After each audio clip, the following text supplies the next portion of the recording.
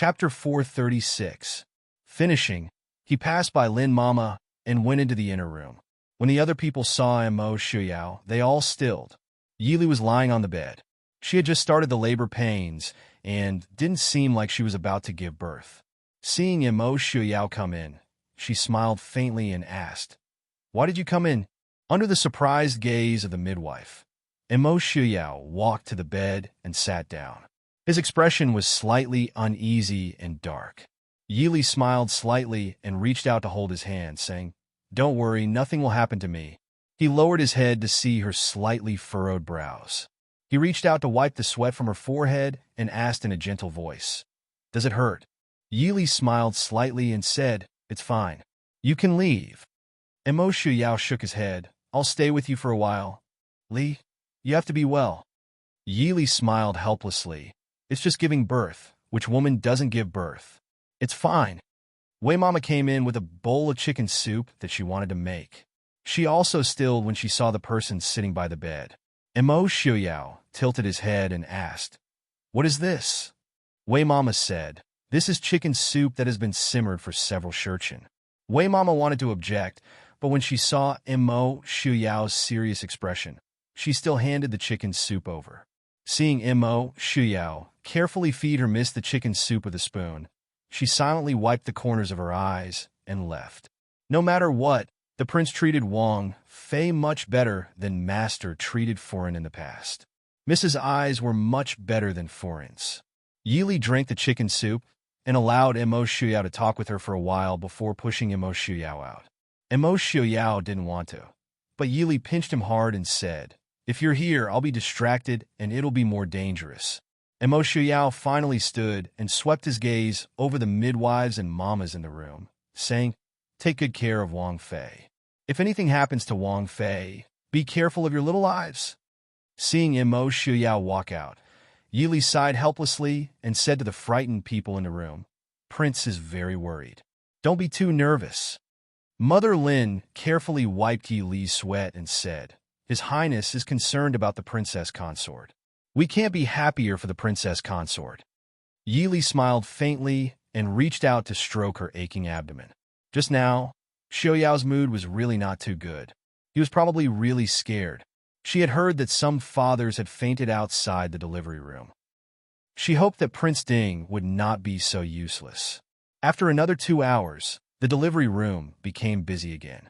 The people waiting outside anxiously listened to the voices of the midwives and Yi Li's moans.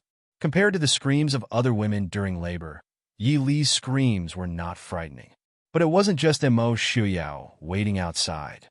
Even Su Qingfeng and Su Qing's faces were white. The usually mischievous Su Qingyan had nothing to say. He squatted beside Xinyang and Dr. Lin and couldn't help but ask every once in a while, "Was Li Jieji all right? How long would it take for her to reach out?" Xinyang was so annoyed that he kicked him aside and said angrily, "Some people can't give birth even after 14 to 16 hours. It's only been 4 hours. What are you so anxious for?" Instantly, Su Qingyan's face also turned white. He squatted by the door and didn't move. He was afraid that Li Jijia would also need 14 to 16 hours to give birth. How painful would that be? Su Qingfeng tried his best to ignore the moans coming from inside. His smile was a bit stiff as he said to Mo Shuyao, whose body was stiff, "I've seen eldest aunt give birth to fourth brother and fifth brother. There won't be any danger." Mo Shuyao stared at the tightly shut door. It was unknown if he heard anything. Yili remembered that in her previous life, there had been a discussion about whether it was more painful for a woman to give birth or for a man to be shot. Right now, Yili felt that she knew the answer. If being shot could make the child come out faster, she would rather be shot. "Whoa!" The midwife at the side looked at her and said, "Wang Fei, don't hold it in, call it out." Yili was silent. What was she going to call out for? She used all her strength to shout and scream. How could she have the strength to give birth? And even if she called out, it would still be painful. Yili could only curse in her heart that her pain tolerance was worse than in her previous life. "Almost there. Almost there. Quick, change the water." The midwife called out as she guided Yi Li on how to use her strength. It was August, and the room was still unbearably hot. With so many people around, It felt like a ball of hot air was rushing towards her body. After about half an hour, the people outside the door could not wait any longer. Only then did they hear Yi Li's painful moans from outside the door. Mo Xiaoyao's body trembled, and he wanted to rush in. Suddenly, there was a cheer from inside. She gave birth. Then there was the sound of a baby crying. At the side, Dr. Lin nodded and said, "From the sound of it, the child's health is not bad." Xinyang nodded and said, "It's a little worse than Prince's, but it will be fine after some rest." She gave birth. Su Qingfeng felt like he was in a dream. He turned around to look at Mo Shuyao beside him. Mo Shuyao was stunned for a moment. He lifted his leg and wanted to rush in. But he did not expect his body to sway and fall to the ground without any warning. Everyone panicked again. Xinyang said without any surprise, Prince was too nervous. He used all the strength in his body to support his two legs. Now that he has relaxed, how can he not fall? He will be fine after some rest. The princess consort still needs to tidy up. Everyone looked at the calm Xinyang with an embarrassed expression. This was definitely revenge. Meeting Mo Xiaoyao's murderous gaze, Xinyang stood up and flicked the non-existent dust off his sleeves. Then he slowly walked away. He still had to examine the little heir's body. The news that Princess Ding had safely given birth to a child quickly spread throughout Riyang City. Not only were the people of the Prince Ding mansion rejoicing, the people of Riyang City also decorated themselves with lanterns and colored banners as if it was the new year. Although the people had only seen this Princess Ding once or twice, in the hearts of the people of the Northwest, Princess Ding's position was not much lower than Prince Ding's. This was naturally because the Prince Ding mansion had done an excellent job of advertising. Although many people outside the Northwest misunderstood Prince Ding and Princess Ding because of Mo Jingqi's decree, the people of the Northwest all knew that the Prince Ding mansion had led the Mahist army to resist the West Hill invasion when she was pregnant. In the end, she had even fallen off a cliff. If it were not for Princess Ding, the Northwest would not have been able to maintain such peace and stability. In this chaotic world, whoever could provide the common people with a stable life would be their second parent. Therefore, when the people of the Northwest heard that Princess Ding had safely given birth, their joy was no less than the new year. In the Prince Ding mansion, the parlor closest to Yi Li's bedroom was already filled with people. When the midwife carried out the baby that had been washed clean and wrapped in red swaddling clothes, everyone immediately swarmed over. Su Qingyan was the happiest. He rushed to the front and shouted, "Quick, let me see what my little nephew looks like." The midwife smiled and said, "The little heir naturally looks very good. When he grows up, he will definitely be like the prince and princess, a giant among men." Su Qingyan happily took the midwife's hand. When he looked down, he was stunned. This red and wrinkled little thing in front of him was the giant among men that the midwife had mentioned. Although everyone present could be considered as the elites of the present age, there weren't many who had seen a newborn baby. Even Su Qingze and Su Qingfeng had not seen what Su Qingyan looked like when he was born. He was almost a month old. Naturally, he was white and tender when he was brought out. Everyone turned to look at Mo Shuyao, who was sitting at the side in silence. Chapter 437. It was still Chief Steward Mo who said with joy, "The little Shitzi is exactly the same as Prince when he was born. The Prince Ding mansion finally has a descendant." His usually stern old face had a hint of a smile and affection. Standing in the middle, a Jean blinked and looked curiously at the little baby in the midwife's hands who had not opened his eyes.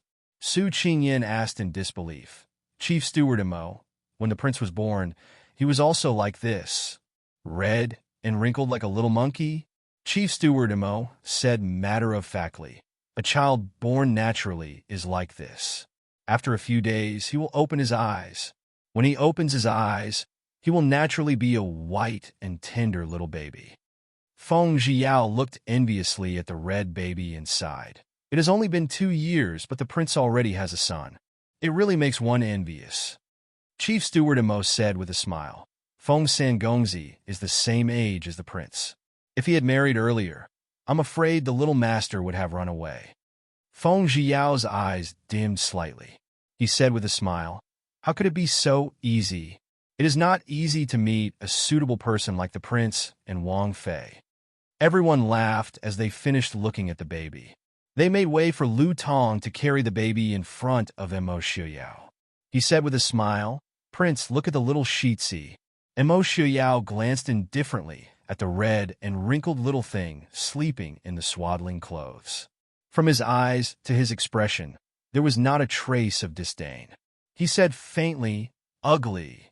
Therefore, even though the little baby could not see, hear, or remember, the Prince Ding Mansion Shitsi, Xiaobao, grew up to know that the first word his father said to him in this life was that he was ugly.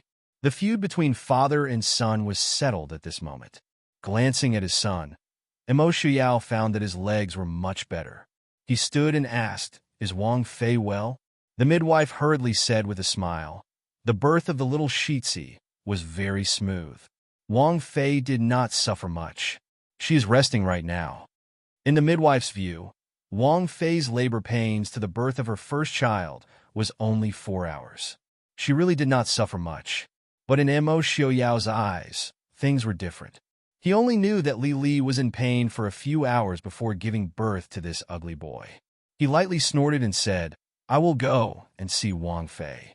Then he flicked his sleeves and walked into the room. The midwife behind him couldn't help but sigh that the prince and Wang Fei were deeply in love. There weren't many men in the world who were busy visiting their wife instead of their newborn son. After confirming that his little nephew was not ugly, Su Qingyan happily continued to move forward. He carefully stretched out his finger and gently poked the baby's wrinkled little face. Little nephew, I'm your uncle. Feng Jiao rolled his eyes and said, Can he understand now? As he spoke, he was unwilling to be left out. He bent down and stared at the baby. And did Prince really look like this when he was young? Director Mo? Director Mo scrutinized for a moment and said, Newborns all look like this, right? Out of the way! Out of the way! Xin Yang and Lin Fu walked side by side and looked at the crowd. This old man is going to examine the Shitsi's body. Unrelated people, move out of the way. The crowd was unwilling, but they could only watch as Shun Yang skillfully took the child from the midwife's hands. Emo Shiyao walked back into the room. The Yahuan had already cleaned the room. Yili was sitting on the bed with her back against the soft cushion. Her face was slightly pale, but her complexion was not bad. Lin Mama and Wei Mama were chatting with her. Wei Mama was sitting by the bed with a bowl of porridge in her hands and was about to feed Yili. Seeing Emo Shiyao come in, the two Mama hurriedly stood and bowed. Emo Shiyao waved his hand and asked, How is Li Li? Lin Mama smiled and said, Wang Fei's body is good, nothing serious. It's rare to see a woman as energetic as Wang Fei after giving birth. Don't worry, Prince. Emo Shiyao took the porridge from Wei Mama's hands and said, You can leave. I will stay with Li Li. The two Mamas smiled and looked at Yi Li before turning to leave. Prince didn't stay outside to watch, but the little Shitsi was in a hurry to come in to see Wang Fei. This meant that he valued Wang Fei. They were naturally happy for Wang Fei. Seeing Emo Shiyao seriously holding the bowl of porridge to feed her, Yili said helplessly, I can drink it myself. Actually, it wasn't painful or irritating to give birth. She had already given birth, so it wasn't a big deal to her. Why would she need someone to feed her? Emo Shiyao moved aside and avoided Yi Li's hand that she wanted to hold. He held the spoon and carefully held it to Yi Li's mouth. Yi Li had no choice but to open her mouth and eat. She asked, Have you seen the baby? Lin Mama and Wei Mama both said it looks as good as when I was young. Even though, I can't tell, that little red and wrinkled ball, she really couldn't see how it looked like her. Maybe it was because she looked like this when she was young? Didn't all babies look about the same? Emo Shiyao thought of Chief Steward Mo's words. His mouth twitched as he nodded and said, Look, it's very good. Yili smiled as she looked at him and raised an eyebrow suspiciously. Emo Shiyao said, As long as it's given birth to by Li Li, it doesn't matter if it looks good or not. After Yili finished half the bowl of porridge, Lin Mama finally came back in with the baby. Yili had only taken one look at the baby before she was carried out. Seeing the baby now, she felt a strange feeling rise in her heart. This child was her and Emo Shiyao's child. It was her flesh and blood, and also the person closest to her in this world. Easily taking the baby from Lin Mama's arms, Yili tilted her head to look at his red little face and tightly shut eyes. She couldn't help but smile. She lovingly reached out to poke the baby's little face, then squeezed his little hand. Looking at this little thing, her heart was suddenly filled with tender love and joy. Mo Xiuyao looked at the faint smile on Yi Li's face, then lowered his head to look at the sleeping baby in her arms. He only felt that this little fellow was incomparably dazzling. Look, this is our baby. In the future, he'll call you father and call me mother. Do you like it? Yi Li placed the baby in front of Mo Xiuyao and asked with a smile. Mo Xiuyao nodded and reached out to take the baby. You just gave birth. You can't tire yourself out. Let me hold him. Yi Li looked at him suspiciously. Do you know how to? In these past few months, Mo Xiuyao had never been very enthusiastic about this child. There was no need for him to learn how to hold a baby. Mo Xiuyao hesitated. Although he didn't think it would matter how he held the baby, looking at the little thing in the swaddling clothes, he felt that it was so fragile that it would break if he wasn't careful. Although he didn't like this little fellow, who was very likely to compete with him for Yi Li in the future, he knew that Yi Li liked him very much. Seeing his hesitant appearance, Yi Li couldn't help but smile. She handed the baby to him and said with a smile, "Hold him like this, gently." After carefully guiding him, she placed the baby in Mo Xiuyao's arms. Mo Xiuyao lowered his head to look at the little thing in his arms and felt uncomfortable all over. Seeing Mo Xiuyao sitting stiffly by the bed without any of his usual leisurely attitude, Yi Li secretly covered her mouth and smiled. In the eyes of the people in the Northwest, the birth of Prince Ding's heir was probably similar to the birth of the crown prince of the Chu state. The sound of gongs, drums, and firecrackers filled the air in Ruyang City. It was as if it was the new year. Moreover, as soon as the news of the little heir's birth spread, the governor of Ruyang announced that all taxes in Ruyang City would be cut in half this year. There were also all sorts of announcements about the generosity of the people posted on the bulletin board outside the governor's office in Ruyang City. The commoners were naturally overjoyed. The sound of firecrackers could be faintly heard even in the prison cells. Chapter 438. In the cold and dirty dungeon, Su Zuidi, who was lying on the ground, moved her body with some difficulty. The sound of firecrackers coming from outside made the entire dungeon seem even colder and gloomier. It also made her mind, which was already not very clear, even more confused. Was it the new year again? She had almost forgotten how long she had been locked up here. The only thing she could remember was that she had to survive. As long as she was alive, she would have a chance to leave this place. As long as she was alive, she could get everything she wanted. Sometimes, she couldn't help but think that if she hadn't wanted so much in the past, would she have been able to peacefully be the second young madam of the Prince Ding mansion? With Mo Xiuyao's military exploits, she might have been able to become the wife of a great general or something. But she didn't just want those things. She, Su Zuidi, was extremely beautiful and talented. She was known as the #1 beauty in the Chu state. Why did she have to submit to those mediocre women? Survive, leave this place, and get everything she wanted. Su Zuidi told herself this every day. Clang. The door to the dungeon was opened, and Qin Feng walked in with a cold expression. Zhou Jing and Lin Han were with him. The three of them didn't have good expressions. The little heir was about to be born, and they couldn't go see the princess consort's newborn child first. Instead, they had to interrogate this woman. It really didn't make them happy. Hearing the footsteps, Su Zuidi climbed up and sat on the ground. She turned her head to look at the three and smiled. Is it starting again? Her face, which was mostly covered by dirt, flashed with a mocking smile and a proud expression. So what if these people tortured her every day? They still couldn't do anything to her. Every time she saw their frustrated and angry expressions, a strange pleasure would rise in her heart. Qin Feng casually kicked away the debris in front of him. He looked at her coldly and sneered. Do you really think that's all we have to deal with you? Let me tell you some good news. The princess consort just gave birth to the little heir.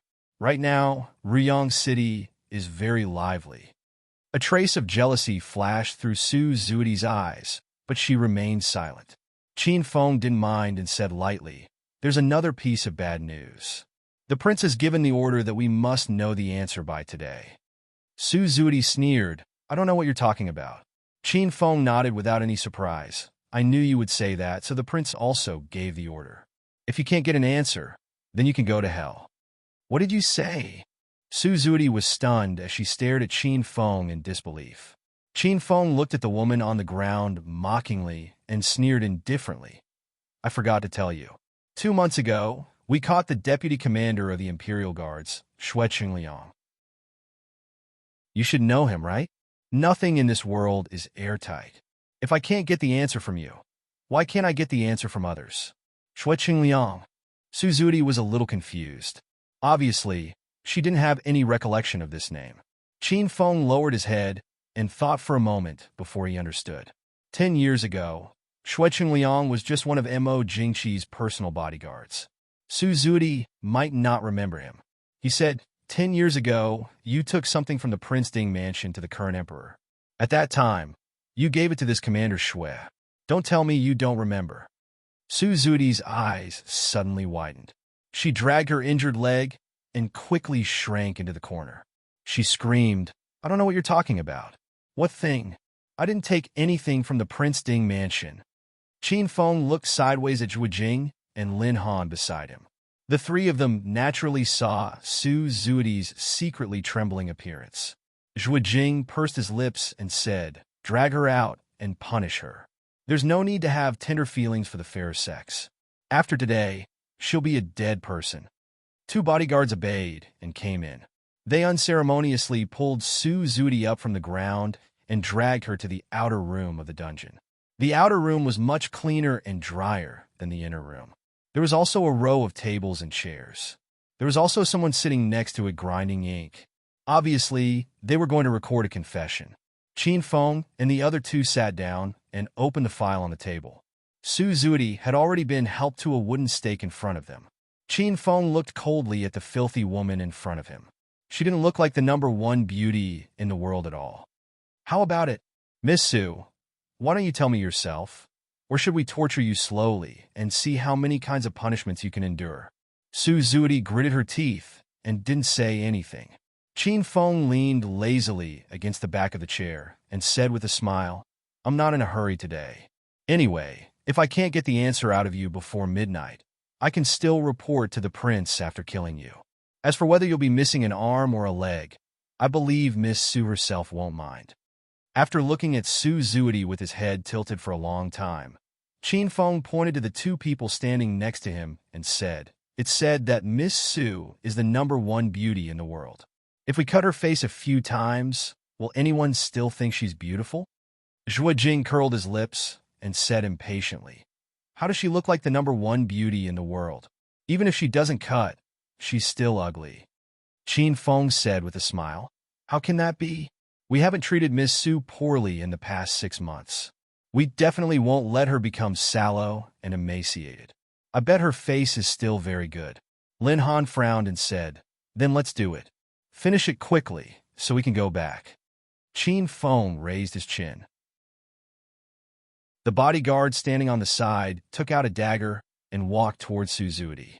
Looking at the cold, gleaming dagger, Su Zuidi's eyes were filled with fear. She was conceited as the #1 beauty in the world. If her face was ruined, "No, you dare. The prince won't let you go. You dare to do this to me." Qin Feng sneered disdainfully and said, "Stupid woman. The person who did it obviously didn't have the slightest bit of tenderness for the fairer sex." The dagger in his hand drew 2 silver flowers. Su Zuidi only felt a chill on her face and couldn't help but scream, "No." On my face. 2 perfect crosses appeared on both sides of her face. Blood rushed out of the wounds and flowed out. Su Zuidi only felt a chill in her heart. Only then did she realize that Qin Feng wasn't threatening her.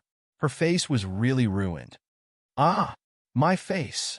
My face. I'm going to kill you. Mo Xiaoyao. Yi Li, you deserve to die." The man standing in front of her slapped her twice without hesitation. Her face that was just injured was slapped twice again. Immediately, it swelled up red and dripped with blood. It looked very ferocious and terrifying. Suzudi's disfigured face was obviously more irritating to her than being crippled and tortured every day. After that, they continued to torture her. Suzudi still cursed endlessly, as if the harsh punishment didn't exist to her at all. Even Zhuijing couldn't help but sigh. If such a woman was properly trained as a spy, how outstanding would she be? At least he wouldn't have to worry about her betrayal due to torture. In the end, Qin Feng really ran out of patience. Although he still had some punishments that he hadn't used on Suzudi, it was really too bloody. The little prince had just been born, and he didn't want to go too far. After midnight, Qin Feng's patience was completely exhausted. He stood up and ordered, "Do it. Let her watch herself die slowly. What a waste of my time." Pass down the order. According to Xue Qingliang's confession, immediately set out to the Chu capital to secretly capture all of Mo Jingqi's trusted aides and Tan Jiji from 10 years ago. Chapter 439. Yes, Commander. Suzudi's hands were tied to the wooden stake, and one of her wrists had a deep cut. Bright red blood dripped onto the ground, but the prison cell was quiet, and there was no one else. She turned her head to look at the blood dripping out, and she could only hear the sound of blood dripping. Gradually, Suzudi only felt something buzzing in her ears, and Qin Feng's cold voice suddenly rang in her ears. The princess consort just gave birth, and Riyang City is bustling with noise and excitement. Bustling. Why couldn't she hear anything? Seeing more and more blood on the ground, she clearly felt her body begin to weaken, as if she could feel the blood flowing out of her pulse. She even felt that she would slowly die until the last drop of blood flowed out of her.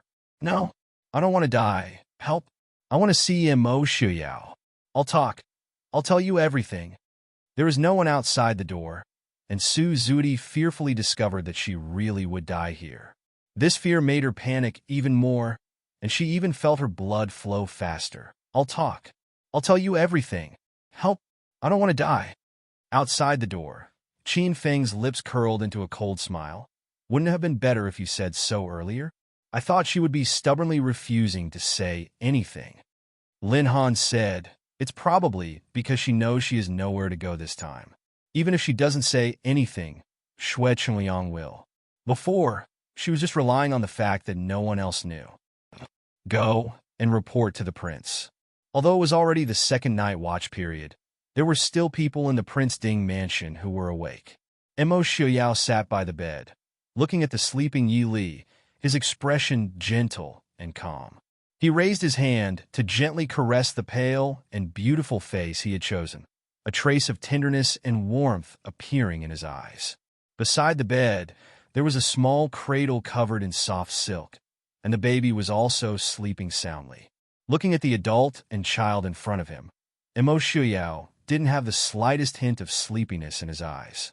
He bent over to look at the baby in the cradle, and seeing that there was no one around, he couldn't help but reach out to pinch the baby's tender little face. Although he had been very careful to control his strength, the baby still pouted uncomfortably, as if he was about to cry. Mo Shuyao quickly retracted his hand and sat up straight to look down at the baby in the cradle. From the looks of it, he was going to be a father. She remembered her father's strictness and love in the Prince Ding mansion. Every time he got into trouble, his father would punish him mercilessly, and his brother would plead for him.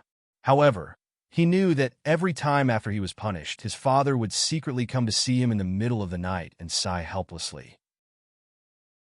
He had never thought that he would be a father one day, and when he found out that Li Li was pregnant under such circumstances, one could imagine the anger in his heart. Therefore, he had always felt that he did not like this child. However, the soft and warm feeling that filled his heart was completely different from the feeling he had for Li Li. This was his son. Right now, he needed his protection. When he grew up, he needed his guidance. Then, he would grow up to be a man as tall as him. Don't fight with me for Li Li, otherwise. Father will properly dote on you. Bending over, Mo Shuyao stared at the sleeping baby in the cradle as he warned. Yi Li opened her eyes in a daze and saw Mo Shuyao sitting by the bed with his head lowered as he said something to the baby. She couldn't help but laugh softly. Being discovered by his beloved wife, Imo Xiaoyao's face froze. He pretended that nothing had happened and sat back down on the bed as he softly said, "Why are you awake?"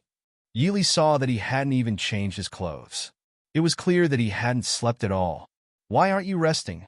Imo Xiaoyao pulled her into his embrace and said in a muffled voice, "I can't sleep." Yili sat up from his embrace and pushed the distance between them apart. She carefully looked at his expression and softly asked, "What's wrong? It can't be that you're too excited about the birth of the baby, right?" Imo Xiaoyao curled his lips in disgust as he glanced at the baby lying in the cradle. Yili helplessly smiled. From the moment the baby was born, he had already been looked down upon by his own father. If she didn't understand Imo Xiaoyao's personality and thoughts, Yili would have suspected that he hated his own child. This father and son, how would they get along in the future? "I saw that your expression wasn't right before, but I didn't have time to ask you. Did something happen?" Leaning against Imo Xiaoyao, Yili softly asked. Imo Xiaoyao raised a hand to ruffle Yili's half-falling hair. A cold light flashed in his eyes as he lightly said, "The matter of Tan Jiji and Su Zudi that we were investigating before is about to be concluded." "Oh!" Yili raised her head. Just by looking at Imo Xiaoyao's gloomy expression, she knew that this matter was very shocking. She lightly patted Imo Xiaoyao's hand and comforted him. "No matter what happens, we will always be together." Imo Xiaoyao was startled. He nodded and said, "I know. Prince, Commander Qin requests an audience." Outside, Qingyu, who was on night watch, reported in a low voice. Imo Xiaoyao nodded. He stood up and said to Yili, "I'll go take a look. Yili should rest first." Yili also knew that her body wasn't well right now. She nodded and thought for a moment before saying, "If Su Zudi really wants to confess, there's no harm in having Elder Su listen." Imo Xiaoyao nodded. "I know. Don't worry about these things. Rest well." After helping Yili lie down and covering her with a blanket, Imo Xiaoyao turned and walked out. He glanced at Qingyu and Qingwan, who were waiting at the door, and said, "Take good care of the princess." Qingyu and Qingwan stood up and said, "Prince, please be at ease." In the empty room, Su Zudi was sitting on a chair placed in the middle of the room. There wasn't even anyone in the room to watch over her. Right now, no one would be worried that she would escape or commit suicide. The large amount of blood she had just lost and the various tortures she had undergone in the past half-year, she didn't even have the strength to walk 100 steps out of this room. She had just been dragged away to be cleaned and changed into clean clothes. Su Zudi looked at the clean clothes on her body, lost in thought. The dirty and gloomy prison life of the past half-year had almost made her forget what it was like to be clean. She could only constantly convince herself to forget in order to survive in that kind of environment. But now, she finally couldn't hold on any longer. When she felt her blood flowing out drop by drop, she finally realized how terrible death really was. If those people had come a little later, perhaps she would have already lost all her blood. From the moment she opened her mouth to beg for mercy, she had already lost. She definitely couldn't bear to let herself experience that slow and quiet death again. The door was open from the outside, and Imo Xiaoyao strolled in. Behind him were Qin Feng, Zhui Jing, and Feng Jiao. Imo Xiaoyao walked to the side and sat down. The others also took their seats one after another. Su Zudi stared blankly at the white-haired man in front of her. The Imo Xiaoyao in front of her was dressed in white and had a head of white hair. His expression was calm, and his eyes were indifferent, giving off a distant and cold feeling. This was completely different from the Imo Xiaoyao in Su Zudi's memory. Xiaoyao, you're Xiaoyao? Why are you? Imo Xiaoyao frowned and impatiently glanced at Qin Feng. Qin Feng looked at Su Zudi and said in a deep voice, "Miss Su, since you're willing to confess, then say it in front of Prince. It's the middle of the night, and everyone doesn't have much time to waste." Chapter 440. Su Zudi immediately sobered up, meeting the cold light in Imo Xiaoyao's eyes, and said sorrowfully, "Xiaoyao, are you really not going to give me any face? Do you still remember that we grew up together? I know I was wrong." Imo Xiaoyao stood up, coldly staring at Qin Feng, and said, "This is the result you were talking about?" Wasting eyes time. Deal with it. Send someone to chew capital as soon as possible. After saying that, he actually turned around and walked out. The so-called deal, with naturally referred to dealing with Suzuki. As long as he knew a little, he wouldn't be afraid that he wouldn't be able to find out what happened afterwards. Suzuki's usefulness would also be insignificant compared to facing this woman that he loathed. He might as well go back to his room and accompany Li. Suzuki was stunned, clearly not expecting Immerse to be so heartless. She had only said a few words, and he had already left impatiently. Suzuki felt a chill in her heart. Looking at Qin Feng, who was staring at her with murderous intent, she screamed in horror, "No, no, I'll talk. I'll tell you whatever you want to ask." "Why didn't you say so earlier?" Feng Zhiyao sneered, sitting back down in his chair. "What did you take away from the Prince Ding mansion that year?" Qin Feng asked. Suzuki glanced at Immerse, who was sitting in his chair with his eyes closed, gritted her teeth, and said, "It's the Mahist Army's marching formation map. I have an excellent memory since I was young. I only saw those maps once and remembered them in my heart. After leaving the Prince Ding mansion, I found them and drew them out." Everyone's expression changed, recalling the Mahist Army's crushing defeat against the northern tribes 10 years ago. Qin Feng frowned and continued to ask, "You gave the map to Tanjiji and Mo Jingqi?" Suzuki nodded and said, "Yes, Mo Jingqi sent Tanjiji to find me, asking me for help, so I agreed." "What are they going to do with the map of the Mahist Army?" Feng Zhiyao asked. Although he already knew the answer, he still needed Suzuki to confirm it. Suzuki looked at Feng Zhiyao and suddenly giggled. "What's the use?" Mo Jingqi had long found the Mahist Army and Mo Xiuan an eyesore. Hence, he naturally gave the blueprint to the northern tribes. Otherwise, why do you think the Mahist Army was ambushed by the northern tribes and suffered such heavy casualties? Qin Feng's face was gloomy. His family had been working for the Prince Ding mansion for generations. His father and several of his uncles had died in that battle. Staring at the smiling Suzuki, Qin Feng asked, "Why did you help Mo Jingqi frame the Prince Ding mansion?" This was also something that everyone was puzzled about. As the fiancé of the second young master of the Ding mansion, Suzuki was envied by many noble ladies. Why did she help Mo Jingqi to destroy the Prince Ding mansion? This did not benefit her at all. Suzuki was stunned and looked at Mo Xiuyao, who seemed to be asleep. She sneered and raised her uninjured hand to point at Mo Xiuyao. "Why? Why do you have to ask him?" Feng Zhiyao raised his eyebrows and looked at Mo Xiuyao. "Could it be that Prince Ding mansion did something to let you down?" Even so, this woman's revenge method was a little too cruel. No wonder she could last so long in Qin Feng's hands and not die.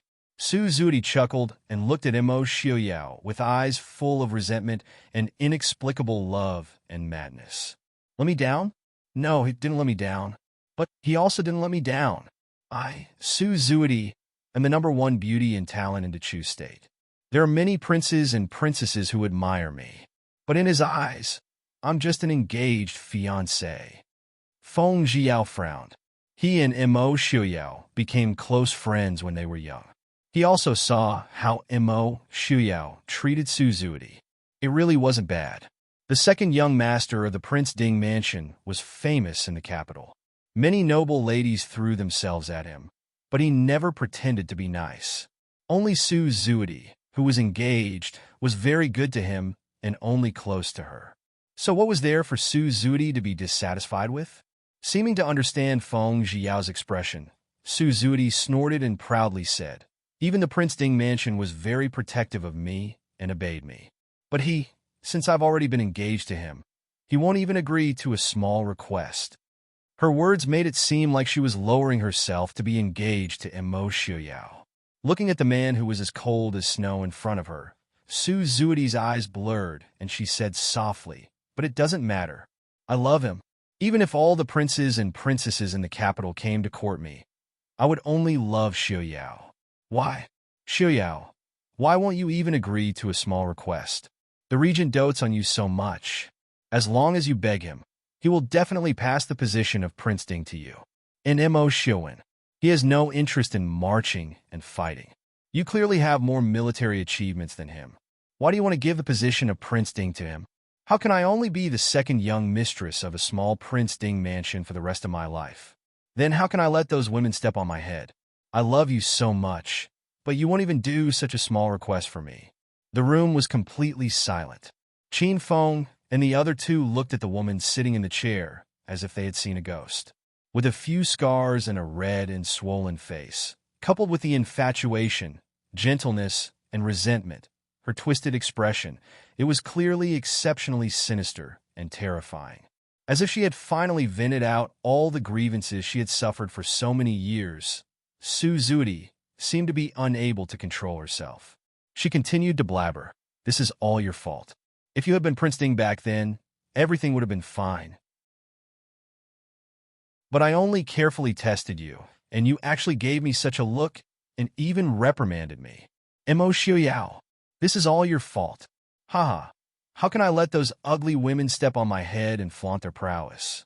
Only I, Su Zudi, should be a noble woman who is admired and envied by tens of thousands of people. You actually aren't willing to fight with Mo Xiaowen. I'll help you.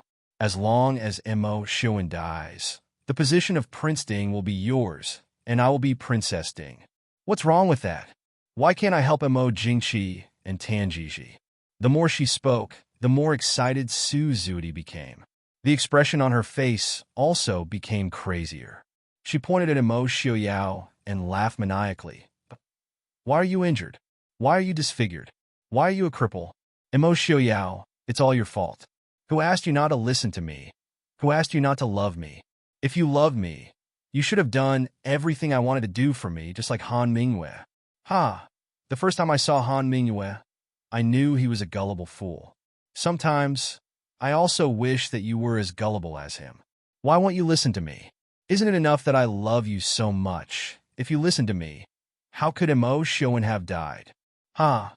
It's all your fault. How could Mo Xiaowen not have died? It's you who should have died. A white figure flashed across the room. In the blink of an eye, Mo Xiaoyao was already in front of Su Zudi. A hand mercilessly choked her slender neck. His gaze was cold as he stared at the woman who was struggling with a twisted expression. "Who killed my brother?" Mo Xiaoyao asked coldly. Su Zudi was choked by the choke and immediately couldn't breathe. She raised her hand and tried to pry Mo Xiaoyao's hand away. But with her strength, how could she be Mo Xiaoyao's opponent? After a while, she started to roll her eyes. "Speak."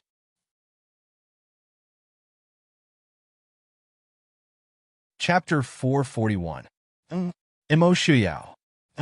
Jing. Seeing that she was about to die, Su Zudi suddenly let go. A large gust of air rushed in, and Su Zudi started coughing violently. "Who killed my big brother?" Mo Xiaoyao asked again. Mo Jingqi and the Liu family, as well as the northern tribes, southern Zhao, and the emperor of Shiling's clan. Mo Xiaowen did not die of illness. He was assassinated, cough cough. Looking at Mo Xiaoyao in front of her, Su Zudi did not dare to hide anything. And the regent. The regent was killed by the late emperor's scheme. But the regent also sent people to severely injure the late emperor before he died. So the late emperor died within 2 years. This is cough cough cough. This is what Mo Jingqi told me. Seeing that Mo Xiaoyao was silent, Su Zudi quickly said, "It's true. The late emperor had people poison the regent with drunken incense. It's a strange, colorless, and tasteless poison. After being poisoned, there will be no abnormalities at first, but after 5 days, the person will show signs of a serious illness and die without treatment. No matter how skilled the doctor is, he will not be able to find the cause of death." Feng Jiao, Qin Feng, and Zhuo Jing looked at each other, their hearts trembling. Of course, they knew what drunken incense was.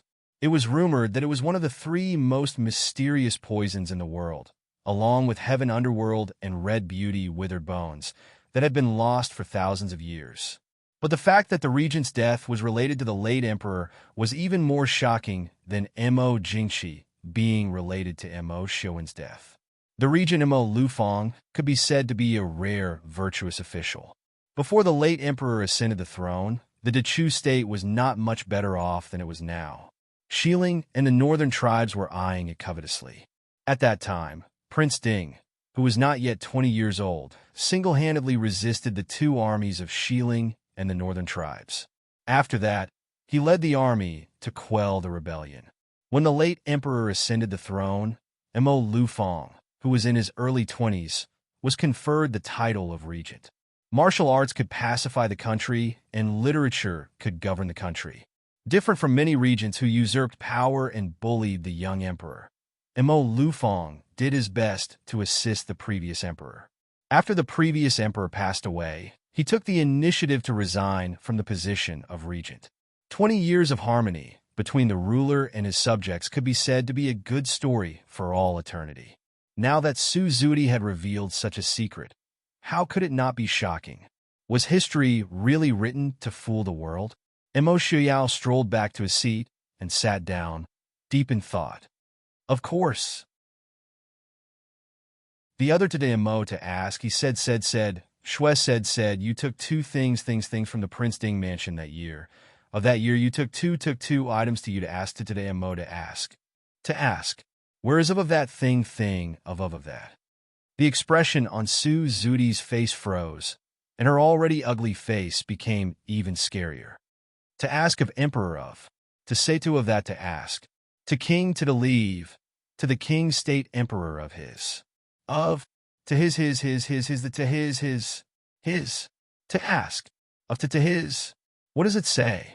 Su Zudi said, the decree of Emperor Taizu is that the royal family of the Chu state and the king state Ding will forever be brothers. If the future emperor goes against the grain and intends to harm the king state Ding, the prince of Ding can depose the emperor and appoint a new emperor. Everyone was shocked. It was such an important thing. No wonder Mo Jingqi had to save Su Zudi. Where is it? Feng Jiao asked. With this thing, wasn't it Mo Jingqi that bastard they were afraid of? Su Zudi gritted her teeth and said, do you think I will tell you? Su Zudi was not a fool. After revealing these things, this was her only life-saving talisman. Mo Xiaoyao stood up and ordered in a calm voice, Qin Feng, get rid of her. After that, he turned and walked out. Su Zudi stared at Mo Xiaoyao in disbelief and screamed, don't you want Emperor Taizu's imperial decree? Mo Xiaoyao turned back and smiled coldly.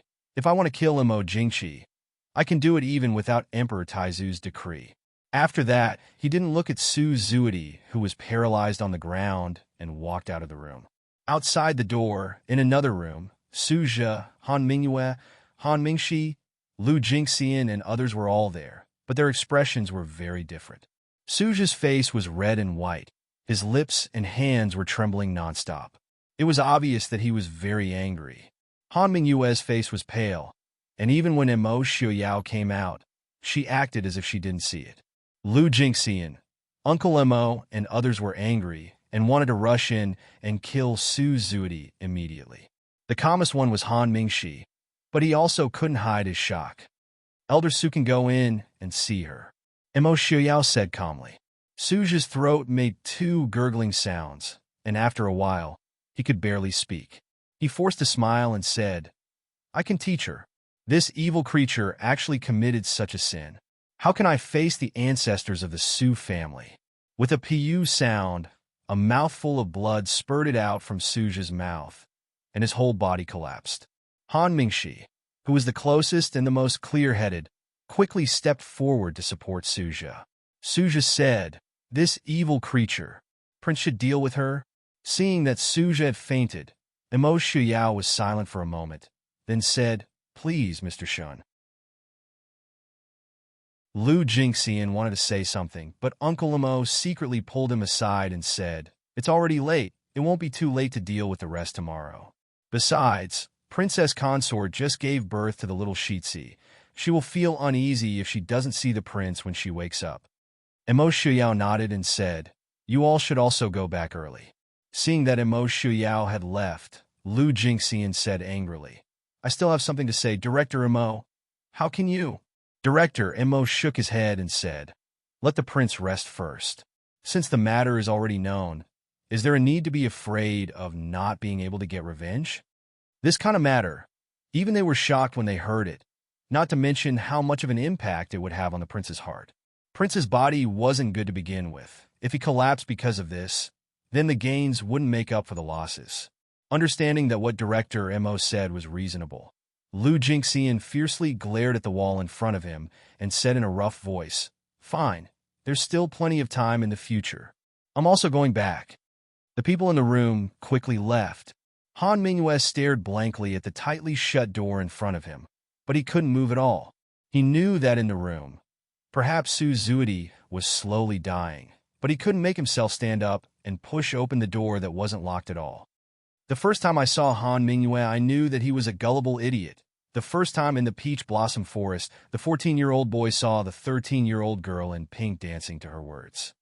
Is young Master Xuyao's friend? Zuidi greets young Master Mingyu. From then on, she fell into a love barrier and couldn't break free. Early in the morning, hearing light footsteps outside, Yili opened her eyes. Looking sideways at the empty seat beside her, Mo Xuyao didn't come back last night. Qing Shuang came in with water. Seeing that Yili had woken up, she hurriedly put down the basin and carefully helped Yili sit up. Yili nodded and asked, "Prince didn't come back last night?" Qing Shuang nodded and said, "I heard from Qing Yu and Qing Wanjie that the prince rested in the study last night. Do you want this servant to invite the prince over? Mama has instructed that Wang Fei is going through confinement now and can't get out of bed." Yili shook her head and looked at herself helplessly. In this era, confinement was really unbearable, but she didn't intend to make things difficult for her body. Looking sideways at the little baby who was still sleeping soundly in the cradle, she couldn't help but smile. Why is baby still sleeping? Wei Mama came in with a bowl of porridge. Hearing this, she couldn't help but smile. Wang Fei is young and hasn't taken care of a child before, so you don't know.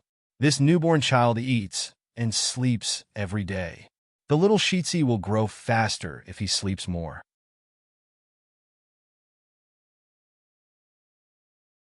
Chapter 442. Yili smiled as she took the hot towel that Qing Shuang handed her to wipe her face and hands.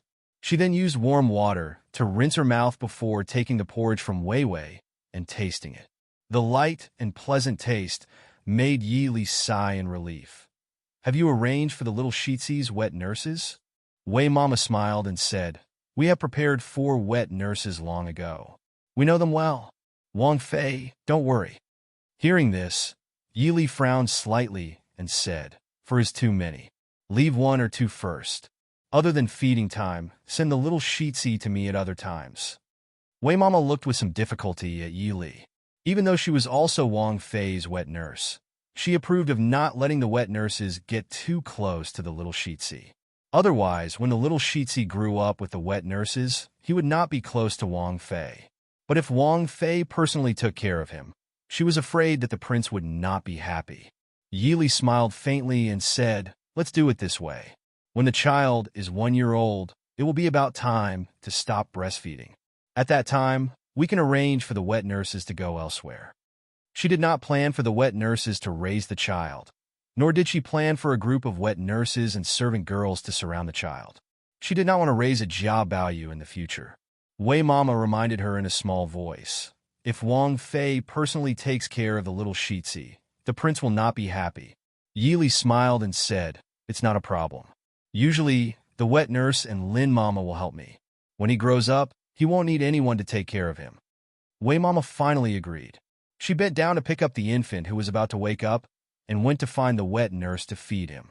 After finishing a bowl of porridge, Yili handed the bowl to Qing Xia, who was serving beside her, and asked, "Did anything happen last night?" Qing Shuang replied, "Elder Su, who was staying in Nanyuan last night, seemed to be ill. The prince asked Sir Shun and Dr. Lin to treat him.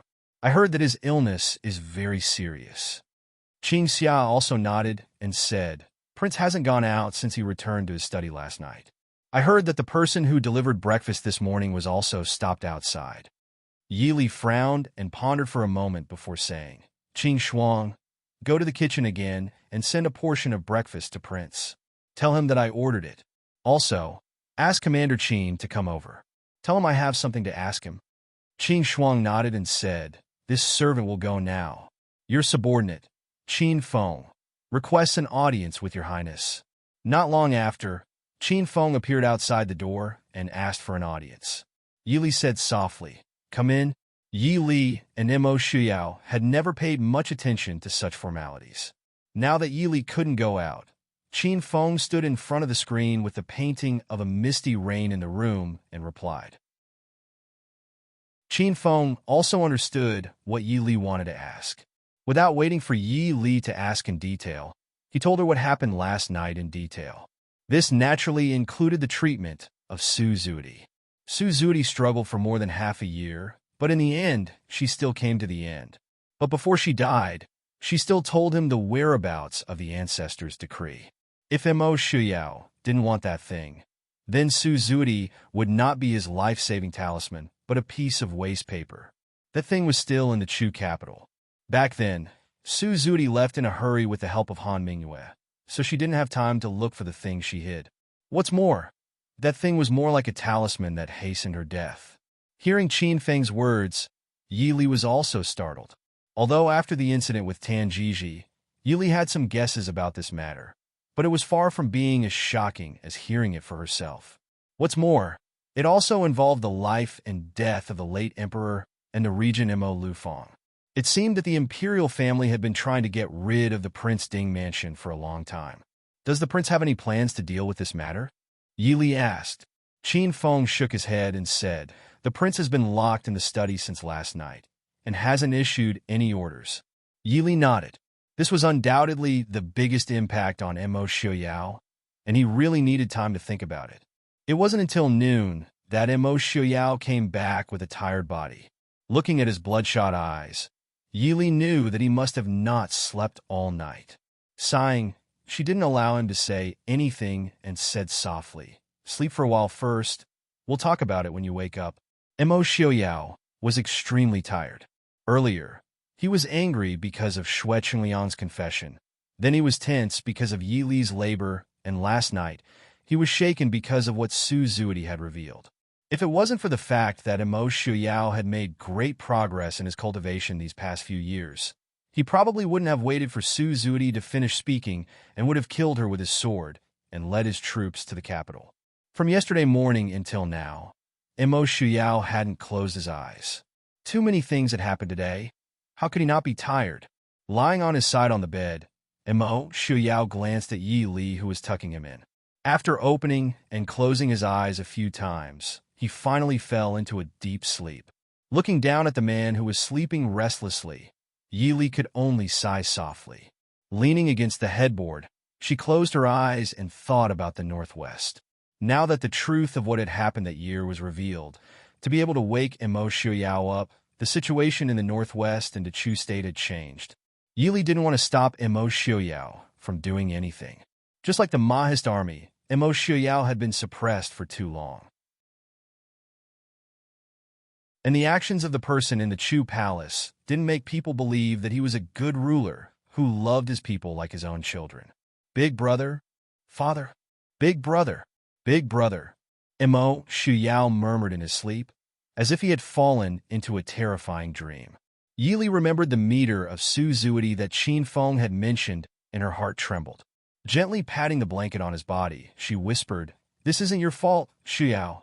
Don't be afraid. It's not your fault. Father, big brother." When Mo Shuyao woke up, he heard Yi Li's soft laughter by his ear. Opening his eyes, Yi Li was sitting next to him, leaning against the bed.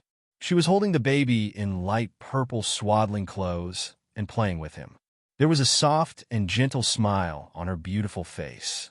Yi Li turned her head and saw Mo Shuyao open his eyes. She couldn't help but smile and say, "Are you done? Look at the baby." Mo Shuyao sat up and looked at the baby in the swaddling clothes. He was looking at the two of them with watery eyes. The red and wrinkled face from yesterday was much better. Even though it wasn't completely white and tender, it was still very different from the red little monkey from yesterday. Yi Li lovingly cradled the baby and gently rocked him. This child was really too good at sleeping. Other than when he was born, this was the first time she had seen him awake. The baby can't see right now. In a few days, he will become more and more adorable. Mo Shuyao silently watched as Yi Li played with the baby. Even though he felt that the little boy was particularly annoying, he didn't say anything. He only quietly watched as Yi Li's smile became more gentle and kind. His originally cold and hard expression couldn't help but soften. When the baby fell asleep again, Yi Li called for Wei Momo to carry him out.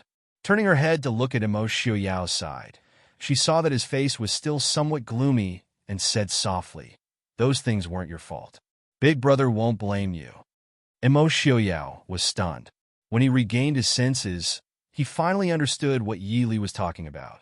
He raised his hand to ruffle the hair behind Yi Li's head and said with a dry voice, "Mother passed away not long after giving birth to me. Father was also busy with court affairs. It could be said that it was Big Brother who raised me since I was young. Originally, I wanted to wait for Big Brother to inherit the throne and then assist him wholeheartedly. For many generations, the Ding King's residence had only one heir. It was only in our generation that Big Brother and I were born. We brothers naturally had to work together. Furthermore, with my ability, even if I can't obtain any title, I can't just idle around in the Prince Ding mansion and be a hedonistic son of rich parents." Yi Li naturally knew this. Actually, Mo Xiaowen and Mo Shuyao were only 7 to 8 years apart. Yi Li could almost imagine the scene when Mo Xiaowen, who was only 7 to 8 years old, carried his newborn brother and guarded the cold and empty Prince Ding mansion. It was no wonder that the relationship between the two brothers was so good. In Mo Xuyao's heart, the position of Big Brother was not inferior to that of Father King Mo Lufang. It was also because of this that Mo Xuyao, who was only in his teens, had already entered the battlefield. It was also to tell Father and Big Brother that even if he couldn't inherit the throne, he could still fulfill his ambitions and live a carefree life.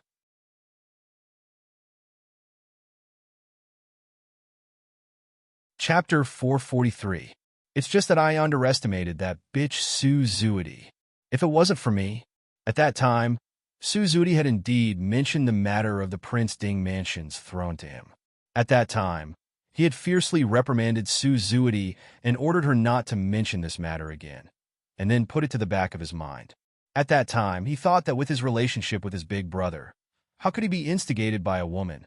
And even more so, he didn't think that Su Zuidi would have any tricks up her sleeve. But he didn't think that because of this, he would plan a seed of disaster for the Prince Ding mansion and his big brother.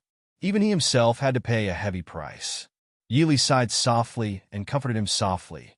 "Big brother won't blame you, Shuyao. This isn't your fault." Since Mo Jingqi already had the intention to deal with the Prince Ding mansion and big brother. Even if Su Zuidi didn't have that intention, she might have let them find other opportunities. Hugging Yi Li in his arms, Mo Xiaoyao said hatefully, "Mo Jingqi, I will definitely make him suffer a fate worse than death." Yi Li smiled and patted his shoulder, softly saying, "No matter what you do, I and everyone in the Mahist army will support you." After resting for a while, and seeing that Mo Xiaoyao had calmed down a lot, Yi Li asked, "Xiaoyao, do you have any plans in mind? Nowadays, there are a lot of things happening in the Northwest. Recently, there have been several generations of passers-by that have entered the Northwest. I'm afraid that the area around Hong Province has been turned upside down by those people. Unfortunately, these people didn't know that entering the Emperor Gaozu's mausoleum from the Northwest was simply wishful thinking.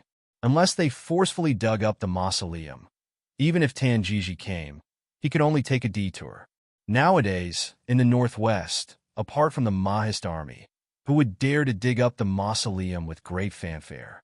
Of course, the Mahist army wouldn't dig up the previous dynasty's Emperor Gaozu's mausoleum. Although the previous dynasty had already perished, the previous dynasty's Emperor Gaozu was still a great hero passed down to future generations. Moreover, digging up a grave, no matter whose grave it was, the reputation wouldn't be good. In any case, the Imperial Mausoleum was in the Northwest, not too far from Ryong City. Apart from Tan Jiji and Dr. Lin, no one knew what was inside better than Yi Li. Since it's there, it couldn't run, she naturally wouldn't be in a hurry. Mo Xiaoyao sneered. Since Mo Jingqi is so impatient, This king naturally has to give him a big gift. I xiao yao's the emperor gaozus. I xiao. Ts xios. Ts. S. SSSS. S. S. SS. T's 2. TTT. S is ST. S father. S father and you used to come to invite him's twos to invites twos to come. S of this master. ST's ye.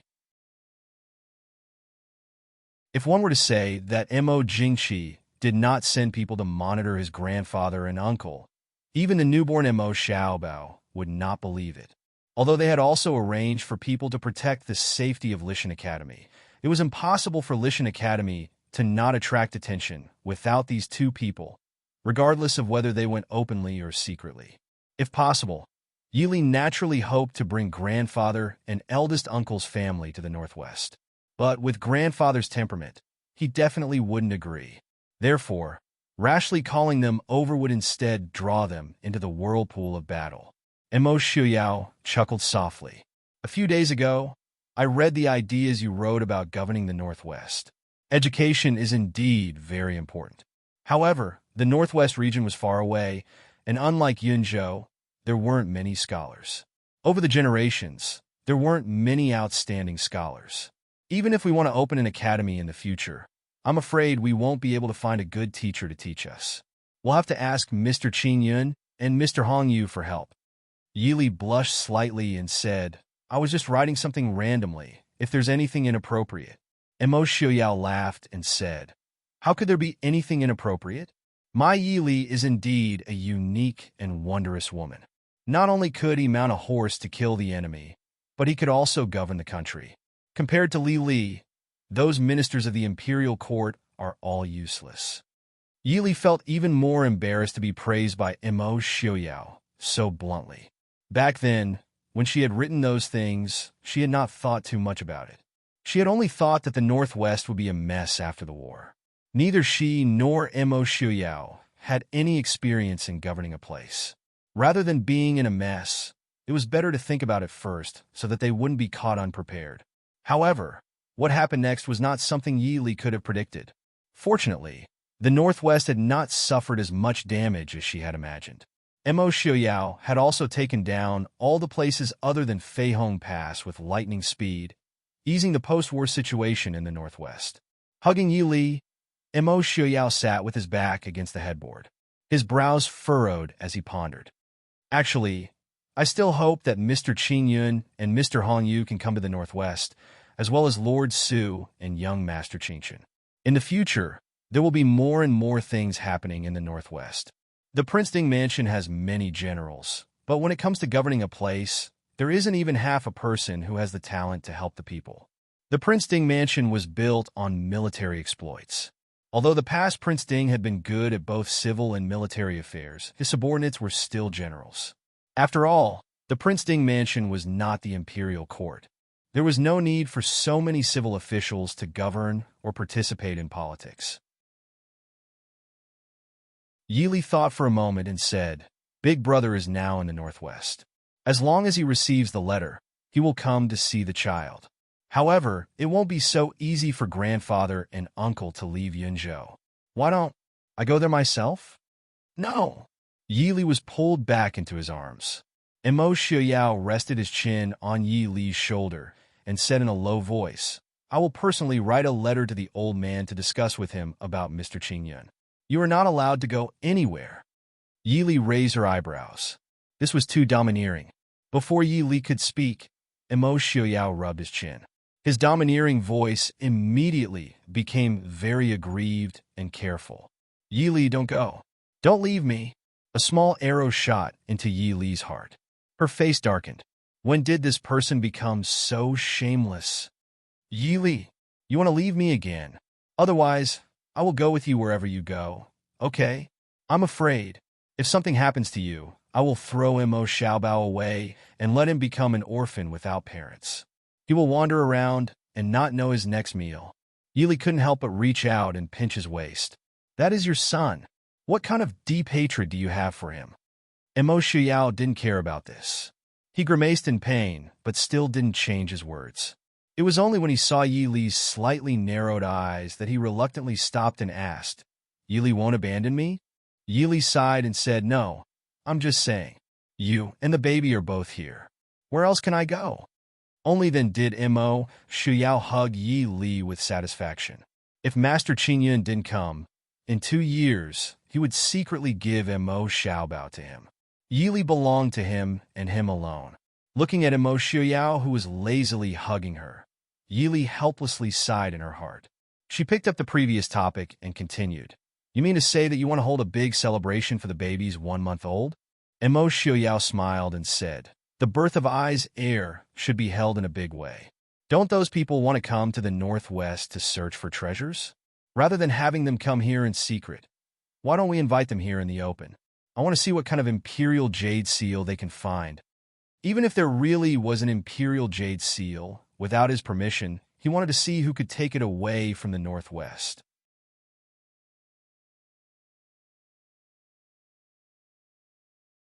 Chapter 444. Yi Li's heart skipped a beat. "You're thinking of..." Mo Xiaoyao gave a sinister smile. "Isn't it said that the one who obtains the imperial jade seal will obtain the world? Then let's see who will be able to obtain the imperial jade seal and who will be able to obtain the world." Yi Li lowered her brows and pondered for a moment. If the imperial jade seal were to leak out from the Prince Ding mansion, it wouldn't be a good thing. "I got it." Thinking of the bright yellow silk that she had brought out from the imperial mausoleum, Yi Li suddenly smiled. Looking at Mo Xiaoyao, she said, "I had forgotten that I had brought out a treasure map from the imperial mausoleum." The birth of the Ding Kingdom's little heir had spread throughout the world in an extremely flamboyant manner in a short period of time. Furthermore, Prince Ding had decided to hold a 1-month-old banquet for the little heir, inviting all the influential and famous people of various countries. Adding on to the news that the imperial jade seal and the previous dynasty's treasure had appeared in the Northwest, countless people had rushed to the northwest of the Chu state. Chu capital Su resident Su Qingyan looked at the letter in his hand with a surprised and happy expression. Even the hand that was holding the letter couldn't help but tremble. Su Qingbai sat at the side and looked at Su Hongyan's uncontrollable excitement. He couldn't help but ask curiously, "Second uncle, did something happen on second brother's side?" Su Qingyan handed over the letter and said, "Li gave birth to a boy." After training outside for a long time, Su Qingbai was obviously much more mature than before. Hearing this news, he couldn't help but have a hint of joy on his lips. In the end, Su Hongyan carefully read the letter that he handed over and smiled. "This is great. Grandfather will definitely be very happy when he hears this news." Su Hongyan nodded repeatedly.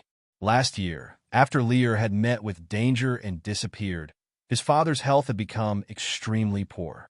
It wasn't easy for him to get the news that Lear was safe and sound. Now that Lear had safely given birth to a son, his father would definitely be very happy when he heard this good news that he had become a great-grandfather. The housekeeper standing at the door looked at the old master and fourth young master who had lost their composure and reminded, "Old master, fourth young master, the person who came to send you off is still waiting outside the door." Although he was also very happy that Miss Li gave birth to a child, he still had to have the proper etiquette. He couldn't let the messenger wait there for nothing. Su Hongyan came back to his senses and nodded. "Reward? No. Quickly invite the person who delivered the letter in. This old master still has some things to ask him." The head steward responded and hurriedly went out to invite him.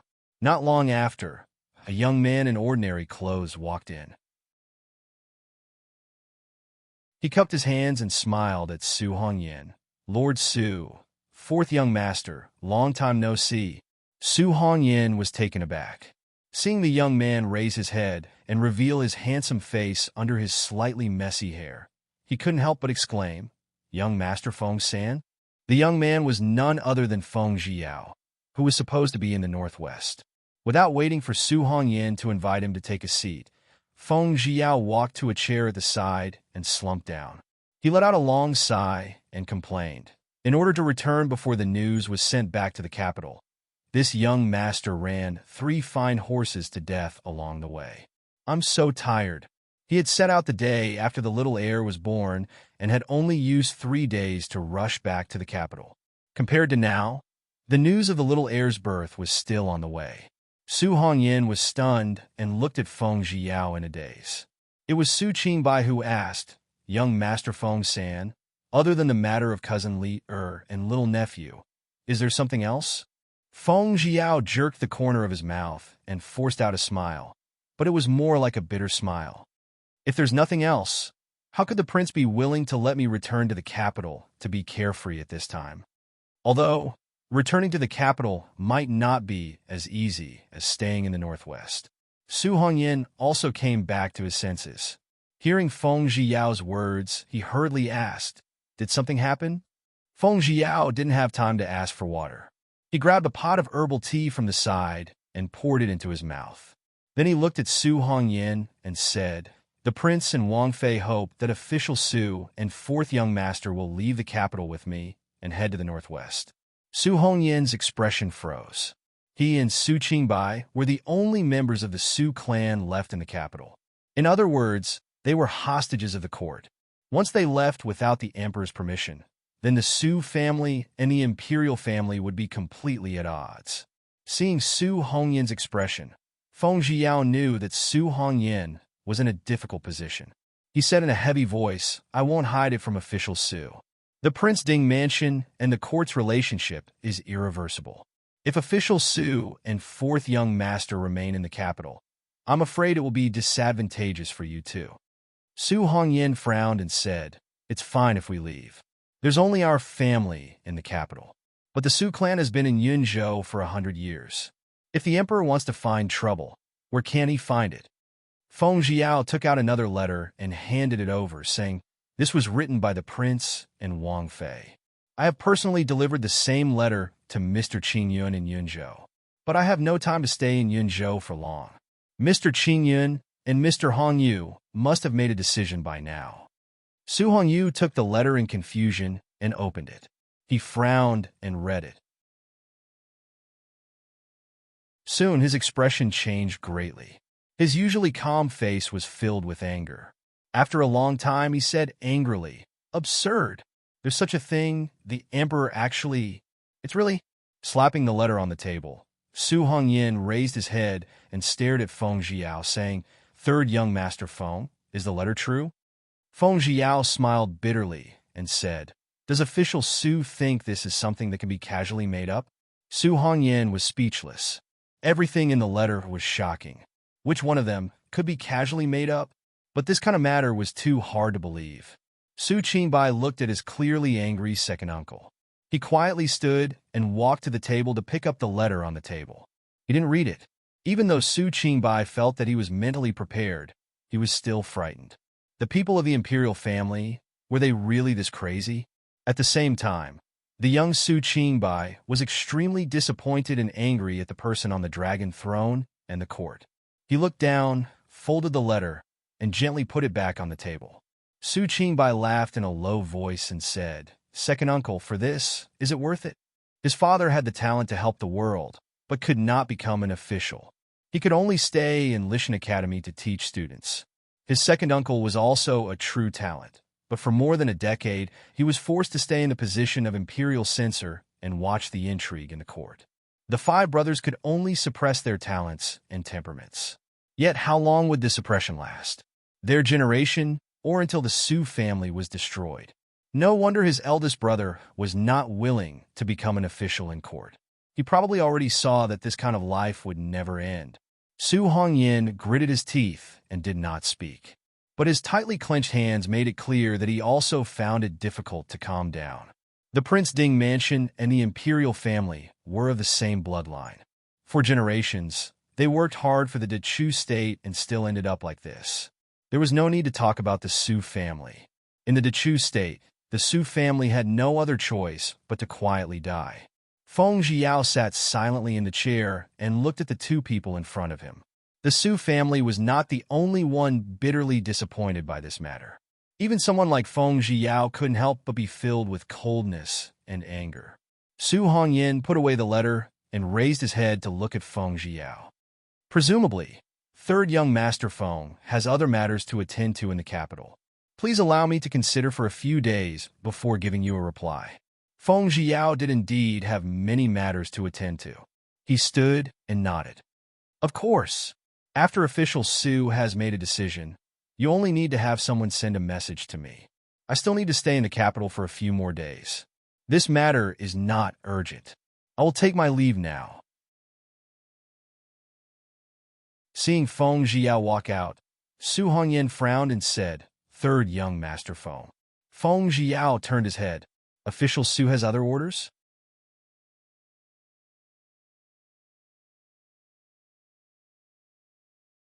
Chapter 445. Su Hongyan sighed and said, If it's convenient for young Master Feng-san, you should go back to the Feng clan and take a look. In the past year, Master Feng has come to the Fu several times to ask about you. How can there be an overnight grudge between father and son? You have to know that the son wants to raise his family, but the father can't wait.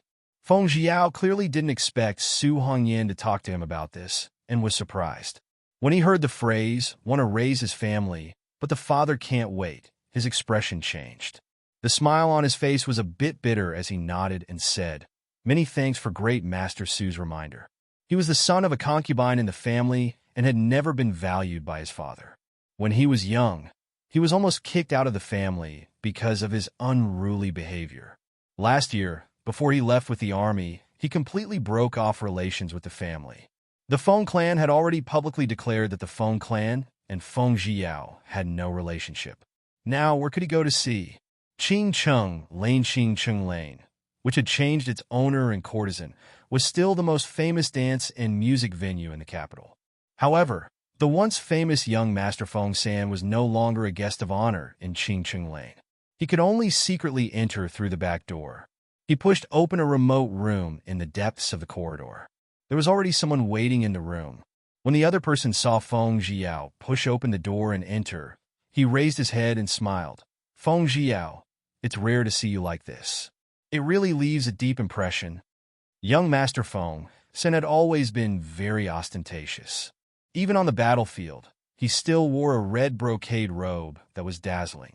However, right now he was wearing ordinary cotton clothes. Even his handsome face that made people raise their eyebrows had been modified a bit and became a bit mediocre. Feng Zhiao gave a dissatisfied snort and looked at the cotton clothes on his body with disdain. That's why this young master doesn't like to do these shady things. It's really too unglamorous. You just went to the Su Manor? The young man was the second young master of the Lung clan, General Morong's son-in-law, Lung Haoyu.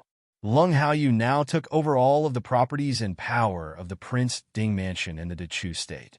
Normally, he could only hide behind the scenes and not show off in front of people. The two most famous playful young masters of the Chu capital in the past had both disappeared without a trace. This made all the talented women of the Chu capital very disappointed. Feng Zhiao nodded and said, There's no need to worry about the Su family. Lord Su and fourth young Master Su are both smart people. What we need to do is more troublesome. How's the investigation going? Any news? Lung Haoyu shook his head helplessly. Mo Jingqi is extremely suspicious. No one knows the whereabouts of the sky falling flower. I'm afraid even his mother, the Empress Dowager, doesn't know. Feng Zhiao also sighed. It doesn't matter. The thing is always in the Chu Palace. I don't believe that we won't be able to find it even if we turn the entire palace upside down. With Mo Jingqi's personality, it was impossible for such a treasure to be placed too far away from him. After thinking for a while, Feng Zhiao said, Let's find Taizu's posthumous edict first and settle down Lord Su and young Master Su. If we still can't find the Bailuo flower by then, let others escort the Su family and the east and west back to the northwest. I'll stay and continue to look. Lung Haoyu raised his eyebrows and looked at him. Prince and Wang Fei didn't intend to let you stay in the capital.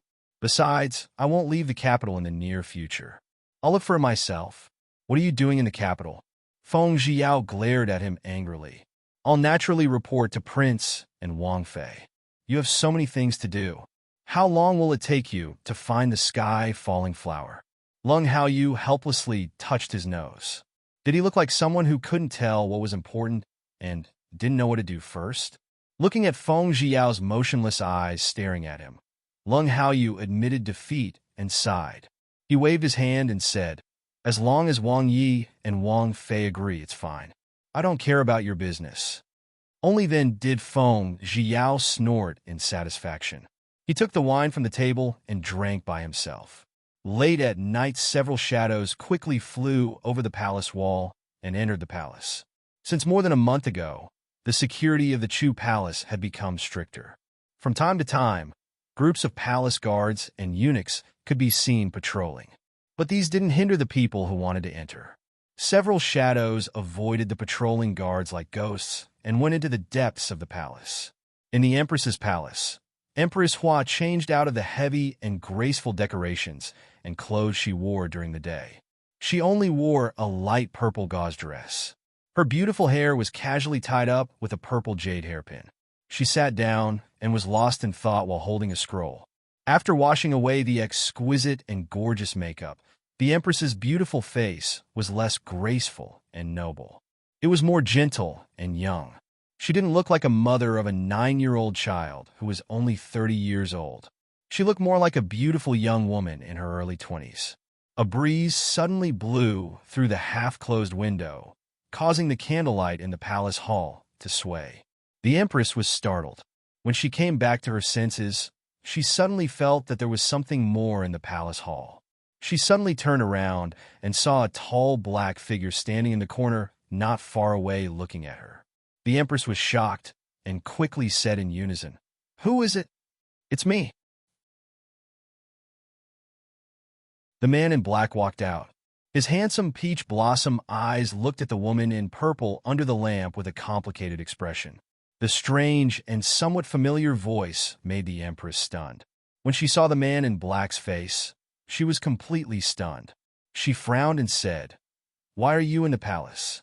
Then she remembered that her exclamation just now might attract the guards and palace maids. She quickly went to the window and covered it. "You don't have to worry. No one will come." The man in black was young Master Feng San, Feng Jiao. The Empress breathed a sigh of relief. Looking at the handsome young man in black, she couldn't help but sigh. She turned around and poured a cup of tea. She pointed to the chair on the side and said, "Sit down and talk. Aren't you in the northwest? Why did you come back? Why are you in the palace?" Feng Jiao looked at the blue and white teacup in front of him and said in a low voice, "I came back on the order of the prince to do something. I also came to see you. Don't you welcome me?" His voice suddenly became a little bitter. The Empress was stunned for a moment. She smiled and said, "Why? Usually very few people I used to know come to see me.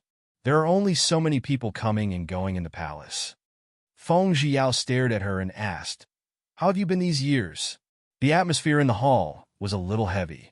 The Empress smiled faintly and said, "The Empress of a country, the mother of the world.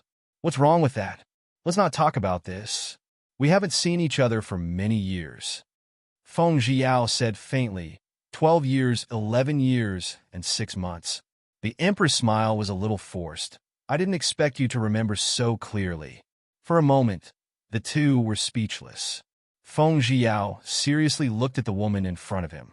Everyone said that Su Zuidi was the #1 beauty in the Chu capital. But in Feng Jiao's eyes, he never thought that Su Zuidi was that beautiful.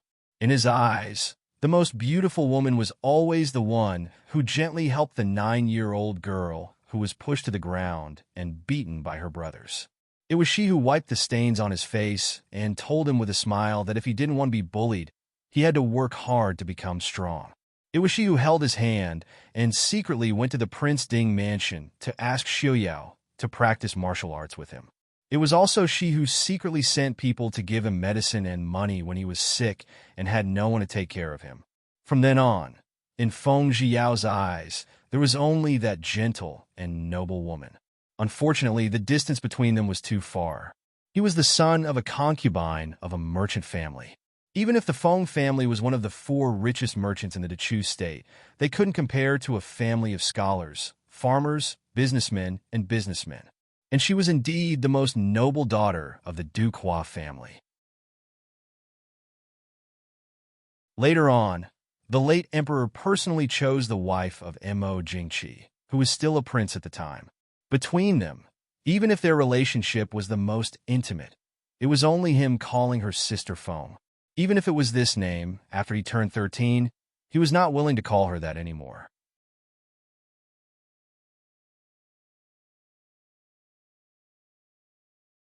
Chapter 446. The Empress felt a bit uncomfortable being stared at by him. They really had not seen each other for 12 years.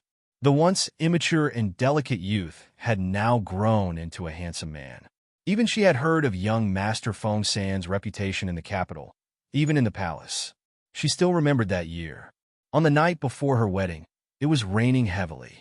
That youth had dodged the heavy guards of the Hua country manor and arrived in front of her door. His face was filled with apprehension as he asked her, "Can you not marry Prince Qi?" When she shook her head, the young man's eyes, which were as bright as the stars, slowly turned dark and dull. At that time, she did not understand the youth's thoughts. She only thought that he was reluctant to part with his older sister, who had taken care of him again. But when she saw the youth glance at her with disappointment and dejectedly leave, she did not know why, but her heart felt heavy and she could not help but cry.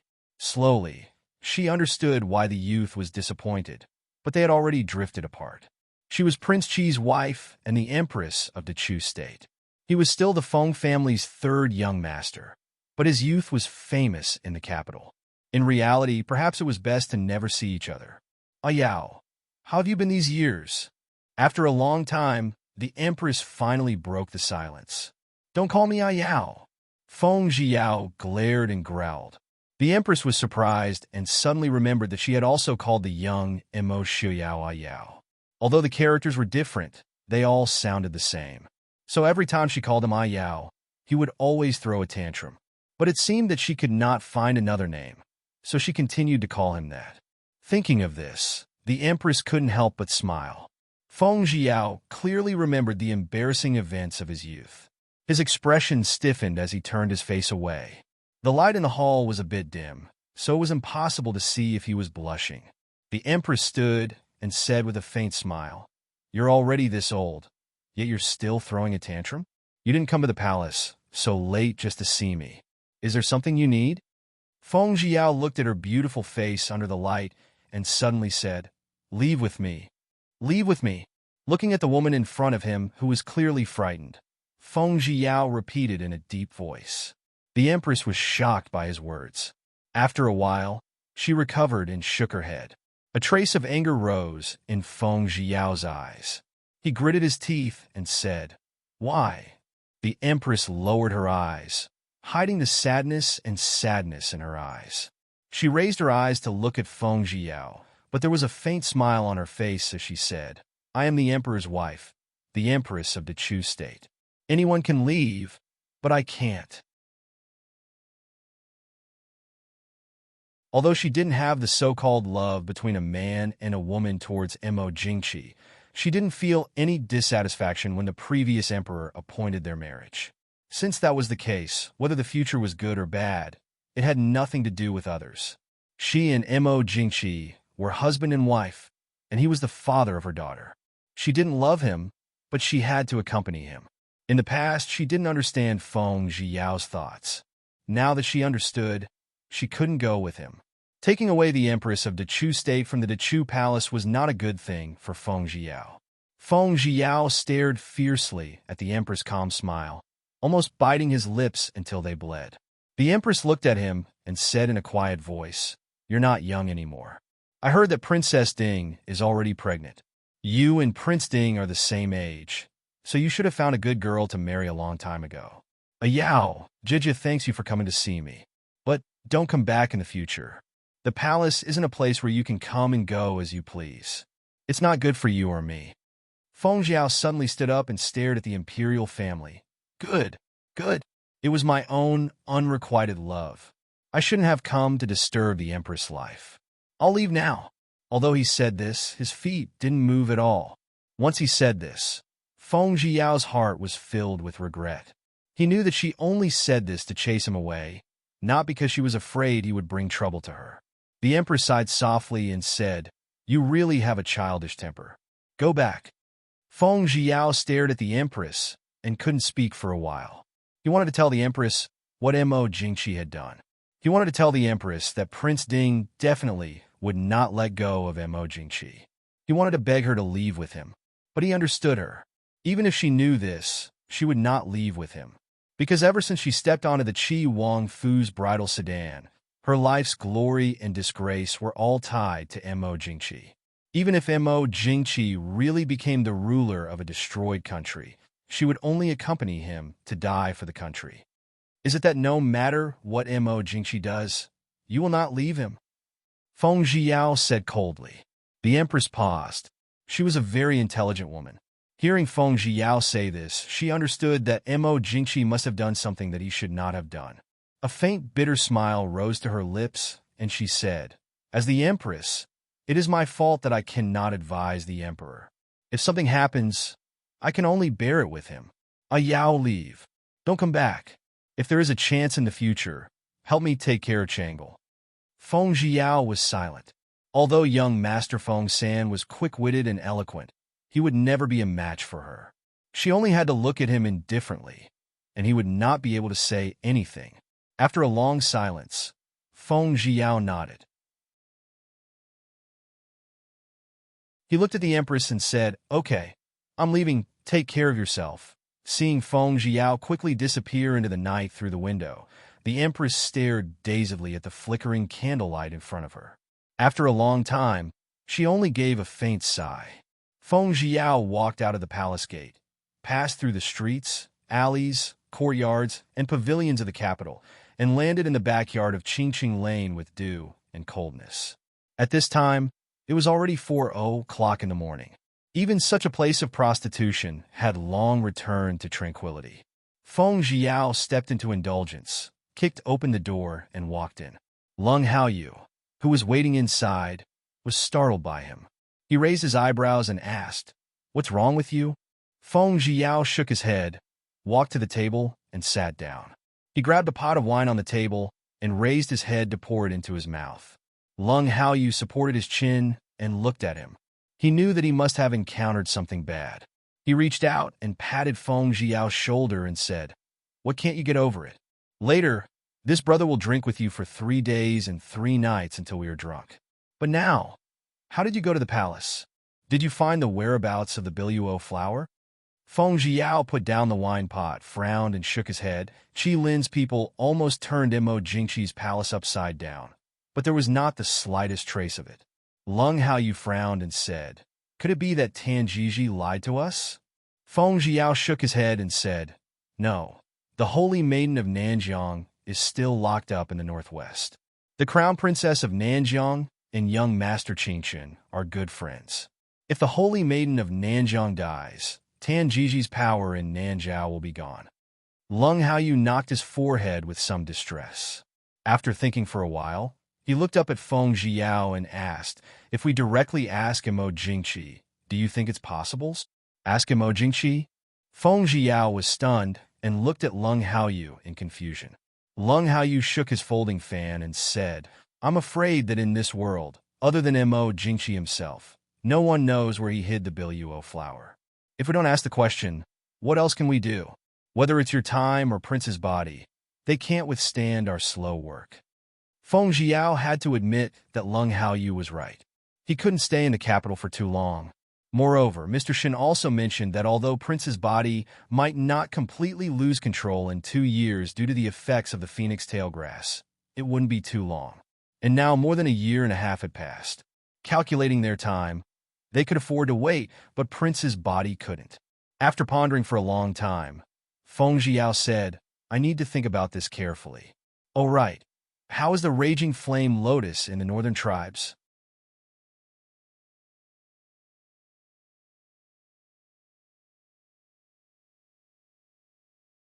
Chapter 447.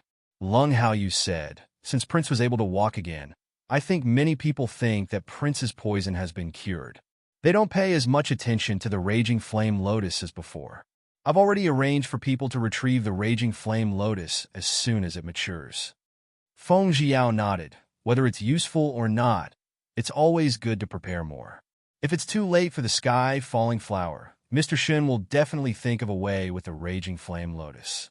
In fact, no one was too optimistic about the sky falling flower. Not to mention the time and energy needed to find the sky falling flower. The long-lost ancient prescription was also troublesome. Therefore, while Xinyang was studying the sky falling flower, he also focused on some prescriptions that could replace or temporarily restrain the poison in Prince's body. Lung Haoyu nodded seriously. Everything they were doing now was based on Prince Ding's health. If anything happened to Prince Ding, all their efforts would be in vain.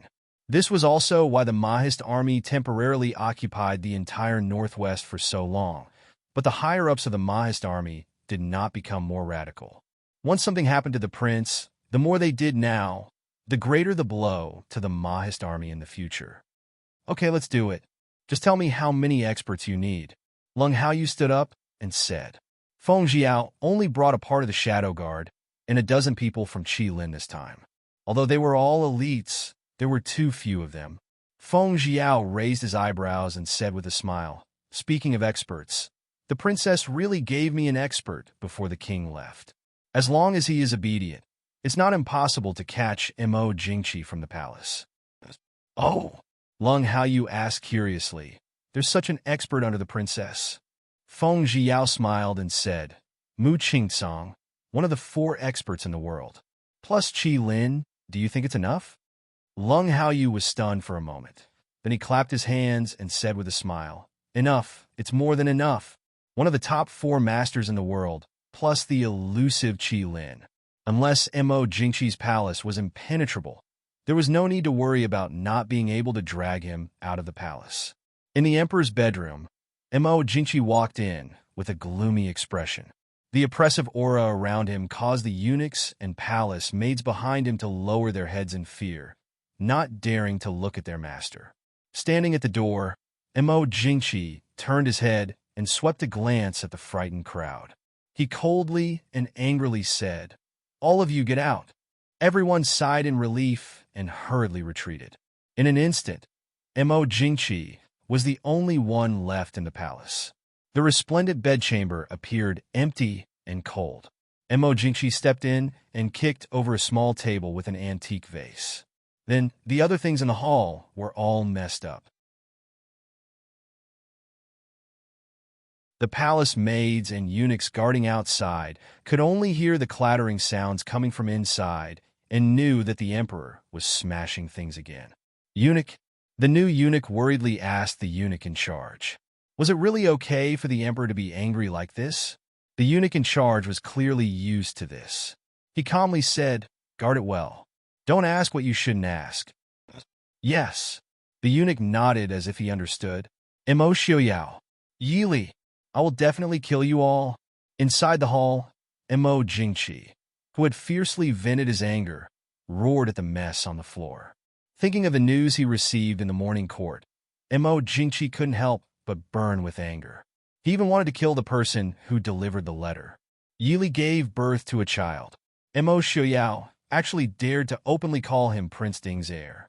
Prince Ding's position had long been removed by him. Mo Xiaoyao's actions were clearly going against him. He even openly sent out invitations to invite the nobles of various countries to Ruyang to attend Prince Ding's 1-month-old celebration. It should be known that this was an honor that even the princes of the Chu state did not have. Mo Xiaoyao wanted to tell the world that his son was more honorable than Mo Xiaoyao's prince. Mo Xiaoyao, Mo Xiaoyao, I didn't kill you back then. That's why I raised a tiger today. Just you wait. Reporting to your majesty, Prime Minister Liu requests an audience. Outside the door, the eunuch carefully reported. Mo Jingqi's eyes darkened. He coldly said, scram in. The door was pushed open from the outside and quickly closed. Prime Minister Liu also carefully walked in. After glancing at Mo Jingqi's face, he knelt down and said, your humble servant greets your majesty. Mo Jingqi coldly snorted and asked, Prime Minister, what do you think of this morning's memorials? Mo Jingqi didn't tell him to rise, so Prime Minister Liu didn't dare to rise. He raised his head and said with righteous indignation, your majesty, Mo Xiaoyao's actions are really treacherous. Since last year, Mo Xiaoyao has done many treacherous things. His ambition is clear. Your Majesty has forgiven him many times, but he still does things his own way and is even more arrogant and reckless. Your Majesty, please punish him severely. Prime Minister Lu's words were obviously what Mo Jingqi wanted. He slightly trembled and nodded. You may rise. Prime Minister, what do you think? Prime Minister Lu thought for a moment and saluted. Mo Xiaoyao is far away in the northwest. Even if your Majesty wants to punish him, I'm afraid it's beyond your reach. In my humble opinion, the Ding King's mansion in the capital should be immediately sealed up to show the public. In addition, the Su family in Yunzhou is the grandfather of the Ding King's mansion. They have a lot of dealings with the Ding King's mansion.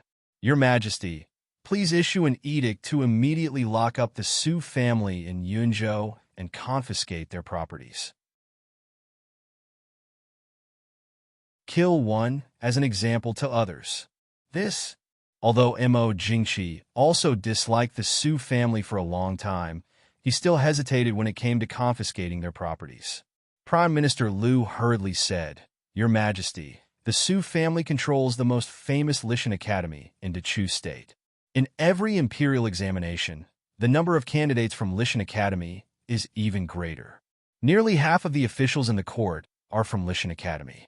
Once the Su family defers to Mo Xiaoyao, these officials and scholars. Prime Minister Lu didn't finish his words, but the lingering sound was enough for Mo Jingqi to think. As expected, Mo Jingqi's expression changed. He nodded. Prime Minister Lu is right. Let's leave this matter to you. Remember, don't let the people criticize you. Prime Minister Lu smiled. Your Majesty, don't worry. The relationship between the Su family and Mo Xiaoyao is known to the world. Now that Mo Xiaoyao has acted against the Su family can't get away with it. Mo Jingqi nodded with satisfaction. Very good. Prime Minister, you may leave. Your Majesty, please excuse me. Seeing Prime Minister Lu leave, Mo Jingqi's mood was obviously much better. He couldn't wait to see what expression Mo Xiaoyao would have when he arrested the Su family. It was a pity that he couldn't see it in person. It was really a pity. As he was thinking, he suddenly felt a sharp pain in the back of his neck. Mo Jingqi's vision turned black, and he immediately fell into darkness. When Mo Jingqi came back to his senses, he found that he was not in the splendid bedchamber, but in an empty room. There was nothing in the room, not even a piece of furniture except the chair he was sitting on. He couldn't tell where he was at all. But there was one thing that Mo Jingqi was sure of. He was kidnapped, and now he was definitely not in the Imperial Palace. Mo Jingqi's heart sank. He looked down at the rope that trapped him in the chair and struggled in vain. Guards! Someone come quickly. Who dares to be so bold? Come out!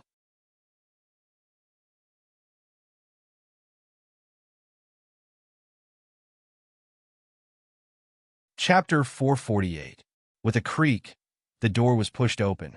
Mo Jingqi's back was to the door, and he could not see anything, but he could sense that someone had entered. He shouted harshly, How dare you kidnap me? Quickly untie me. I'll spare your lives. This young master is so scared.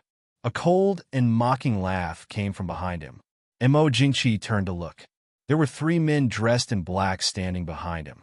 They were dressed in black from head to toe. Even their faces were covered, only revealing a pair of eyes. Mo Jingqi looked again and again, but he realized that he could not tell if these people were people he knew or not. Who are you? Do you know what the crime of kidnapping me is? Mo Jingqi asked harshly. Feng Jiao narrowed his eyes at the man dressed in a bright yellow dragon robe. He was not bad-looking. The Mo family members were all good-looking. However, the aura between his brows was far from Prince Ding's. Even though he pretended to be calm, Feng Jiao could still see the fear in his eyes. He smiled thoughtfully. It was good that he was afraid. What is the crime of kidnapping the emperor? Feng Jiao smiled wholeheartedly at Mo Jingqi, asking, Does the Chu state have a crime of kidnapping the emperor? Mo Jingqi was speechless. Of course, the Chu state did not have such a crime, because no one would dare to kidnap the emperor. Impudent! Feng Zhiao laughed coldly. He leaned over and placed his elbow on the back of the chair, looking down at Mo Jingqi with a smile. Since we've invited the emperor here, we naturally know the consequences. So, it's best if your majesty does not waste words. Otherwise, a small dagger suddenly appeared in his empty fingers. Feng Zhiao carelessly slid the tip of the dagger around Mo Jingqi's neck. The cold and sharp blade immediately caused goosebumps to appear on Mo Jingqi's neck. What do you want? Lung Haoyu, who was leaning against the wall, smiled. Actually, it's nothing much. We just want to borrow something from your majesty. His majesty is rich. Surely he won't be so stingy? Although Lung Haoyu's words sounded very gentle, it was impossible to ignore the threat in them. Mo Jingqi quickly glanced at the knife on his neck and asked, "What do you want?" "Azure falling flower," Feng Zhiao whispered. Mo Jingqi was startled. "I don't know what you're talking about." "What by Luo's words?" Feng Zhiao smiled coldly and said, "I've heard that Bai Luo's words can revive the dead. I just don't know if the Bai Luo flower can be saved if I stab it down." There was a slight pain on his neck. Mo Jingqi felt something flowing down his neck. It was his blood. His heart trembling, Mo Jingqi hurriedly called out, "Wait! The blue jade falling flower has been lost for more than 100 years. Who told you that we have the blue jade falling flower?" Feng Zhiao smiled and said, "There is no harm in telling the emperor this. There is a young master named Tanjiji. I wonder if your majesty knows him?" Mo Jingqi was stunned. Tanjiji? If it was someone else, he might be able to deny it. However, Tanjiji naturally knew him because he was the one who had given it to him. He thought that Tanjiji had been killed by Mo Xiaoyao. Could it be? "You're Mo Xiaoyao's man?" As though reading his thoughts, Feng Zhiao smiled coldly. "Your majesty, don't waste your time. There are many people who know that the treasure is in your majesty's hands. Tanjiji is still alive and is currently in the Chu capital." "He's in your hands?" Feng Zhiao shook his head. "Although we're also looking for him, it's enough to know the whereabouts of the Bai Luo flower. It seems that young Master Tan isn't that loyal to your majesty. According to what this one knows, young Master Tan had already reneged on returning to the capital 2 months ago. Does your majesty not know?" Mo Jingqi cursed inwardly. He really didn't know. Originally, he thought that Mo Xiaoyao must have secretly killed Tanjiji. Now, it seemed that Mo Xiaoyao had truly let him go. He was the one who refused to return. Needless to say, he must have betrayed him. Thinking of this, Mo Jingqi's heart tightened. Tanjiji had betrayed him. Did that mean that Mo Xiaoyao already knew about that matter? "I really admire your majesty. You can still be in a daze at a time like this." Feng Zhiao smiled. "Speak, the whereabouts of the Bai Luo flower or your majesty's life. Even if you kill me, you can forget about escaping from the capital," Mo Jingqi said angrily. Feng Zhiao smiled. "Who told you that we're in the capital right now? Even if I kill the emperor, I can still swagger into the capital and find a place to stay. The Bai Luo flower is in the palace. This one can slowly search for it. Since your majesty is so stubborn, it seems that our Dechu state needs a new emperor to ascend the throne." After speaking without any hesitation, he raised the dagger in his hand and stabbed towards Mo Jingqi's neck. "Wait!" Mo Jingqi cried out in shock. Seeing the dagger dangerously close to his neck, he couldn't help but break out in a cold sweat. "I'll speak." Mo Jingqi's face had long turned pale, his eyes filled with fear. "The Bai Luo flower is in the empress palace." Feng Zhiao was startled. His phoenix eyes narrowed as he coldly said, "You would place that kind of treasure in the empress palace?" Mo Jingqi said, "It's precisely because it's a treasure that it's not eye-catching in the empress palace. The Bai Luo flower's appearance is like jade. 8 years ago, we decorated it and gave it to the empress as a gift, ordering her to keep it well. That's why she definitely wouldn't use the Bai Luo flower for herself or give it to others."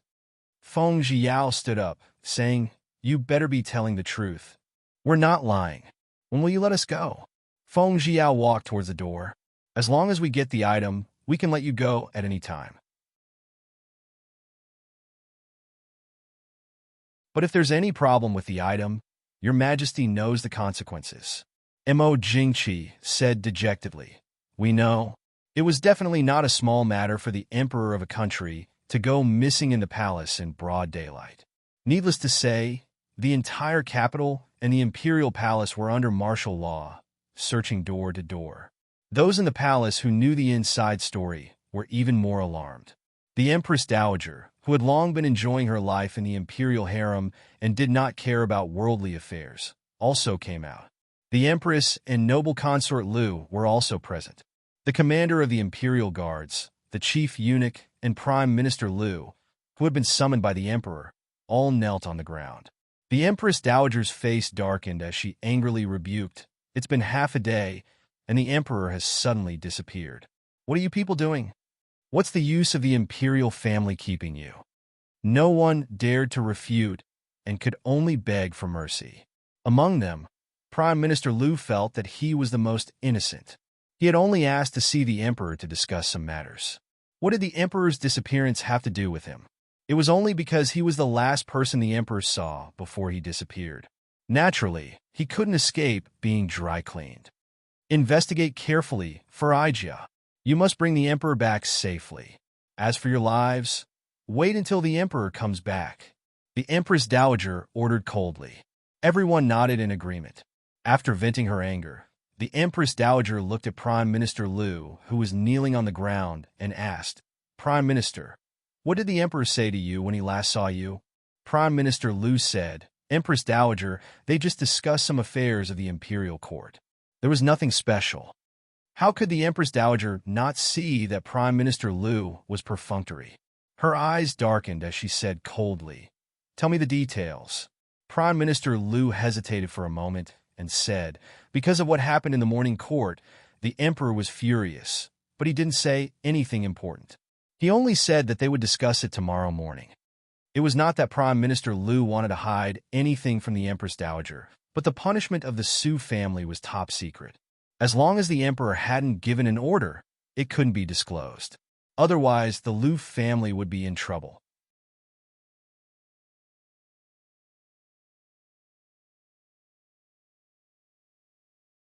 Chapter 449.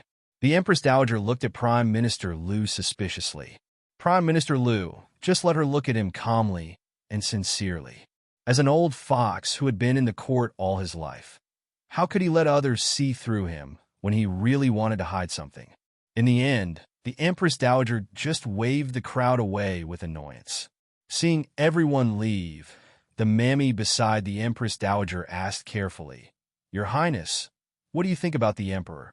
The Empress Dowager closed her eyes to rest and said lightly, "I have already retired to the imperial harem. I don't have the time to care so much. The empress and the courtiers will take care of these things. Where is Prince Li now?" The mammy whispered. After Prince Li and the emperor agreed to stop the war, he promised to come back to the capital this year to celebrate the Empress Dowager's birthday. Prince Li should be on his way now. The Empress Dowager nodded. Very good. Send a message to Prince Li and ask him to come to the capital as soon as possible. In addition, the one Prince Li left in the capital, called Ying, isn't she pregnant? The mammy nodded. You are right. Concubine Yi gave birth to a son for Prince Li. Now the child is almost 1 year old. Send someone to take care of her. The Empress Dowager ordered and waved her hand to let the mammy leave. Thinking of her 2 sons, the Empress Dowager's face darkened. Others said that she was lucky. In the former emperor's imperial harem, she was the only one who gave birth to 2 children. Her eldest son even became the emperor of a country, and she became the Empress Dowager because of her son. However, no one knew that her eldest son was suspicious by nature. Even his mother was on guard against her, fearing that she would threaten him with her power. If not, she could be the Empress Dowager peacefully. Why would she scheme against the emperor together with her youngest son? These years, she seemed to be very honorable in the imperial harem, but in fact, she was just good-looking. The emperor could contradict her from time to time for a favorite concubine. She could not get any power in the imperial harem. How could the Empress Dowager, who had been scheming against each other all her life and thought that she could live a smooth life from now on, be reconciled? After saying goodbye to concubine Lu, the Empress returned to her palace. Her calm face showed a trace of worry and confusion. The Empress waved her hand to let the mamas and maids behind her leave. Then she pushed the door open and walked into her bedroom. The Empress walked into the room and looked at the quiet room in front of her. She walked to the table and sat down. Then, she said faintly, "Come out." After a while, Feng Jiao walked out from behind the curtain of the phoenix bed and looked at her quietly. The Empress frowned slightly, but Feng Jiao didn't wait for her to speak. He opened his mouth and said, "I came to take something. I'll leave immediately." The Empress was startled. She didn't understand and asked, "Take what?" Feng Jiao said, "Mo Jingqi gave you a white jade box 8 years ago for safekeeping." The Empress pondered for a moment, then raised her head to look at him and said, "Was it you who captured the Emperor?" "Yes," Feng Jiao admitted. "Do you want to call someone to arrest me?" The Empress stood up and walked quickly to him. "Kidnapping the ruler of a country? Aren't you a little too daring? Now that the capital and the imperial palace have been completely sealed off, let's see how you're going to deal with the aftermath." Feng Jiao raised his eyebrows and said with a faint smile, "If I can enter, then I can naturally leave. Not to mention, Mo Jingqi's life is still in my hands." The Empress angrily glared at him. She shook her head and said, "After following Prince Ding for so many years, haven't you used your brain? Do you think that everyone really wants the Emperor to come back safely? I'm afraid that there are many people who want you to kill him." "I really want to kill him," Feng Jiao said hatefully. "Nonsense," the Empress reprimanded in a low voice. "Kidnapping the Emperor definitely wasn't Prince Ding's idea. What did you come back to do this time?" Feng Jiao paused before saying, "I'm following Wang Fei's orders to take the blue jade falling flower." "Blue jade falling flower?" The Empress frowned. She didn't know much about medicine, so naturally she didn't know what the blue jade falling flower was for. She looked at Feng Jiao in annoyance and said, "For Princess Ding to send you back, it must be something important. Can't I help you find it when you send someone to send a message? Are you only happy now that you've made such a big fuss?" Feng Jiao gave a light snort and said, "If we don't make such a big fuss, no one will be able to find it. Mo Jingqi places great importance on the blue jade falling flower. All these years, even the person who gave it to him and his most trusted concubine, Lu, didn't know about it. Why would he tell you? Not to mention that if he found out that you were searching for the blue jade falling flower, you wouldn't be able to escape responsibility." The Empress gave a helpless sigh and asked, "So you already know where the blue jade falling flower is?" Feng Jiao nodded. Mo Jingqi said that he gave it to you half a year ago. Do you still remember a white jade box? The Empress lowered her head in thought for a moment. She nodded and said, "I remember now. Wait a moment." She turned and walked into the room. Not long after, the Empress came out holding a beautifully carved white jade box. She put the white jade box into Feng Jiao's hands and asked, "Is this?" Feng Jiao took the box and carefully opened it.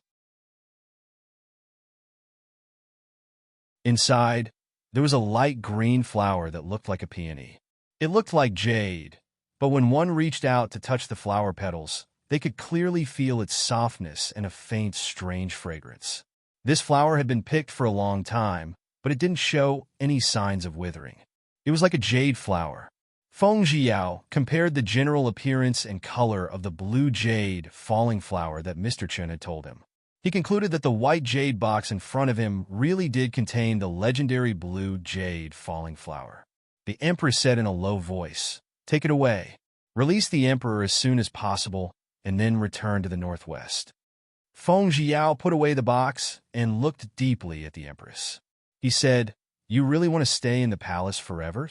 The Empress gave a faint smile and said, "If I don't stay in the palace forever, where can I go? Go quickly and be careful." Feng Jiao stared at her. "You're not afraid that I'll kill Mo Jingqi?" The Empress shook her head and gave a faint smile. "You won't do that. If the Emperor dies now, it won't be good for the Prince Ding mansion. Even though no one has said anything yet, there must be a lot of people in the court who suspect the Prince Ding mansion. If the Emperor really doesn't come back, it doesn't matter if the Prince Ding mansion did it or not. In the end, those people will still push the blame onto Prince Ding. Feng Zhiao gave a dissatisfied grunt, but he couldn't deny that what the Empress said was true. He turned and said, "I'm leaving." The Empress nodded. "Be careful on the way." Feng Zhiao walked a few steps and then turned back with a smile. "Do you know what your emperor did? He wants to destroy the Su family." The Empress froze. When she came back to her senses, Feng Zhiao had already disappeared. She could only sigh softly, and a bitter smile appeared on her beautiful face. With Mu Qingsong secretly escorting them, Feng Zhiao was also an expert. Even though the palace was heavily guarded, they still walked out without any danger. The two returned to the place where they hid Mo Jingqi. Lung Haoyu was sitting in the room, staring at Mo Jingqi while waiting for news. Seeing them come in, Lung Haoyu quickly got up and asked, "Did you get the thing?" Feng Zhiao raised the box in his hand and said, "I got it, but whether it's real or not, the emperor has to personally confirm it."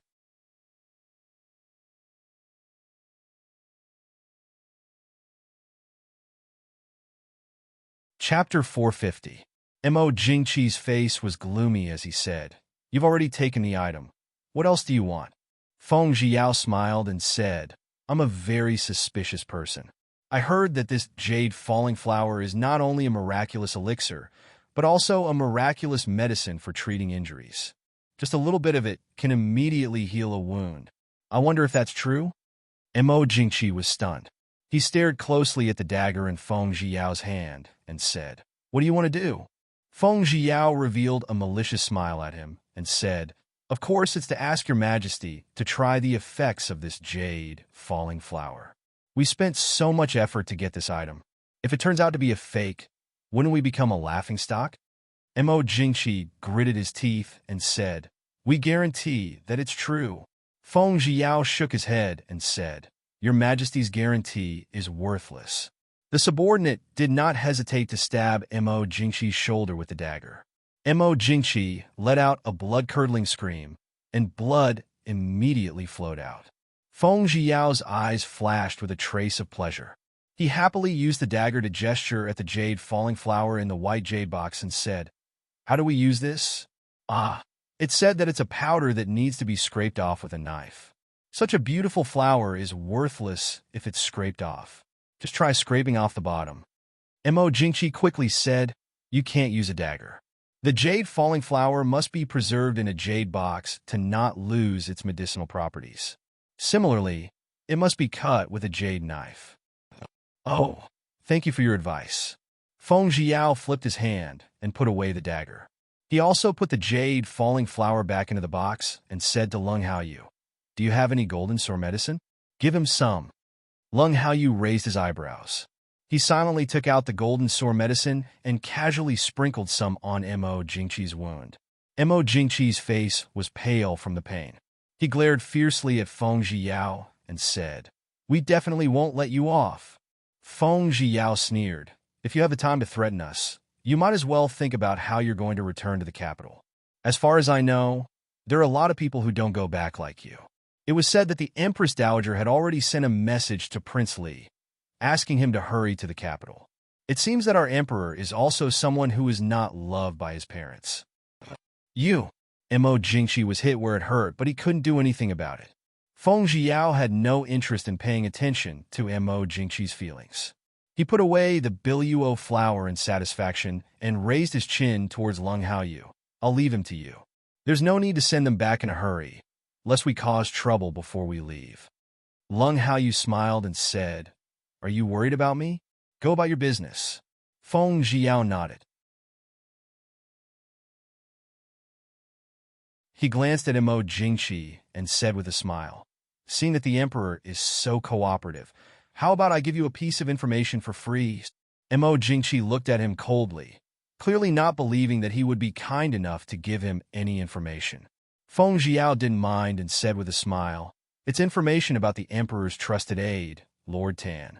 It is said that Lord Tan's surname is Lin, and his name is Yuan. He is the descendant of the previous dynasty's imperial family. Your Majesty, can you guess what Lin Yuan's Yuan is? It can't be that he wishes for the emperor's longevity and unparalleled fortune, right?" After saying this, Feng Jiao laughed loudly and turned to leave, leaving behind Mo Jingqi, whose face was green and white. Feng Jiao took the Biluo flower and went to the place Su Zuidi had told him before she died to retrieve the imperial edict left behind by Emperor Taizu. Then, he silently disappeared from the capital. Other than those close to him, outsiders didn't even know that Feng Jiao had returned to the capital. Leng Haiyu didn't stand on ceremony and locked Mo Jingqi in a small dark room for 3 whole days. On the 4th day, when he heard that Prince Li was about to enter the capital, he ordered someone to cover the unconscious Mo Jingqi in a cloth bag and threw him out of the city gates while it was still stuffy in the morning. From beginning to end, Mo Jingqi didn't even know where he was tied up. Whether it was Feng Jiao, Leng Haoyu, or Mu Qingsong, Mo Jingqi clearly couldn't remember them. So this time, he suffered a loss for nothing. Under everyone's strange gazes, Mo Jingqi angrily returned to the palace. He didn't care about the concubines and courtiers who came to greet him and angrily issued several imperial edicts. First, arrest the rebels who dared to kidnap him, regardless of whether they died or were injured. Instead, thoroughly investigate all the courtiers who were close to Tanjiji, as well as Tanjiji's movements over the years, and arrest Tanjiji. Third, search the capital's imperial censor manor. The Su family, Yunzhou's Su family, and Mount Li immediately lock up imperial censor Su's family and throw them into prison. The first 2 imperial edicts were reasonable, but the third one poked a hornet's nest. Prime Minister Liu took the imperial edict and just walked out of the palace gates with the officials and guards who searched the family, only to see the palace gates in an uproar. Hundreds of scholars knelt on the ground and cried out for the Su family in unison. Prime Minister Liu looked around and found that there were many people who were already officials in the imperial court.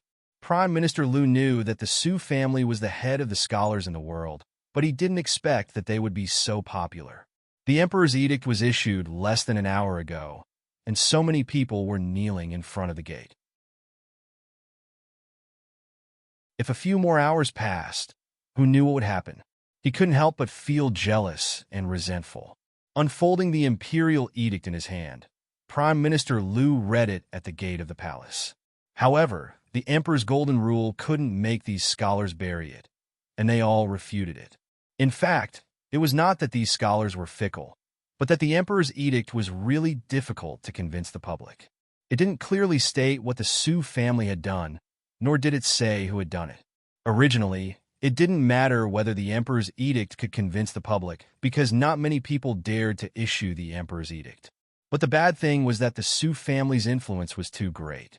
The Su family had produced many great scholars in the past generations. Although they couldn't be called great teachers, they could be said to be the teachers of most scholars since the founding of the Chu state. However, scholars were a kind of very strange people. They seemed to be very weak and couldn't be lifted or carried, but sometimes the pride in their bones was surprisingly strong and stubborn. Seeing so many people kneeling in front of the palace gates, Prime Minister Liu knew that things were going to go wrong. The guards behind Prime Minister Liu also couldn't do anything. Of course, it was easy for them to deal with these scholars with their skills, but these people were not people they could casually deal with. Without the emperor's golden rule, who dared to touch so many scholars? At that time, half of the sky of the Chu state would be turned upside down. Looking at the people kneeling and kowtowing, Prime Minister Liu had no choice but to send people back to the palace to report to the emperor. Hearing the guards report, Mo Jingqi was so angry that he almost fainted. Ignoring the injury on his shoulder, he hurried to the palace gates with noble consort Liu. People in the world were divided into scholars, farmers, businessmen, and scholars were the first. To put it bluntly, the country was governed by these scholars. If something happened to this group of people, the country wouldn't be far from being destroyed.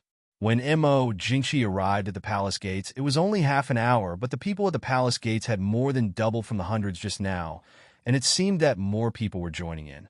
Seeing the emperor come out, the people kneeling in front of him became more excited. They all shouted, asking the emperor to be merciful, asking the emperor to judge clearly, saying that the Su family was wronged, and so on. Mo Jingqi's weak body, which had been frightened these days, was now dizzy.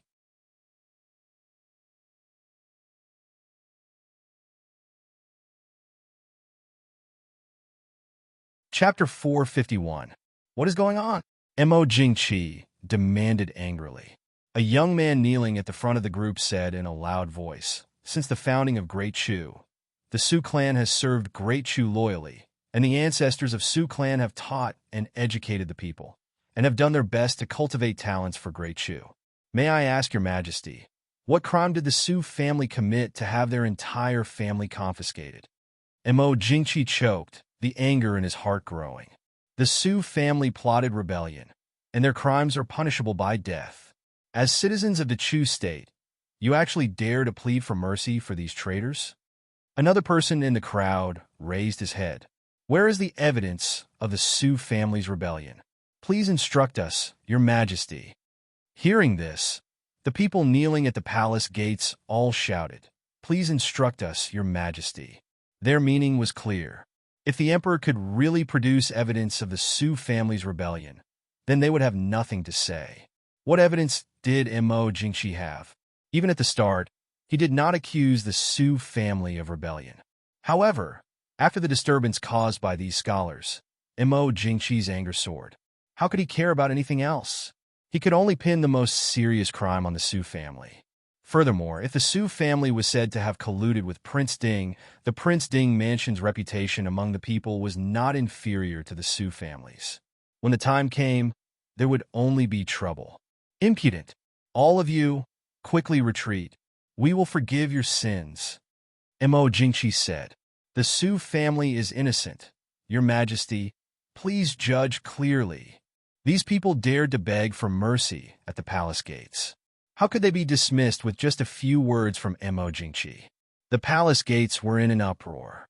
Even many commoners had heard the news and came over, surrounding the palace gates so tightly that not even a drop of water could trickle through. As a result, it was even harder to take action. "Your Majesty, what crime did the Su family commit? Does your Majesty want to confiscate the Su family?" Just as they were making a ruckus, a loud voice suddenly rang out, and the crowd parted to make a path. The white-haired old duke led a group of people and walked forward in a grandiose manner. Mo Jingqi's face was as black as ink. He stared at the majestic old Duke, cursing in his heart. Duke stepped forward, lifted the hem of his robes, and knelt on the ground. "The Su family is loyal and righteous, and Mr. Qingyun's name has spread far and wide. What crime has Su Shi committed to make your Majesty so angry? Would your Majesty please explain?" Following behind him were some of the top officials in the court. There were even some members of the imperial clan and some old ministers of the former emperor who had been idle at home. They were all people who had a good relationship with Mr. Qingyun and the Su family. They all echoed in unison, wanting the emperor to give them a clear answer. Mo Jingqi angrily attacked. The Su family rebelled. "Duke, are you going to protect these traitors?" Duke raised his head and said in a clear voice, "If Lady Su is truly plotting rebellion, this old man is willing to be a pawn and personally take away the lock, allowing the emperor to punish me. But your Majesty, may I ask where is the evidence?" Mo Jingqi said, "The Su family is the maternal grandfather of Mo Xiaoyao's wife. Yili Mo Xiaoyao is currently occupying the northwest and is clearly going against the court. Could it be that the Su family shouldn't be seized?" Duke did not back down at all, saying in a clear voice, "Whether Prince Ding is going against the court is still unknown. Everyone can clearly see that the Su family has never had close relations with the Prince Ding mansion, nor have they said a single good word for Prince Ding. Just because of Prince Ding, your Majesty wants to seize the Su family, who has not nurtured countless talents for the Chu state. It is truly difficult to convince the public." "Duke you're impudent." Mo Jingqi's chest heaved up and down. He pointed at Duke unable to speak for a long time. Noble consort Lu, who was standing to the side, hurriedly reached out to support him. Mo Jingqi took a few deep breaths and was about to speak. Suddenly, the sharp voice of an eunuch came from the palace gates. "The Empress Dowager has arrived. The Empress has arrived." Before he had time to look back, a loud voice came from the other end of the street. Great Elder Princess Fu, she has arrived. Great Elder Princess Xiaoyang has arrived. As if God didn't think Mo Jingqi was busy enough. When he saw the carriages of Great Elder Princess Fu Shi and Great Elder Princess Xiaoyang coming slowly, the sound of horse hooves came from another street. The suspect was Prince Li, Mo Jingli, who had not returned to the capital for a long time. Mo Jingli flew off the horse and walked quickly to the gate of the palace with his men. He actually arrived earlier than Great Elder Princess. Greetings, Royal Brother. Greetings, Royal Mother. After saluting, Mo Jingli stood up and said with a smile, "Why is it so lively at the gate of the palace? What are Royal Brother, Royal Mother, Royal Sister-in-law, and so many people doing?" Mo Jingqi looked gloomily at Mo Jingli, who was obviously in high spirits. Although he had to reconcile with his younger brother for many reasons, it didn't mean that Mo Jingqi had really forgotten Mo Jingli's rebellious behavior. Even now, his good younger brother was still involved in a large area south of the Yunnan River. Ignoring Mo Jingli, Mo Jingqi could only look at the Empress Dowager, the Empress, and Great Elder Princess Fu Shi and Great Elder Princess Xiaoyang, who had just got off the carriage and walked to the gate of the palace. He said lightly, "Royal Mother, Empress, why are you here?" Before the Empress Dowager spoke, the Empress came to the front, knelt on the ground, and said in a low voice, "The Su family of Yunzhou is loyal to the Dechu state. Your Majesty, please reconsider." There were several concubines beside the Empress. Although they were not favored, they were virtuous women from scholarly families. They also knelt down and said in unison, "Your Majesty, please reconsider." Mo Jingqi's face darkened. Before he said anything, Great Elder Princess Fu Shi and Great Elder Princess Xiaoyang had come to the front. Great Elder Princess pushed away the palace maid who was supporting her, knelt down beside the Empress, and said, "What crime did the Su family commit? Your Majesty, why do you want to confiscate the Su family? Your Majesty, please tell us." Great Elder Princess Xiaoyang didn't say anything, but directly knelt beside Great Elder Princess. It was obvious that what Great Elder Princess said was what she wanted to say. "You." Mo Jingqi was almost trembling with anger. But Great Elder Princess Fu, she was a senior, so he couldn't let her kneel at the gate of the palace. He hurriedly asked the palace maid beside him to help her up and said, "Your Majesty, let's go back to the palace and talk about it." Why did you come back to the capital city?"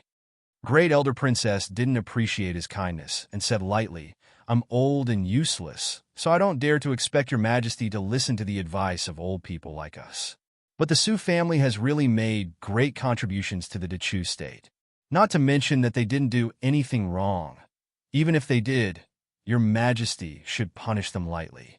Although I'm old and muddle-headed, I still want to beg your Majesty, please investigate the Su family clearly." Great Elder Princess's words made Mo Jingqi so angry that he almost fainted, but he was still speechless. Looking at the increasing number of scholars, officials, and even ordinary people gathering in front of the palace gate, Mo Jingqi only felt that he was going to faint, and he was afraid that today's matter would be difficult to be settled. Mo Jingli, who was standing beside him, was in a surprisingly good mood. At that time, he took the risk of rebelling. Although he only lived in most of the regions south of the Yangtze River temporarily, he was much better than before.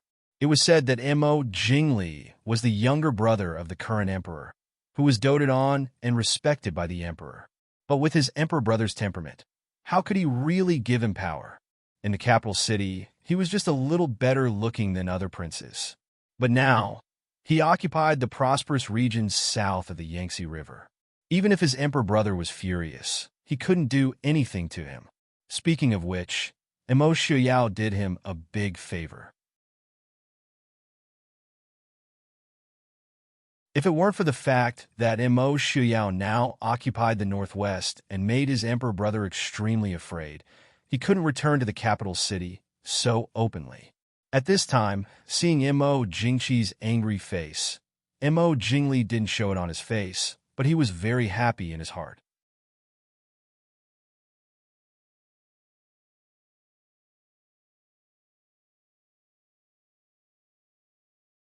Chapter 452. Royal Grand Aunt. Zhaoyang Aunt, Royal Sister-in-Law. What are you doing? You should get up quickly. Royal Brother is wise and will definitely give justice to the Su family. Stepping forward, Mo Jingli respectfully advised. But it would have been better if he didn't advise. His advice reminded Mo Jingqi that not only were the scholars and officials in Jing, even his grand aunt, and empress were against him. Thinking of this, blood rushed to his head. Mo Jingqi roared, Su Shi is guilty of treason and should be executed. Pass down Zhen's decree. Su Shi's entire family will be executed. Hearing this, there was an uproar in front of the palace gates. Standing on the side, Mo Jingli's lips secretly hooked into a cold smile. The people kneeling wanted to say more, but Mo Jingqi was already fuming with anger. He rushed to say, whoever dares to ask for mercy will be punished the same as Su Shi. Everyone was stunned. Suddenly, an old man in the crowd stood up and loudly said, Emperor, Su Shi is innocent. Emperor, please investigate. Mo Jingqi's eyes slightly narrowed and shot out a cold light. He naturally recognized this old man. He was the former imperial censor who had already retired. In the past, Mo Jingqi hated this old man who always told him that he shouldn't do this or that. So before Mo Jingqi ascended the throne, he was the imperial censor. Until he retired 3 years ago, he had never been promoted. You really are daring. Do you treat Zhen's decree as wind passing through your ears? The old man said with tears in his eyes. This old official doesn't dare. This old official is willing to use his old life to ask the emperor to take back his decree. After saying this, he slammed his head into the palace wall without a care. The palace walls were made of the best marble. When the old man slammed his head into the wall, the white marble was instantly dyed red with blood. The old man collapsed at the bottom of the palace wall. It was clear that he was no longer breathing. This old official who had already retired was using his death to ask the emperor to take back his decree. Your Majesty, Qinxia asks Your Majesty to take back the order. The empress stood up and looked deeply at the man in front of her who was in a rage. Ever since he ascended the throne, he had been very wary of the meritorious deeds of the old officials of the previous dynasty. Naturally, he was also very wary of the empress who came from a meritorious family. No matter what she said, he always doubted her intentions and never listened to half a word of her advice. In the beginning, she only remembered her father's and the previous emperor's instructions and wanted to be a virtuous empress who could persuade the emperor. Gradually, her heart turned cold. However, no matter how cold-hearted he was, he still had to persuade her today. If the emperor really did confiscate the Su family, he was afraid that the Dechu state would really fall into chaos. Mo Jingqi was stunned for a moment before an idea flashed through his mind. He shouted, Stop the empress! Everyone was stunned, but they saw that the empress did not move at all. She just stood there and looked at the emperor helplessly. The empress sighed faintly in her heart. Did the emperor think that she was also going to die to persuade him? As the empress, she was also the emperor's wife. How could she let the emperor bear the crime of forcing his wife and the empress to death? Mo Jingqi stared at the empress in a daze, and his face turned pale. On the other side, Great Elder Princess was not so polite. She said coldly, Since Your Majesty said so, please lock me up as well. I am willing to share the same crime as Su. With Great Elder Princess taking the lead, the people behind also shouted, We are willing to share the same crime as Su. In an attic not far from the palace gate, the half-closed window could see the scene at the palace gate in the distance, but the people outside could not see the people inside. The noise outside the palace gate naturally spread into the attic. By the window, Lung Haoyu held a wine cup and leaned against the window lazily to drink. The man sitting opposite him was dressed in white, handsome and elegant. His eyebrows were slightly raised, and only bloomed with a pure lotus-like elegance, like an immortal. Who else could it be but Su Qingqian? When Su Qingqian knew that Yi Li had returned safely and was pregnant, he knew that there would be an accident in the future, and the Su family could not easily get out of it. Therefore, He rushed to Yunzhou as soon as possible after dealing with the affairs in the south. After returning to Yunzhou, he had a deep talk with his grandfather and father, and then rushed to the capital. He happened to see such a good show. Leng Haoyu looked at young Master Qing Chen, and there was a little more appreciation in his eyes.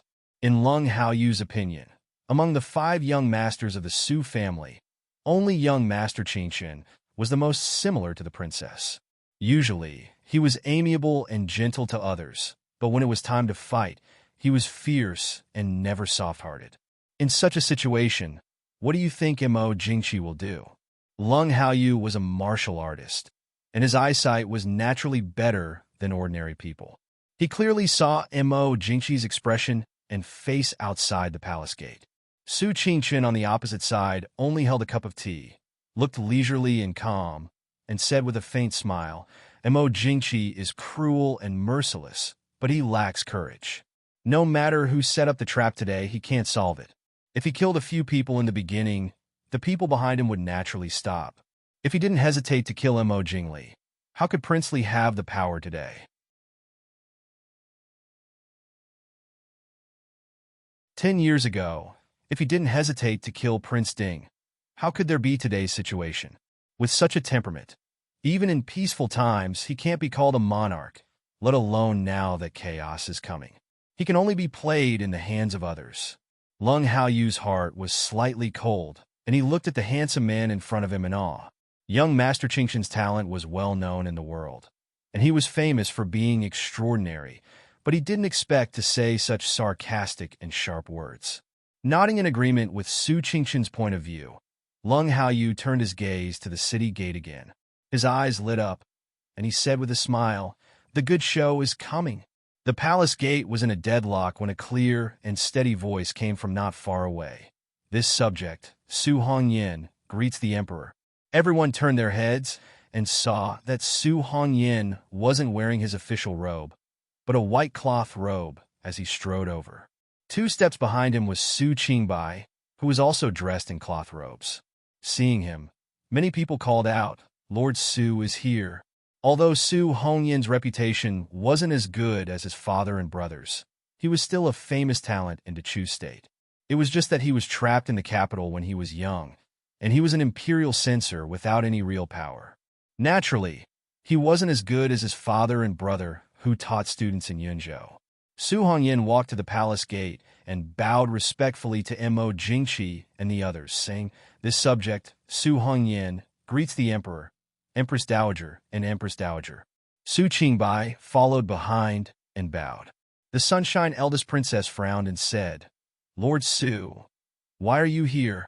Su Hongyan smiled faintly and said, reporting to the princess, "Because of the Su family's matter. How could this subject not know about it? I'll trouble the princess and everyone to plead leniency for the Su family. Hongyan has written here. Also, elderly." Looking at the old man's corpse at the foot of the palace wall, Su Hongyan let out a long sigh, the corners of his eyes red. He bowed deeply to the old man's corpse and said, "The Su family has received Elder Li's great kindness, and there's nothing we can do to repay it." After doing this, Su Hongyan turned to the people kneeling behind him and said, "Many thanks to everyone for pleading on behalf of the Su family. But this is the Su family's family matter, and we shouldn't implicate everyone because of the Su family's mistake. Please return.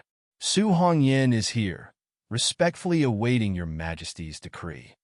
Su Qingbai, who was kneeling beside him, also said, "The Su family's 4th son, Su Qingbai, is here."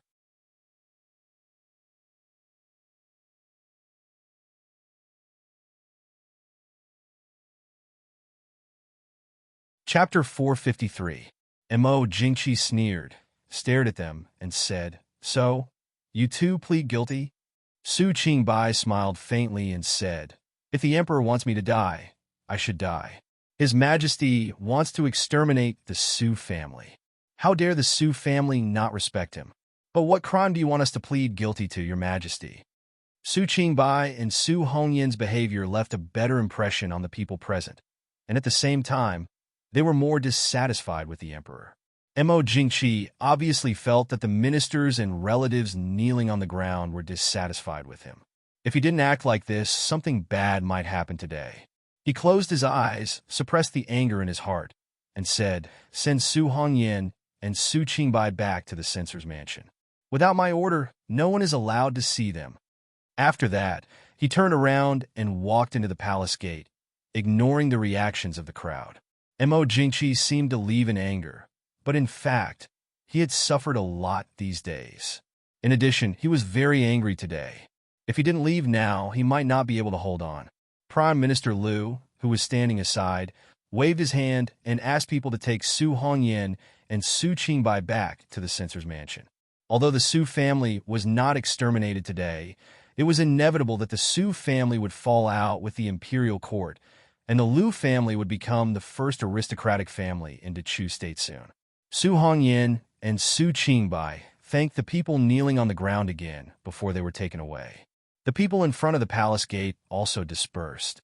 Seeing this scene, Mo Jingli smiled thoughtfully and followed the Empress Dowager into the palace. Xiaoyang Princess looked at the palace gate that gradually quieted down and sighed helplessly. She looked at Great Elder Princess beside her and said, "Imperial Aunt." Great Elder Princess shook her head, and her old face looked a little tired. She held Xiaoyang Princess's hand and said, "His Majesty is confused." "Well, Xiaoyang, stay with me for a few days." Xiaoyang Princess said with a smile, "There are few people in Xiaoyang Mansion. I'm glad that you don't mind." She helped Xiaoyang Princess into the carriage, and then the two carriages went out of the city one after another. Lung Haoyu, who was sitting upstairs and watching the show, chuckled and said, "Young Master Qingshan is wise. Lord Su leaving like this is much better than leaving directly before." Not only did this strike a blow to Mo Jingqi, it also didn't damage the Su family's reputation. Now, it was the royal family who had let down the Su family, not the Su family who had let down the royal family. Su Qingshan stood up and glanced at the empty palace gate. She smiled faintly and said, "I just need to put on one more show, and I can leave the capital." Lung Haoyu said, "How did young Master Qingshan know that Mo Jingqi would make a move? What if he doesn't make a move?"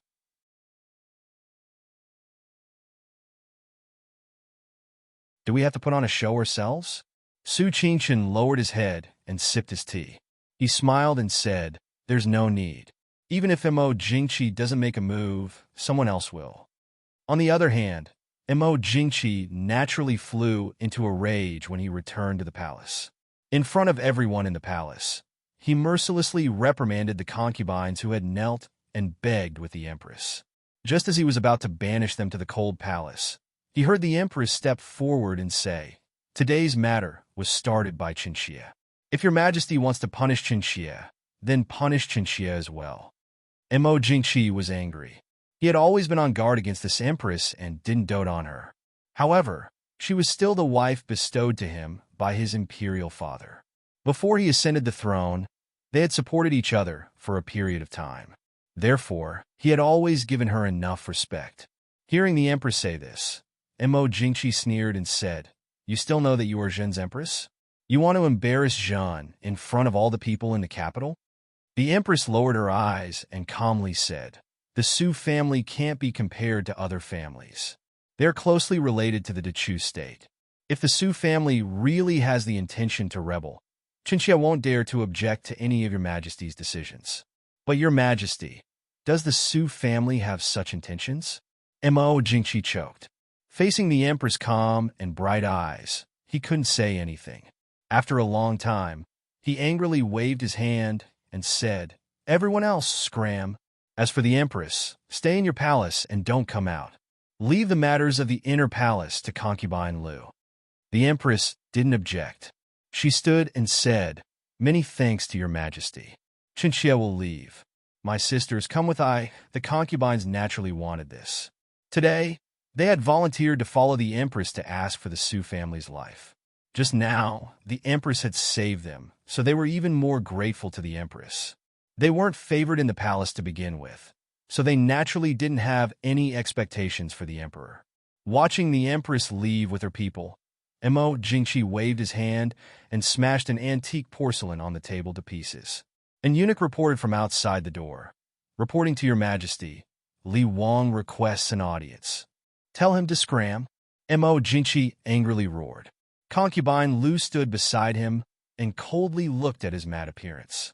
A trace of disdain flashed through her eyes. 3 days after the incident at the palace gates, late at night, the imperial censor's mansion suddenly caught on fire. Then there was the sound of fighting. By the time the guards of the Yamen and people in the inner city who had a good relationship with the Su family arrived, the entire imperial censor's mansion was already in ruins.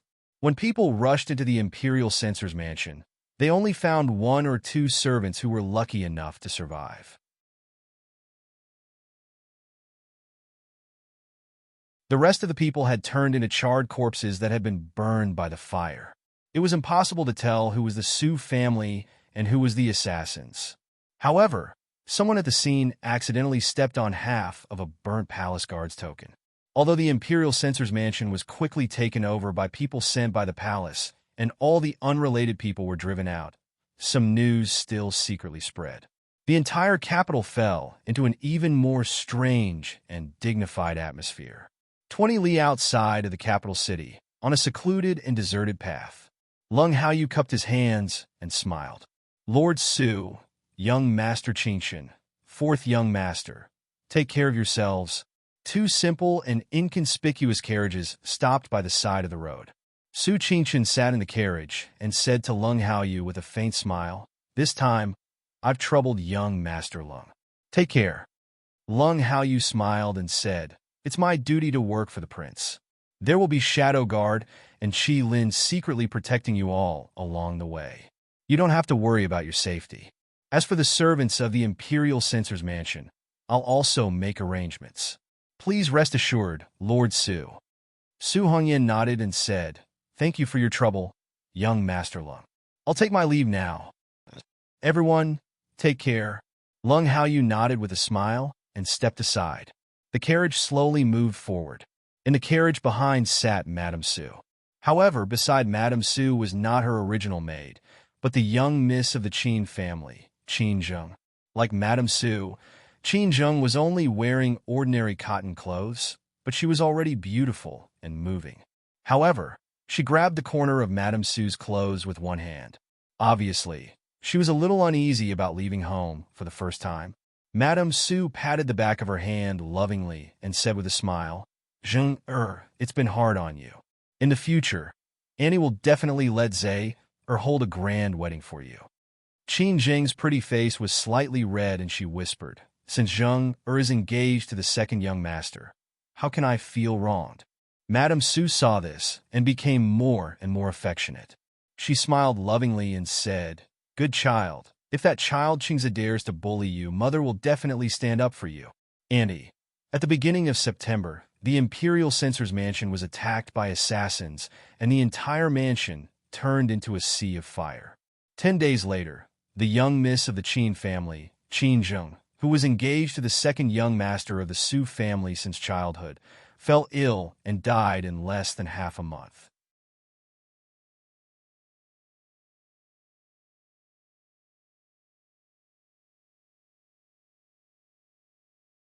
Chapter 454. Although Mo Jingqi had forcefully suppressed the discussion of the murder case in the Su manor, how could such a thing be suppressed?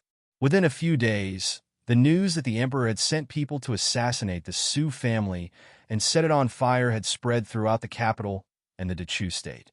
At the same time, Master Qingyan announced at Lishan Academy that because the emperor had killed the Su family for no reason, the Su family would move to the northwest to seek refuge. Lishan Academy would continue to open in the northwest. The students who did not move to the northwest could choose to study at other schools in Dechu State. Those who wished to continue studying at Lishan Academy could also study in the northwest. By the time the imperial court sent people to Yunzhou, the entire Yunzhou Su family had already left, leaving only an empty academy on Lishan Academy. When Mo Jingqi received the news, he was furious. He ordered people to set fire to Lishan Academy and announced to the world that the Su family had colluded with Prince Ding to rebel. He ordered all the prefectures in the northwest to arrest them. However, the Su family was protected by the shadow guard that Immerse had specially sent to protect them. They did not enter the city at all. The various government offices were intimidated by Prince Ding's power and did not dare to make things difficult for the Su family. Unexpectedly, the Su family safely left Feihong Pass and headed to Riyang. At the city gates of Riyang, Yi Li and Immerse stood hand in hand outside the city gates. They looked at the carriages that were gradually approaching and revealed happy smiles. They're here. Although they had been waiting for the news from the shadow guard, they were still worried when they did not see them arrive safely in Ruyang. At this moment, when she saw the fleet, Yili felt that her heart, which had been hanging in the air for the past few days, was finally at ease. Immerse looked at her with a smile. I told you it was fine, but you were so worried that you almost scared Feng San, Qin Feng, and the others. If the people below saw that Princess Ding, who would not change her expression even if Mount Tai collapsed, was still so worried, who knows how many people would be scared. Yili also smiled a little embarrassedly. She was flustered because it had nothing to do with her. How could she not be worried when she thought that this matter concerned the entire Su family? Before the carriage reached the city gates, Yili let go of Immerse and went forward to welcome them. The one driving the carriage at the front was the shadow guard of the Prince Ding mansion. Seeing the people approaching, he immediately stopped the carriage and turned his head to say, "The prince and Wang Fei have come to welcome Mr. Qing Yuan." The door of the first carriage opened, and Su Hongyu came out first.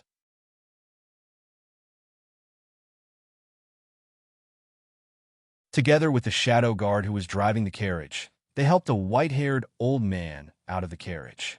Yili stood in front of the carriage and looked at the familiar, yet strange old man in front of her. She only felt her eyes redden and tears unconsciously fell. The old man in front of him looked thin and distant. He had a head of white hair, but he didn't look old at all. Instead, his eyes were full of spirit. Seeing Yi Li standing in front of the carriage, the old man showed a hint of nostalgia and affection on his face. He seemed even more amiable and otherworldly, like a celestial being. Li, Immerse walked forward and saw Yi Li staring dazedly at Mr. Qing Yuan with tears in her eyes. His heart ached slightly. He smiled helplessly and said, "Mr. Qing Yuan has arrived. Why are you crying?" Yi Li found that her face was covered in tears. Long before her mother had passed away, her maternal grandfather had returned to Yunzhou. In between, Yi Li had recovered the memories of her previous life. She appeared to have not seen her maternal grandfather for many years. Now that she suddenly saw him, the scene of her maternal grandfather holding her on his knees as he read to her as a child flooded her mind. She actually unconsciously cried. Maternal grandfather. Yi Li greets maternal grandfather. When Yi Li knelt, Immerse didn't hesitate. He lifted his clothes and knelt on the ground with Yi Li. Mr. Qing Yuan hurriedly pulled the two up and said, "Prince, you can't do this." Immerse smiled faintly and said, "Mr. Qing Yuan is Li Li's maternal grandfather. Naturally, I should pay my respects." Mr. Qing Yuan looked at Immerse's young head of white hair that was even whiter than his 70-year-old self. He couldn't help but sigh. He looked at Yi Li and smiled with gratification. "Good child, after not seeing you for so many years, maternal grandfather almost thought that he would never see you again. It is a blessing that we can meet again in this life. Why are you crying?" Yi Li hurriedly wiped away her tears and said with a smile, "Li forgot herself. Maternal grandfather and uncles are all here. How can I cry when our family is reunited? Maternal grandfather, uncles, and aunts have suffered along the way." In the carriage behind them, Su Qingchun supported eldest Madame Su. Qin Zheng supported second Madame Su as they walked down. Behind them was Su Hongyan. Su Qingbai couldn't help but smile when they saw this scene. Before he could say anything, a cheer came from the city gate. Su Qingyan had already rushed out like a gust of wind. Before he arrived, his voice had already reached them. "Grandfather, father, mother, you're finally here. Your son missed you so much." "Humph!" Seeing his youngest son's jubilant face, Su Hongyu lightly snorted. Su Qingyan immediately became listless. He pitifully leaned against Su Qingbai and softly called out, "Fourth brother." Su Qingbai wordlessly reached out and patted his head.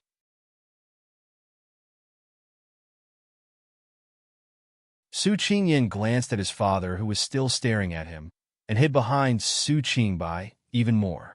Seeing him like this, Su Hongyu became angry. He narrowed his eyes and opened his mouth to scold him. Sir Qingyan looked at his youngest grandson, who saw his father like a mouse seeing a cat, and said with a smile, "Forget it.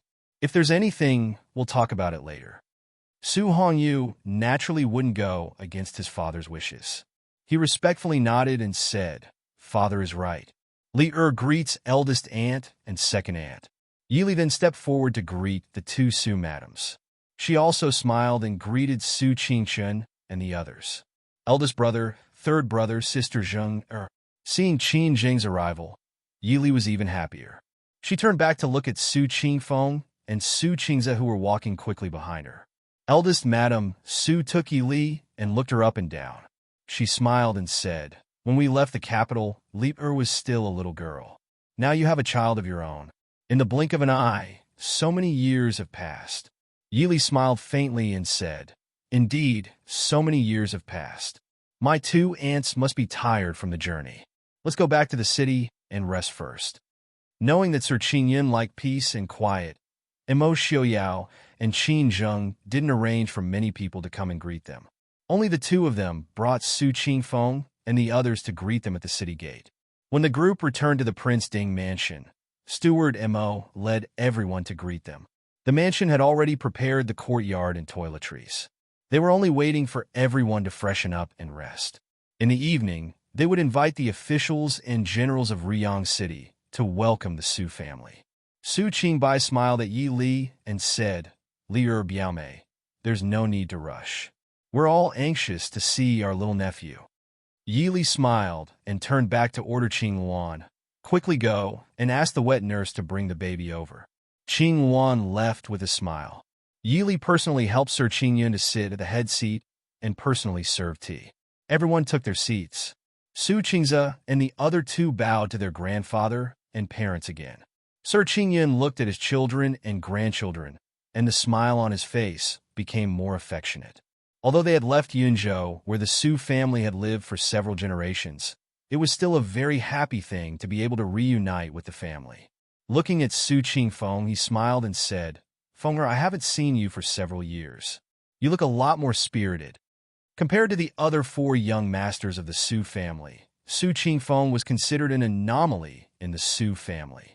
It wasn't that he didn't know how to read, but he didn't love those things that were insignificant. The Su family wouldn't look down on their children and grandchildren, but they weren't that comfortable. Now, it seemed that Su Qingfeng was showing off his ability and was bursting with heroism.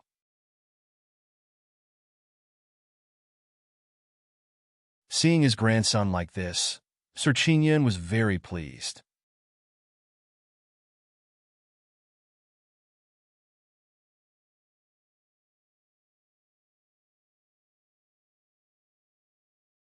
Chapter 455. Su Qingfeng smiled and said, "Grandfather is right. Grandson has learned a lot in Sister Li's army. This is all thanks to Sister Li." Everyone looked at Yi Li in surprise. Yi Li quickly waved her hand and smiled. "This is all third brother's own ability. I didn't help much." This was the truth. After throwing Su Qingfeng into Qilin, Yi Li didn't ask any more questions. This wasn't only because she wanted to give Qingfeng absolute trust and power. It was also for Su Qingfeng's own good. In a place like Qilin, if one still had to rely on connections, then it was better not to go. Otherwise, one wouldn't even know how one died. Fortunately, Su Qingfeng also had a stubborn temper. Compared to the other elites of the Mahist army, Su Qingfeng, who came from a normal army camp, didn't have an advantage. However, he gritted his teeth and persevered without a word. Even Qingfeng praised him. "We were shocked when we heard that Li led the army to beat back the hundreds of thousands of Xiling soldiers. It seems that our Su family is going to have a female general." Second Madame Ao was more familiar with Yi Li and didn't have any scruples when she joked. Yi Li smiled helplessly and said, "Second aunt, you're also teasing Li." How am I a general? Mo Xiaoyao looked at Yi Li with a smile and said, Li is indeed not a general. However, Li is more powerful than a general. Hearing this, everyone laughed again. Little Shitzi is here. Motherlin walked in with the baby in her arms. It was rare that the baby was still awake. Yi Li stood up and carried the baby. Seeing the baby's white and tender face, she was very happy. Turning around, he carried the baby to Master Qingyun and said with a smile, Grandfather, look at the baby. Master Qingyun also had 5 grandchildren, so he was no stranger to carrying a baby. Reaching out to take the child in his arms, he carefully looked at him, then looked at Yi Li and Mo Xiaoyao and said, This child looks more like Li Mo Xiaoyao smiled and nodded, but in his heart, he did not agree. Those who had seen Mo Xiaoyao and those who were close to him all said that he looked like Mo Xiaoyao. Those who were close to Yi Li all said that he looked like Yi Li. However, Mo Xiaoyao did not care who this little brat resembled. Yi Li smiled as she looked at Mo Xiaoyao. She knew what he was thinking, but she didn't point it out. Since Mr. Qingyun was holding the child, the others were too embarrassed to rush to see it. However, they couldn't help but glance over. Even Su Hongyu, who had been sitting still recently, turned to look at the child in Mr. Qingyun's arms. With so many pairs of eyes staring at him, how could Mr. Qingyun not feel it?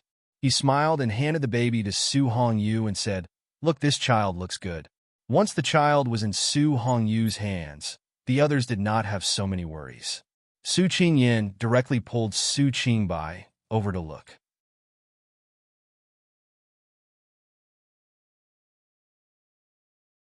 Although he had seen the baby before, Mo Xiaobao was getting cuter and cuter.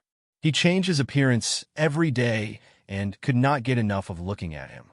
Su Qingshan also stood up and walked behind her father to look at the baby in his arms. It was Madame Su who said, How can the child be comfortable with so many people surrounding him? Master also doesn't know how to hold a child. Let me hold him. So the baby went from Su Hongyu's hands to Madame Su. Then the onlookers became second Madame Su and Qin Zheng. Mo Xiaobao was passed around in everyone's hands. He did not cry. Madame Su was surprised and said, This child is so obedient. Even Qingze, who was the least noisy in our family, was not so obedient. Mo Xiaoyao's mouth twitched slightly. He stared at the red ball in Madame Su's hands with disdain. Obedient? Who was the kid who cried every night and insisted on being held by Li? Su Hongyu smiled and said, What's the child's name? Su Qingyan answered first, Mo Xiaobao. Su Hongyu was stunned and his mouth twitched. What kind of name was this? Yi Li pursed her lips and smiled. I haven't had time to give him a name. I was waiting for grandfather to come and give him a name. I just gave him a nickname. Could she tell her grandfather and uncle that the baby's father's tendency to name him was to embarrass the baby when he grew up? Mr. Qingyun was stunned for a moment, but he was very happy about it. He bowed his head and thought for a moment. In that case, how about Yu Chen? Yu had the meaning of commanding and commanding. Chun meant emperor. Everyone present was well read, and such a name caused everyone to be stunned. Su Qingbai frowned slightly. He hesitated and asked, Grandfather, is this name? Mr. Qingyun smiled faintly and said, It's just a name. I think this child is suitable for this name. Mo Xiaoyao smiled faintly and nodded. Mr. Qingyun is right. It's just a name. I's son can't use a good name? Everyone was silent. Was this a problem of a name? No one dared to use such a name, even the emperor's son. Su Qingbai glanced at his grandfather, who had a calm expression on his face. His grandfather was a great scholar. He would know the meaning of this name, and he would never not know what was taboo. Since his father, eldest brother, and Prince Ding did not object, everyone must know. So he smiled and said, I thought wrong. Madame Su saw that everyone had no objection. She looked lovingly at the baby in her arms and smiled. Little baby, your name will be Mo Yu Chen from now on. Little Yu Chen. Mo Xiaoyao glanced at the baby and said, Madame Su, you don't have to be so polite. Just call him Mo Xiaobao. Mo Xiaoyao spared no effort to destroy his son's reputation. He had to nail his nickname before Mo Xiaobao could speak. Mrs. Su was stunned. She looked at the baby in her arms, who was staring at her with big round eyes. She smiled and said, "Xiao Bao. It's really a baby." Yili covered her face helplessly.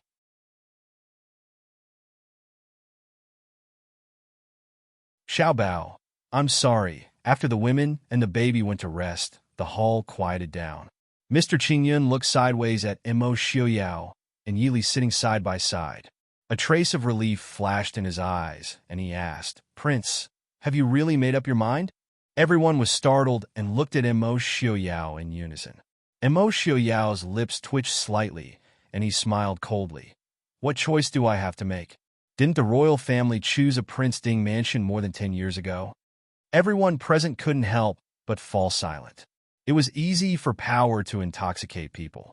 Back then, the ancestral emperor and the Ding king, Imo Lan Yun, had sworn an oath that their descendants would be brothers forever and share the great Chu Empire.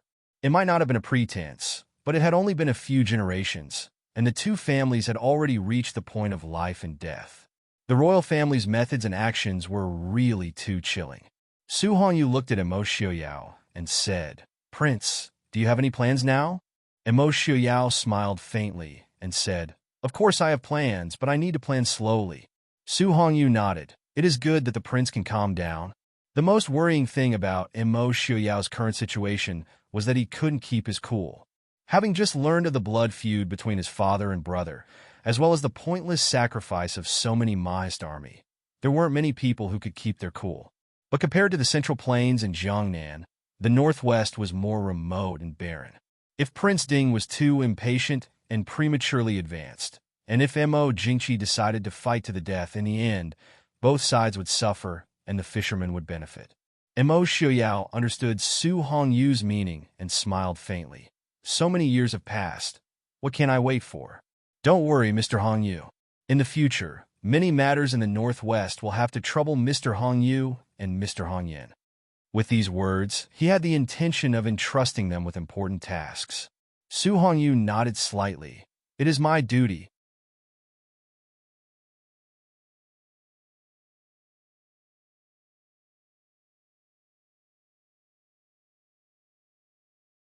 Chapter 456. Yili said, "Lieber has prepared a residence not far from the Wangfu for my two uncles.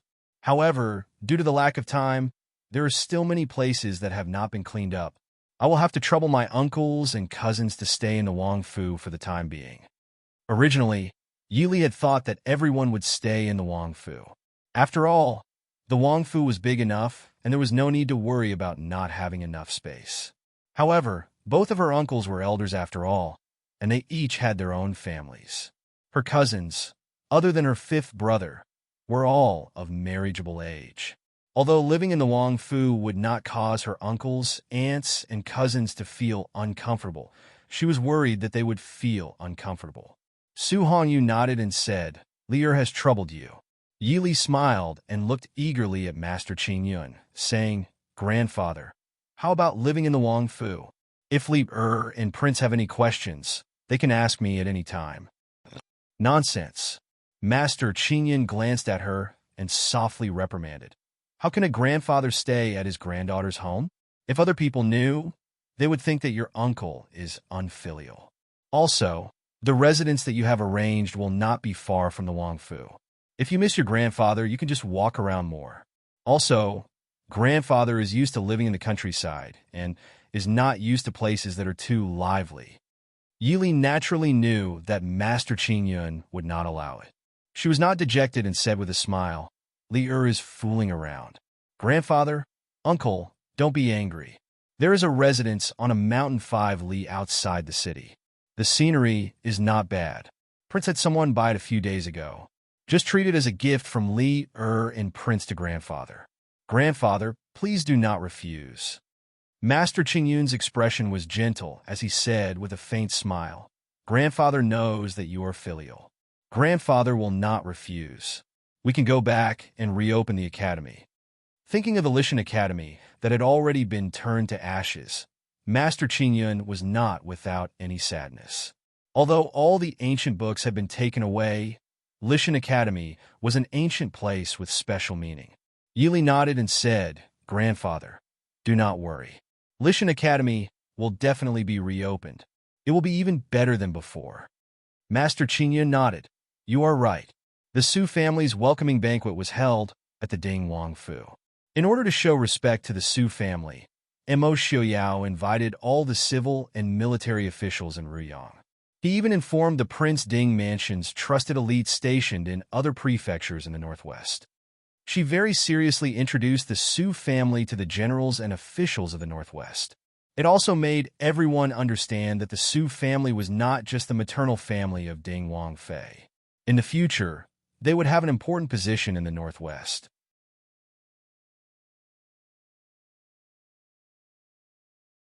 And because of the Su family's original reputation, people naturally didn't have any thoughts of rejection or jealousy. As long as one was slightly knowledgeable, they would understand that the Su family coming to the northwest at this time would only be beneficial to Prince Ding's residents and the Mo family army. The banquet was naturally very lively, and the atmosphere was harmonious and festive. Walking back with the others, when they passed through the garden, they saw Qin Zheng sitting alone in the pavilion by the pond, lost in thought. Yili stopped and asked softly, "Why is Sister Zheng here?" Qin Shuang said, "Just now at the banquet. Miss Qin seemed to be a little uncomfortable, so she left first." Qin Shuang said, "Miss Qin came to the northwest alone. Perhaps she is not used to it." Yili lowered her eyebrows and thought for a moment, then said, "Wait here for a while." Yili walked into the pavilion with light steps and laughed softly. "Sister Zheng, why are you sitting here?" Qin Zheng was clearly startled. Turning back to see Yili, she let out a sigh of relief and stood up. "Wang Fei." Yili reached out to stop her from standing up. She said with a helpless smile, "It's only been a year, but Sister Zheng and I have become more distant." Qin Zheng looked awkwardly at Yili, not knowing what to say. Yili said with a smile, "Could it be that after Sister Zheng and Ji get married, you will continue to call me Wang Fei?" Qin Zheng's face reddened, and she stared helplessly at Yili, feeling a bit more at ease. After teasing, Yili sat down and held Qin Zheng's hand, saying, "I see that Sister Zheng is unhappy. Is there something you are not used to? Or did the Fu neglect you in some way?" Qin Zheng quickly shook her head, the corners of her eyes red. She said in a low voice, "Everyone is very good to me. It's just, I miss home.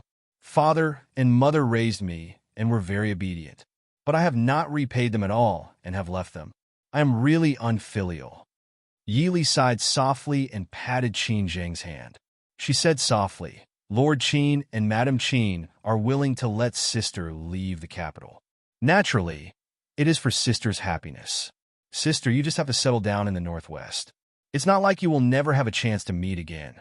Right now, the most important thing is Erge and Sister Zheng's marriage." In the evening, eldest aunt and second aunt told me about this matter. It seems that Erge and second aunt are anxious to marry Sister Zheng. Lier. Qin Zheng's beautiful face was so red it could drip blood. But she could not avoid Yi Li's teasing and could only cover her face with her hands. She said discontentedly, "We haven't seen each other for a year. Why is Li learning from Muro?" Yi Li said with a smile, "What's wrong with learning from Muro? Say what is on your mind, lest it bothers you."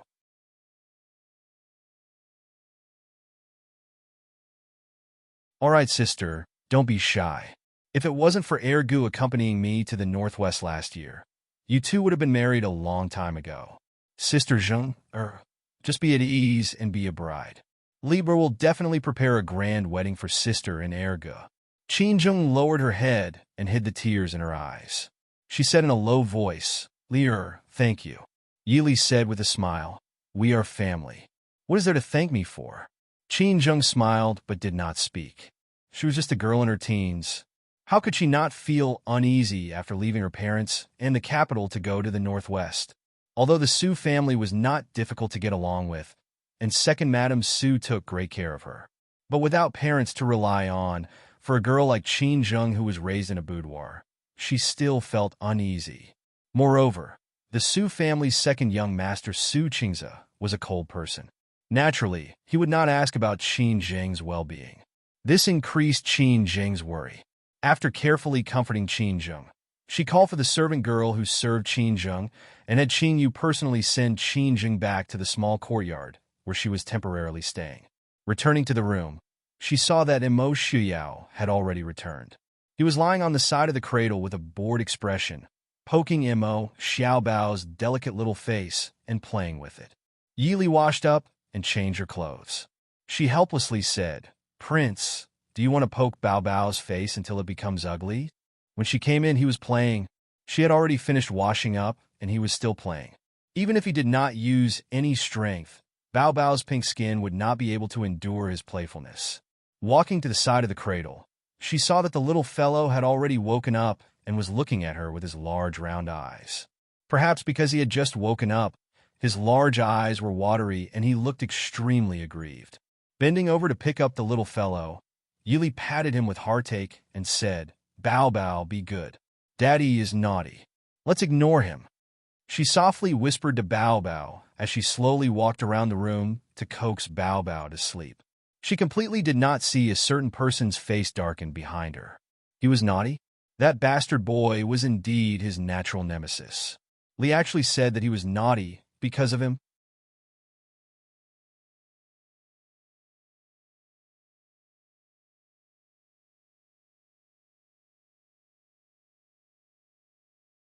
Chapter 457.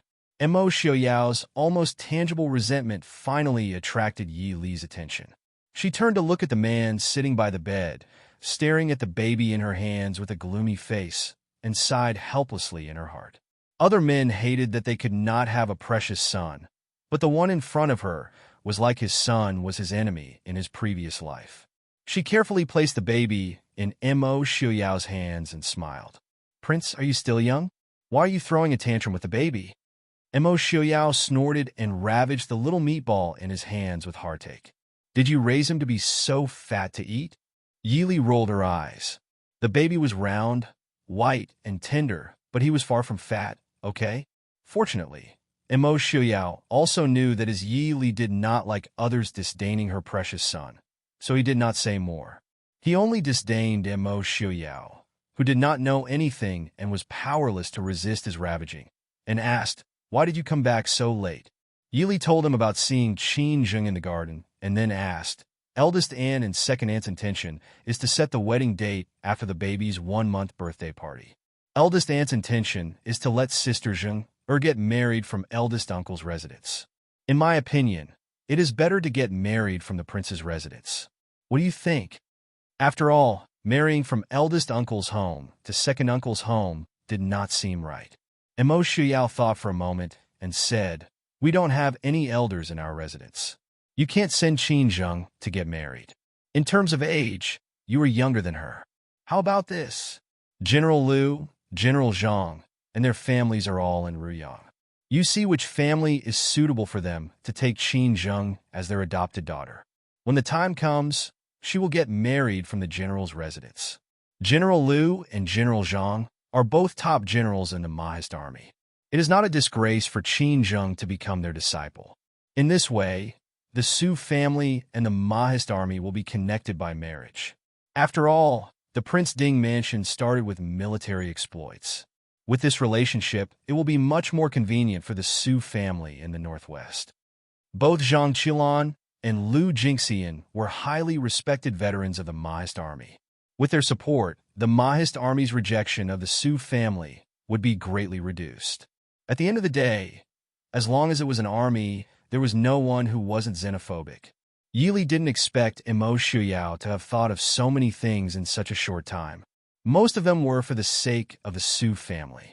She felt a slight sweetness in her heart and said softly, "Thank you for thinking so much for the Su family."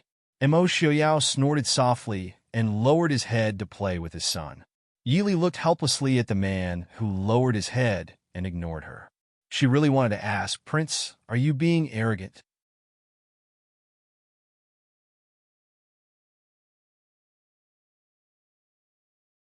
The news of the birth of the little heir of Prince Ding's residence spread to the surrounding countries at an extremely fast speed. Not to mention, Mo Xiaoyao had also sent out invitations everywhere to invite the influential officials of various countries to Riyang to attend the little heir's one-month-old birthday banquet. After receiving the gorgeous invitation with the Ding Mansion symbol, countless people smashed the priceless antiques and calligraphy in the study. Shiling Jinnan Palace in the study, Jinan of Gojoseon stared at the gorgeous invitation on the table and narrowed his eyes dangerously. Jinan of Gojoseon didn't say anything. The other people in the study naturally didn't dare to speak either. For a moment, the atmosphere was heavy and oppressive. After a long time, Jinan of Gojoseon's son, Lei Tingfeng, who was standing to the side, said, "Father, what does Mo Xiaoyao mean by this? Is he really going to break off relations with the Dechu state?" As the Prince Ding of the Dechu state, no matter how famous the Ding Mansion was, they didn't have the qualifications to invite the influential officials of the various countries to a prince's one-month-old celebration. In fact, even the royal families of the various countries wouldn't invite the influential officials of other countries to a prince's one-month-old celebration. However, if Mo Xiaoyao broke off relations with the Dechu state and established himself as the king, then at least he had the qualifications to speak with the royal families of the various countries. Thus, this invitation wasn't considered disrespectful. As for whether Mo Xiaoyao was willing to hold a one-month-old celebration for his son, no one could stop him. Jinan of Gojoseon sneered. The Ding Mansion and the Dechu state will break off relations sooner or later. It's not unexpected. However, I didn't expect that Princess Ding would be able to return alive. What was even more unexpected was that after falling from such a high cliff, not only was Princess Ding fine, even the child in her stomach was fine. Mo Xiaoyao's luck was so good that it made people hate him. Thinking of this matter, Jinan of Gojoseon's face became even uglier.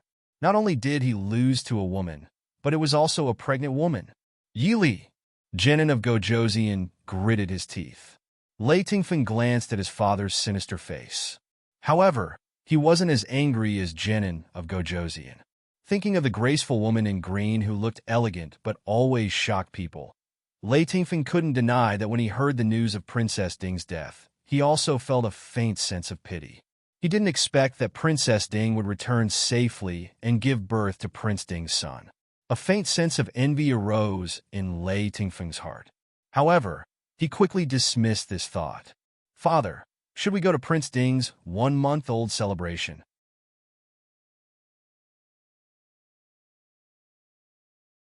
Although Ruyang wasn't far from the Dechu state and the Xiling border, it wasn't close to the Xiling Palace. This invitation was probably sent out by Prince Ding the moment he was born. It didn't even have the name of the little prince. Even so, if they wanted to attend the banquet, they had to leave immediately. Otherwise, they might not be able to make it in time. "We're going. Of course we're going." Jinan of Gojoseon laughed coldly. "Do you really think that Mo Xiaoyao is only doing this for his son's one-month-old celebration? I'm afraid that Riyang City will be very lively this time." Lei Tingfeng lowered his eyebrows and thought for a moment. He immediately understood. "Father, are you talking about the Imperial Jade Seal and the previous dynasty's Gaozu's treasure?" Jinan of Gojoseon nodded.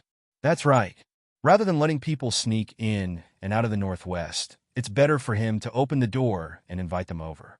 At the very least, these people can still be under his surveillance." Mo Xiaoyao has thought of a good idea. Lei Tingfeng frowned and said, "In Royal Father's opinion, is the Imperial Jade Seal really in Mo Xiaoyao's hands? The news we received seems to be that the Prince Ding Mansion's people are secretly looking for someone called Lin Yuan, and it's related to the Imperial Jade Seal." "Lin Yuan? Lin?" Jinan of Gojoseon pondered. Lei Tingfeng said, "Lin is the previous dynasty's national surname. This Lin Yuan is also known as Tanjiji. It's said that he wanted to kidnap Princess Ding to threaten Prince Ding in the northwest, but somehow the news leaked out and he was captured by Prince Ding. After Mo Xiaoyao released him, he spread the news. Not long after, the news spread that the Imperial Jade Seal was in the Prince Ding Mansion. Not only the Prince Ding Mansion, even Mo Jingqi is looking for him." Jinan of Gojoseon thought for a while and said, "I have some impression of this Tanjiji. Suzuki once said that he's an orphan of the previous dynasty's imperial family. An orphan of the previous dynasty's imperial family? Lei Tingfeng curled his lips disapprovingly. It's been more than 100 years since the previous dynasty was destroyed. Who cares about orphans? If that's the case, who knows how many orphans there are in this world? Every time a dynasty changes, there will be a few descendants of the imperial family living among the common people, who can really succeed in reviving the country. The reason why the story of enduring hardships can be passed down through the ages is because he's just an example. Father already knew the identity of this Tanjiji. Genin of Gojoseon obviously didn't put Tanjiji in his eyes. He smiled faintly and said, "It's not important to us whether he's a descendant of the previous dynasty's imperial family or a traitor. As long as he can help Mo Jingqi deal with the Prince Ding mansion, he's not an enemy to us."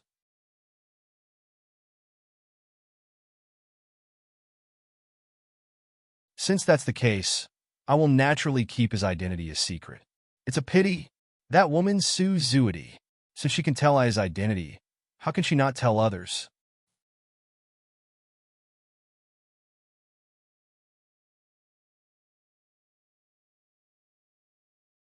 Chapter 458. Lei Tingfeng frowned. Then who does father think has the imperial jade seals? Genim of Gojoseon pondered for a moment and said, "With the temperament of the people in the Ding mansion, the imperial jade seal is not important to them. Mo Xiuyao is more arrogant than Mo Lufang. He disdains to use the imperial jade seal to raise the prestige of the Maist army." Lei Tingfeng said, "Father means?" Genim of Gojoseon waved his hand. "No, the imperial jade seal may not be in Mo Xiuyao's hands, but it may not be in Tanjiji's hands either. So this trip, we must go to the northwest. At least, the imperial jade seal cannot fall into the hands of others." "I understand." Lei Tingfeng nodded. "Father is going to Riyang personally?" Genim of Gojoseon nodded. "You go with I. There are no major events in West Hill recently." "I accept." The atmosphere in the imperial study of the Chu Palace became more dignified. Mo Jingqi was so angry that his face turned black. He threw the invitation in his hand far away. "Mo Yuchen. What a good Mo Yuchen. Mo Xiuyao. You are very good." Mo Jingli, who also received an invitation and entered the imperial study, saw the invitation marked with the Prince Ding mansion seal. Raising his hand to catch it, Mo Jingli smiled and said, "Brother, who made you so angry?" Seeing this brother of the same mother, Mo Jingqi's face became more ugly. He said coldly, "What are you doing in the imperial palace?" Mo Jingli smiled and took out another invitation. He smiled and said, "I came to pay my respects to mother.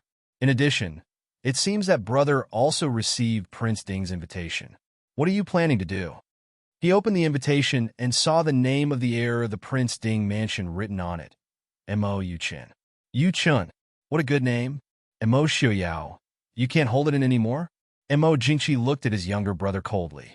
After his brother returned from the south, he had obviously become smarter and harder to deal with. If he didn't suddenly become enlightened, then there must be an expert guiding him from behind. "What are your plans?" "Since Mo Xiuyao sent someone to send you an invitation, does Imperial Brother plan to go?" Mo Jingli smiled and said, "Prince Ding personally sent an invitation. How could Imperial Brother not go?" "What gift does Imperial Brother intend to give to Prince Ding?" Mo Jingqi coldly snorted. Suddenly, a malicious smile appeared on his face as he said, "But Royal Brother should go. After all, Yi Li and Royal Brother are not strangers. Furthermore, she is Princess Consort Li's elder sister." At the mention of this, Mo Jingli's expression became ugly. Whenever he thought of Yi Li, who only knew how to cry and whine in his foo, and then thought of Yi Li, who could go to the battlefield and the court and had the support of the Su family behind her, Mo Jingli couldn't help but have a stomachache whenever he thought of the fact that Yi Li had once been his fiancée. If he had taken Yi Li back then, what would it have been like? With Yi Li's ability to defeat Genim of Gojoseon of Shieling, maybe he wouldn't have needed to fight his imperial brother in the north and south, and would have directly attacked the Chu capital. And that Su Qingchen, how much trouble had she caused for him in the south? If his princess consort was Yi Li, Su Qingchen would not only not cause trouble for him, she would help him. Maybe she could even help him take down Nanzhao, and not be controlled by Nanzhao like now. Seeing Mo Jingli's expression suddenly turn dark, Mo Jingqi's mood instantly improved. He raised an eyebrow and said, "Since Imperial Brother is going, why not bring Princess Consortly with you? She can also reminisce about the past with Yi Li." Mo Jingli gritted his teeth and said lightly, "Many thanks for Imperial Brother's advice. Since this is the case, Chendi will go and prepare first. Seeing that there isn't much time left, we will depart for the northwest tomorrow morning." Mo Jingqi nodded and said, "Imperial Brother, please go." When Mo Jingli left, the smile on Mo Jingqi's face disappeared without a trace. Did Mo Jingli think that he didn't know what he wanted to do in the northwest? To celebrate Mo Xiuyao's son's 1-month birthday? Mo Jingli would only want Mo Xiuyao's son to die early more than him, because the child's mother was his former fiancée. Yi Li's existence was simply telling everyone in the world that he, King Li, was blind as a bat. You want to go to the northwest to find the Imperial Jade Seal? Mo Jingli, your appetite is a bit too big. Emperor? Is there any news of Tanjiji's whereabouts? Mo Jingqi asked coldly as he looked at the gray-clothed person kneeling in the hall. Emperor, please forgive me. For now, there is no news of Tanjiji's whereabouts. Bang! Mo Jingqi grabbed the inkstone on the table and threw it over.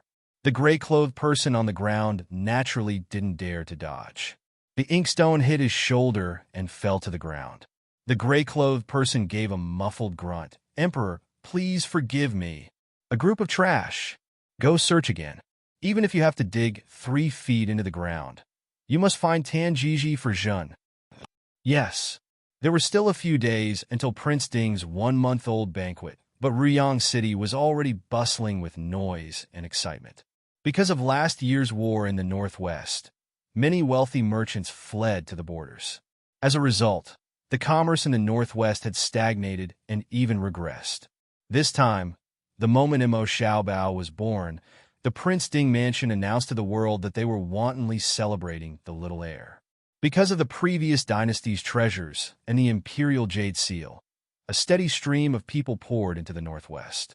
In less than a month, Ruyang City seemed to have slowly become prosperous.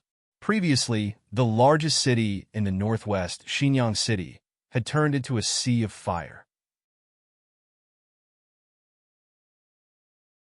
Now that the Prince Ding mansion was stationed in Ruyang City seemed to gradually become the largest city in the northwest. In order to entertain guests from all over, the common people in the city had already tidied up their homes early on, preparing to take advantage of this bustle to make a fortune. In the Prince Ding mansion, because of the addition of the Su family, Mo Xiuyao and Yi Li felt a lot more relaxed. In the Su family, other than Master Qingyun, who was already old and enjoying his life in the mansion and would occasionally visit Su Zhe, who was recuperating, Su Hongyu, Su Hongyan, and the 5 young masters of the Su family, even the youngest, Su Qingyan, could follow Su Qingbai and help out a little. Su Hongyu and Su Qingchen were originally rare geniuses. With them, Mo Xiuyao immediately threw most of the affairs in the northwest to them. His days were very relaxed and comfortable. Li Er, did you write this thing? In the spacious study, several tables were placed together to form a large table. All kinds of documents and files were neatly arranged on top of it. Several people sat around the table. As they dealt with the files in their hands, they would occasionally exchange a few words. Although everyone had their own study, under normal circumstances, they still liked to deal with business in the large study. It was not cold and boring, and when they could not make up their minds, they could ask for the opinions of others. Su Qingchen raised his head and asked as he held a file about the business plans in the northwest. Yi Li raised her head from between the files and looked blankly at Su Qingchen. She did not know what he was talking about. Mo Xiuyao, sitting next to her, glanced and said, "It's about the business development plan in the northwest." "Ah, I wrote it." Yi Li finally remembered. She said with some embarrassment, "Actually, I only have a general idea." I'm not familiar with these things. Didn't you say before that it was given to Mingxi and Lung Air to handle? Imo Shuyao said. Lung Air has returned to the pass. Han Mingxi has to manage the Northwest and Nanzhao and Beirong by himself. He is too busy, so it was put aside for now.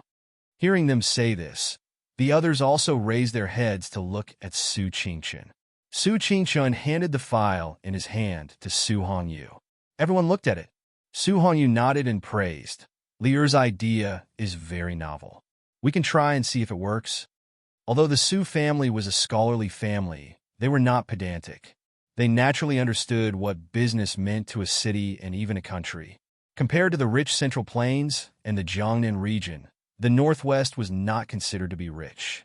Even the food supply was relatively poor. If they could not find another way, there would be a day when the Mo army would gradually wither away due to the poverty in the Northwest. At first, when they saw Yi Li and Mo Shuyao go in and out every day to deal with the politics of the Northwest and the military affairs of the Maoist army, everyone was surprised. But when they saw the Maoist army generals appear accustomed to it, they felt very gratified. Li Er had enough talent and ability. Most importantly, Prince Ding was willing to give her trust and space to show her ability. This made the Su family's impression of Mo Shuyao much better.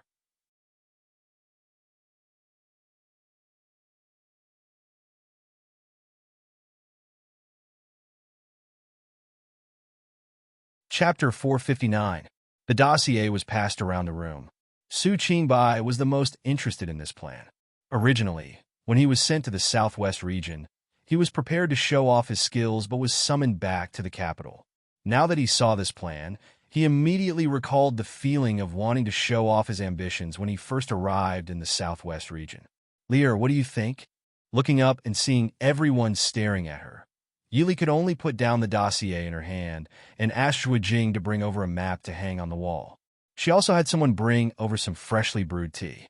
After thinking seriously for a while, she said, the Northwest area is less than 1/6 of the Dechu states, and its population is less than 1/10 of the Dechu states. Although Hangzhou is known as the Northwest Granary, it is still lacking compared to the Southwest, which is known as Tianfu. If it were peacetime, it wouldn't matter. We would only need to import a small amount of food to feed the people and soldiers in the Northwest. But in reality, the worst-case scenario is that we might have to face the 3 million troops of the Dechu state, the northern tribes, and Xiling at the same time. And even if there is no war, the three countries only need to seal off the Northwest's food and economy. Even if the Northwest doesn't immediately fall into trouble, it will only become poorer and poorer. At the same time, the Maoist army will become weaker and weaker. Extinction is only a matter of time. Everyone was indifferent. What Yili said was the truth. It wasn't that the people present didn't know, but that no one had ever laid out the data so clearly in front of them. Because it was clear, it was even more shocking. Feng Jiao frowned. What if we take the initiative to attack? Expand our territory in the Northwest? Su Hongyu frowned. It's not impossible, but Shiling's land is barren. Most of their food comes from the Dechu state, Nanzhao, and the western countries. The northern tribes are vast grasslands and deserts. The northern tribes mainly eat cows and sheep. The Dechu state cannot be touched for the time being. Once the Maoist army moves against the Dechu state, it is very likely that Xiling, the northern tribes, and Nanzhao will attack the Maoist army at the same time. Actually, with the Maoist army's strength, what General Feng said might not be impossible, but the losses would be huge. I think Li Er's idea is to take it slow. Yili nodded. That's right. If we make the Northwest a mess, we will be the ones to clean up the mess. Unless we can take down Xiling or northern tribes within half a year, the Maoist army was not just any army to the Maoist army. Because no matter who wanted to conquer the world or do something else, if they were not strong enough, they would only be ignored by others. When they were strong enough, they could even do anything. As for the Mo family army, from the very beginning, they had been set as everyone's opponent to Su Qingyin tilted his body and stretched his neck to look at the thing in Su Qingbai's hand. He asked, sisterly, or is already considered so much. Then, there must be a way to solve it? Yili smiled helplessly. How can we solve these problems in such a short time? But I have ordered people to survey the entire northwest region. Other than the vicinity of Hangzhou, in Ganzhou, which is the middle reaches of Min River, there is a large area of plains. The soil and water quality are excellent. It is just that this area is connected to the northern tribes, so there are very few people. Large areas of fertile land are not cultivated. Su Qingbai said thoughtfully, Lear, you mean to move the people to Ganzhou to cultivate the land? Then there must be a large number of troops stationed at the border to prevent the northern tribes from raiding. Mo Shuyao nodded. This is not a problem. Now the Mahist army has hundreds of thousands of soldiers who have nothing to do. Moreover, the Mahist army will expand in the future. There is no need to worry about not having enough people to guard it. Yili also nodded. If the people are not assured, the Mahist army can cultivate the land first or cultivate it together with the people. The Mahist army and the people cultivate together. Everyone frowned and hesitated. Su Qingchen raised his eyebrows and smiled. Li Er's idea is not bad. The hundreds of thousands of soldiers do not need to fight for the time being. Using them to cultivate the land is not bad. In this way, the Mahist army will have their own harvest and can also reduce the taxes of the people. Su Qingbai nodded and asked impatiently, Then Li Er, what do you think of the business hub that you mentioned?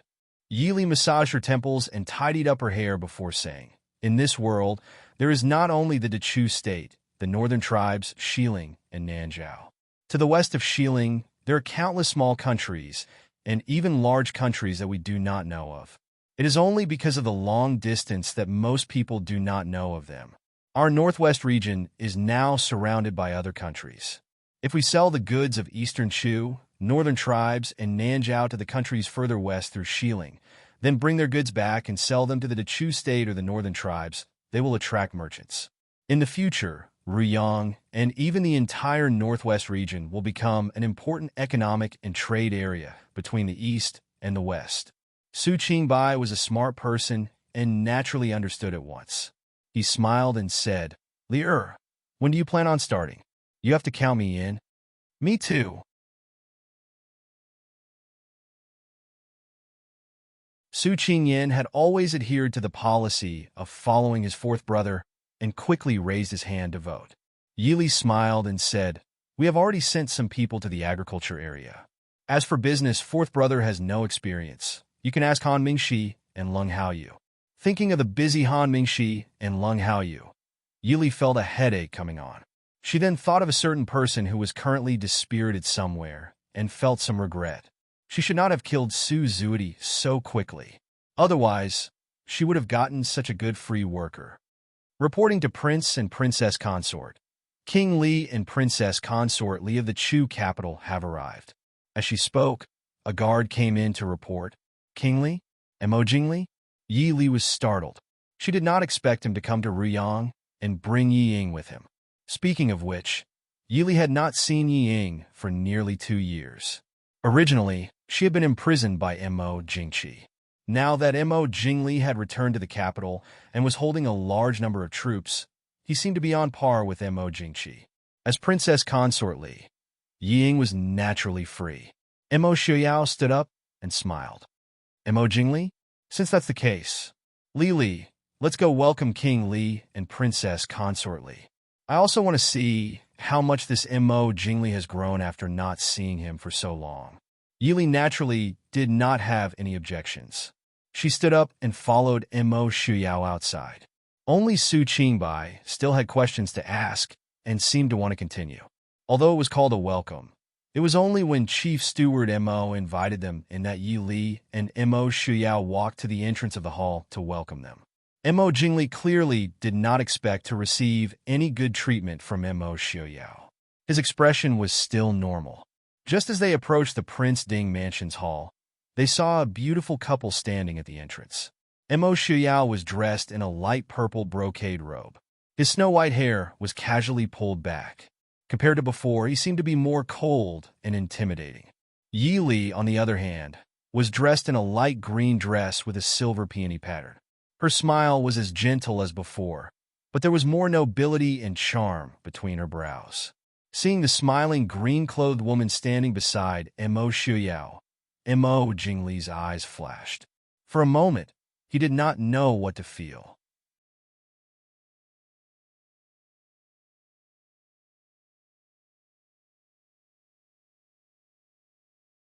Chapter 460. Li Wang and Li Wang Fei are honored by your presence. Welcome. Seeing that Mo Shuyao did not plan on speaking, Yi Li said with a faint smile. Before this year, Ying was very different from the fourth miss of the Yi family, whose name had spread through the capital. Her expression, which had always been weak and helpless, was now filled with hidden bitterness and stupefaction. Her watery eyes, which were as clear as autumn waters, had become much sharper, and her originally weak temperament had weakened a lot. Following silently by Mo Jingli's side, she looked more like a princess than before. But Yi Li did not miss the hint of jealousy and bitterness that flashed through Yi Ying's eyes when she looked at her. She couldn't help but laugh inside. Ying might have suffered greatly these past 2 years, but what did she have to be jealous of her? Jealous that she had led troops to battle and risked her life on the battlefield? Or jealous that she had almost lost her life when she fell off the cliff? Mo Jingli looked at the two people standing side by side in front of him and said coolly, "Long time no see. How have you been?" Mo Shuyao raised an eyebrow in surprise. Mo Jingli knew how to greet him properly? It seemed that he had learned some bad things in the past year. He nodded coolly and said with a faint smile, "Thank you for your concern." Mo Jingli's expression froze, and he looked as ugly as if he had swallowed a fly. Who was concerned about him? Yi Li smiled and looked at Mo Shuyao. Mo Jingli said with a smile, "Please come in." After entering the hall and sitting down, Yi Li noticed that Mo Jingli had brought another person. It was also a familiar face that she had not seen in a long time, Princess Xixia. Princess Xixia was dressed as a servant girl and followed beside Mo Jingli. But she kept her head down. Yi Li thought that she was just a normal servant girl. However, she followed everyone into the hall. Yi Li realized that something was wrong. No wonder Yi Ying's expression was so ugly. When Mo Jingli left the Chu capital, he brought Princess Xixia with him. She didn't expect that he would bring her with him to the northwest.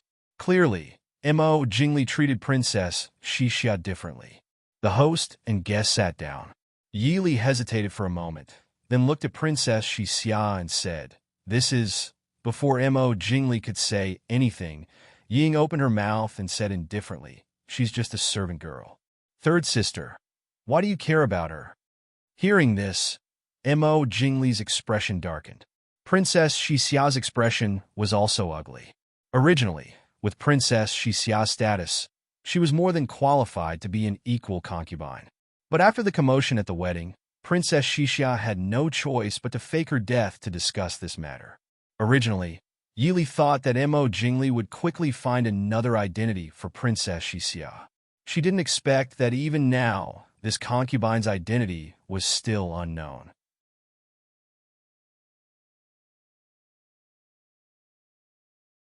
Seeing that Mo Jingli didn't speak, Yi Li didn't care. She ordered someone to bring tea.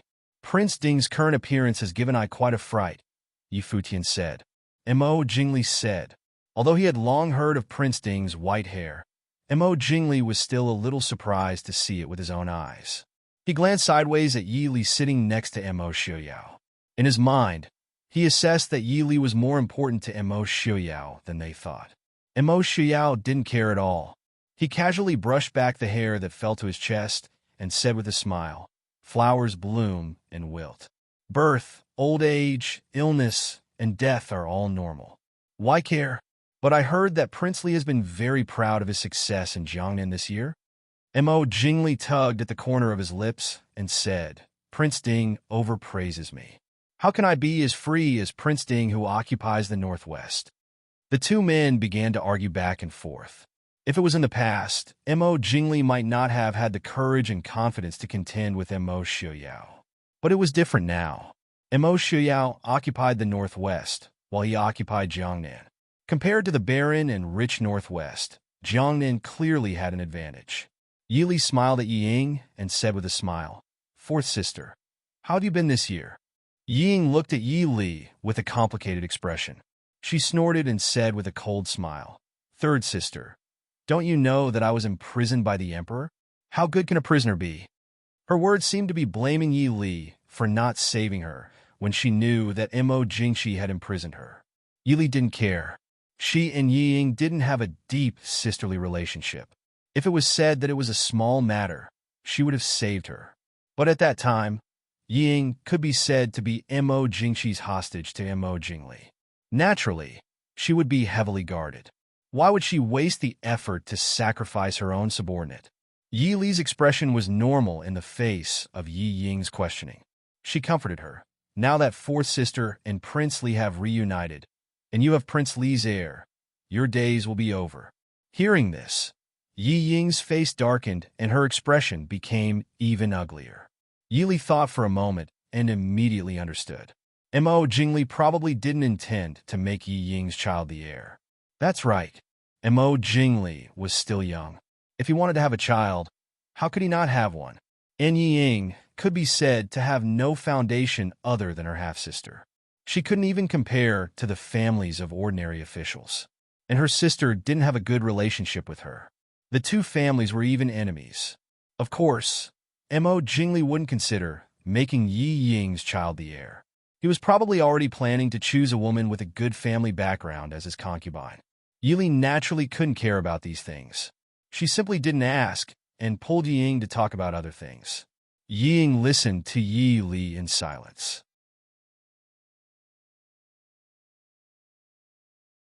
After a long time, she suddenly asked, "Third sister, why do you want father to retire and return to his hometown?" Yi Li raised her eyebrows. Was she questioning her? Yi Li pursed her lips and smiled faintly. Her smile was a little cold. Father is old and has risen to the top in the imperial court. What's wrong with retiring at the top? Yi Ying bit her lip and looked at Yi Li resentfully. No one knew how she felt after being released from the prison and finding out that her parents and relatives were no longer in the capital. Prince didn't care about her as much as before. He was just cold and indifferent. He didn't even look at her child. If father was still here, he wouldn't be like this. Yi Li certainly understood Yi Ying's unwillingness and resentment. She sneered in her heart. If Minister Yi didn't retire and return to his hometown, he would have been killed by Mo Jingqi. He wouldn't have waited for Yi Ying to come out. She originally thought that Yi Ying had grown up after more than a year of suffering. Now it seemed that she was still so naive and ignorant. Although Yi Ying and Yi Li were relatives, Yi Li didn't arrange for Mo Jingli and his group to stay in the Prince Ding mansion. Instead, she arranged for them to stay in a courtyard specially set aside in Ruyang City. This place was specially prepared to receive dignitaries or envoys from various countries. Although the Maoist army didn't have a good relationship with the various countries, war wasn't something that could be easily started. It was impossible for people to not interact with each other. Although this courtyard wasn't as luxurious as the rest of the post house in the Chu capital, it wasn't bad at the time and was big enough.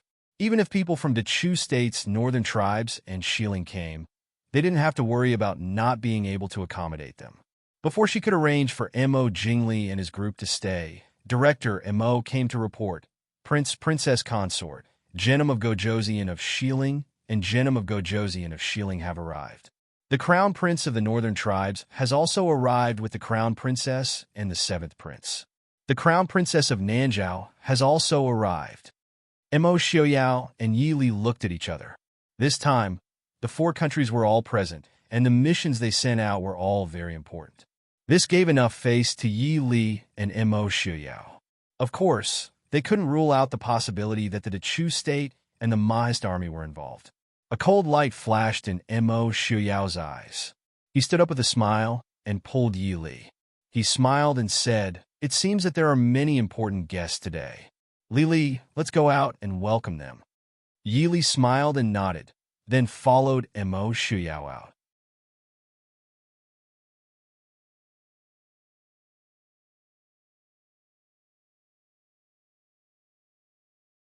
Chapter 461. It was bustling and crowded outside the main entrance of Prince Ding's residence. It was unknown if it was a coincidence or if it was done on purpose, but the distinguished guests from the three countries had rushed to the entrance of Prince Ding's residence at the same time. Hence, the entrance of Prince Ding's residence was completely surrounded by the carriages, attendants, and guards of these people. However, with the Black Cloud cavalry acting as guards outside the Prince Ding mansion, these people could not even think about getting close to the Prince Ding mansion. The Prince Ding mansion's door opened from the inside. Mo Shuyao and Yi Li came out hand in hand. Under the sunlight, the snow-white hair flashed with a cold luster. The people who just came out of the carriage were stunned. They were the most powerful group of people in their respective kingdoms. They had already received Mo Shuyao's white hair message. But just like Mo Jingli, when they saw the white-haired man in front of them, they could not hide their surprise. But what was puzzling was that when the princess consort fell off the cliff and disappeared, Prince Ding was fine. How come when Princess Ding came back, Prince Ding's hair turned white overnight? You have all come from afar. I hope you will forgive me for being late. Mo Shuyao glanced at the crowd and smiled apologetically. We dare not. We are already familiar with Prince Ding. Prince Ding, why are you being so polite? This is Princess Ding. Seeing you today, you really live up to your reputation. The young man in the royal family of the northern tribes was tall and straight. He had the rough and handsome appearance of the people of the northern tribes, but his aura was extraordinary. Standing beside him was the seventh prince of the northern tribes, Yalu Yi, and Princess Ronghua, who had not been seen for a long time. Princess Ronghua nodded at Yi Li and smiled faintly. Her beautiful face was not as pale and delicate as it was in the Chu capital. Instead, it was more rosy and healthy. It seemed that Princess Ronghua had been living well in the northern tribes for more than a year. The man who spoke was naturally the crown prince of the northern tribes, Yalu Hong. Yi Li smiled faintly and said, Crown Prince of the northern tribes, you flatter me. Since everyone has come from afar, please come in and have a cup of tea before resting at the post house. Yalu Hong looked at Yi Li with some surprise, then said with a smile, Thank you, Wang Fei. Princess Anshi stepped forward and said with a smile, Princess Ding, long time no see. How have you been? Yi Li felt a little embarrassed when she saw Princess Anshi's bright smile. She had deceived Princess Anshi more than once in Nanzhou, yet Princess Anshi was still speaking to her in such a pleasant manner. She wondered how much faith Su Qingchen had given her. Princess Ding nodded and said with a smile, Big Sister Princess, I trust you have been well since we last met. It just so happens that Big Brother is also in Ruyang. Princess, you can reminisce about old times with Big Brother. Everyone knew that Princess Ding did not have an elder brother in her family, so who else could she call Big Brother? Yi Li wasn't afraid to tell everyone that Su Qingchen was in the northwest. She didn't want the Su family to hide. Since she had to tell her sooner or later, it was no big deal to tell her now. Sure enough, Princess Anshi smiled more happily after hearing the news about Su Qingchen. She said with a smile, Thank you, Wang Fei. Princess Ding, how have you been? Lei Tingfeng from the West Hill came forward to greet her. Although all the countries had some grudges against the Mahist army, the West Hill was in the most awkward position. Last year, the two armies fought a war and hundreds of thousands of soldiers from the West Hill died in the northwest. Of course, the Mahist army's Wang Fei falling off a cliff was more serious. Therefore, even if the two sides temporarily put aside their grudges and pretended to be at peace, they still felt a little uncomfortable. Mo Shuyao stepped forward and held Yi Li's slender waist with one hand. He smiled at Lei Tingfeng and said, Thank you for your concern. Princess Li is very lucky. Lei Tingfeng was also helpless. He wasn't the one who caused Princess Ding to fall off the cliff. But it didn't seem to make any difference if it was his own father. He laughed dryly and said, The Wang Fei is indeed very lucky to have turned misfortune into a blessing. Yi Li patted Mo Shuyao's hand quietly and said to the crowd with a smile, It's rude of the Prince Ding mansion to let you talk at the door. Please come in. Mo Shuyao snorted lightly and glanced at Genom of Gojoseon, who was sizing up Yi Li. Then he stepped aside and let them in. Genom of Gojoseon said lightly, I haven't seen you for a year. Prince Ding's kung fu cultivation has become more profound. I wonder if we can have a spar when you're free? And Mo Shuyao smiled ferociously at a place where no one could see. He tilted his head slightly and said, I'll keep you company anytime. Princess Ding, it's been a long time. How are you? As if teasing Mo Shuyao wasn't enough, Jinim of Gojoseon turned his gaze to Yi Li and asked Yi Li with a smile. Yi Li nodded lightly and said, Thank you for Jinim of Gojoseon's concern. Ben Fei is well. But Prince Ding's injury, is it serious? Sensing that Mo Shuyao's hand around her waist had tightened, Yi Li could only hate herself for not using more strength to take his life back then. Jinim of Gojoseon seemed to remember the wound that Yi Li had given him. He smiled regretfully and said, I will never forget Wang Fei's gift. Yi Li's eyes darkened, and she said coolly, Is that so? Ben Fei will also never forget it.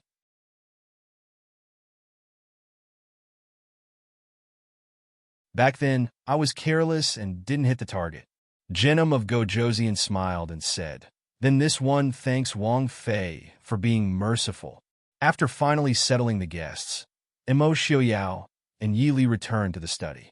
Only Su Qingchun was left in the study. Seeing them come in, he raised his head and smiled. You've returned? Yi Li smiled and said, Dagu is still busy? Aren't you going to see your good friend? Su Qingchun raised his eyebrows and said, Anqi is here? Yi Li nodded and said, Right now, Nanjiao doesn't seem to be able to send any other important envoys other than Princess Anqi. Dagu isn't going to see her? Just now, Princess Anqi's face was filled with disappointment when she left. Su Qingchun glanced coolly at her and said coolly, I will go visit Princess Anqi later. Why are you in such a hurry? Yi Li was helpless. Her Dagu was like an immortal that mortals could not afford to offend. It was really depressing, walking through thousands of flowers without a single leaf touching him. No, he didn't even walk through the flowers. He just looked at them from a distance that was neither close nor far, neither light nor heavy. He made people feel that he was close and gentle, as if he was within reach. But when they really touched him, they felt that he was beyond the 9 heavens. Even her eldest aunt was slightly worried that her Dagu would see through the mortal world and cultivate immortality. It was not that Yi Li wanted to put her Dagu and Princess Anqi together. But these years, the only woman who could get close to her Dagu was Princess Anqi. Jinim of Gojoseon of Xiling, heir Jinim of Gojoseon, the crown prince of the northern tribes and the 7th prince, the crown princess of Nanjiao and Prince Li of the Chu state. Hearing Yi Li mention the people who came this time, Su Qingchun said thoughtfully, Even if it's for the so-called Imperial Jade Seal, the people who came this time are a little too important. These people were the most important people in all countries. Jinim of Gojoseon of Xiling was even more important than the Emperor of Xiling. These people all gathered in Ruyang. If it was just for the Imperial Jade Seal, it would be making a mountain out of a molehill. Yi Li smiled and said, Dagu and Xiuyao are the same. They don't think much of the Imperial Jade Seal, but others may not think so. The so-called Imperial Jade Seal. Whoever obtains it can obtain the world. Yi Li felt that this sentence had always been sarcastic. It should be, whoever obtains the world can obtain it. Whether it was the ancient emperor or the recent Gaozu of the previous dynasty, who didn't obtain the Imperial Jade Seal when they were close to the end of the country. If you don't have anything, even if the Imperial Jade Seal fell from the sky and landed in your arms, you would only be cannon fodder.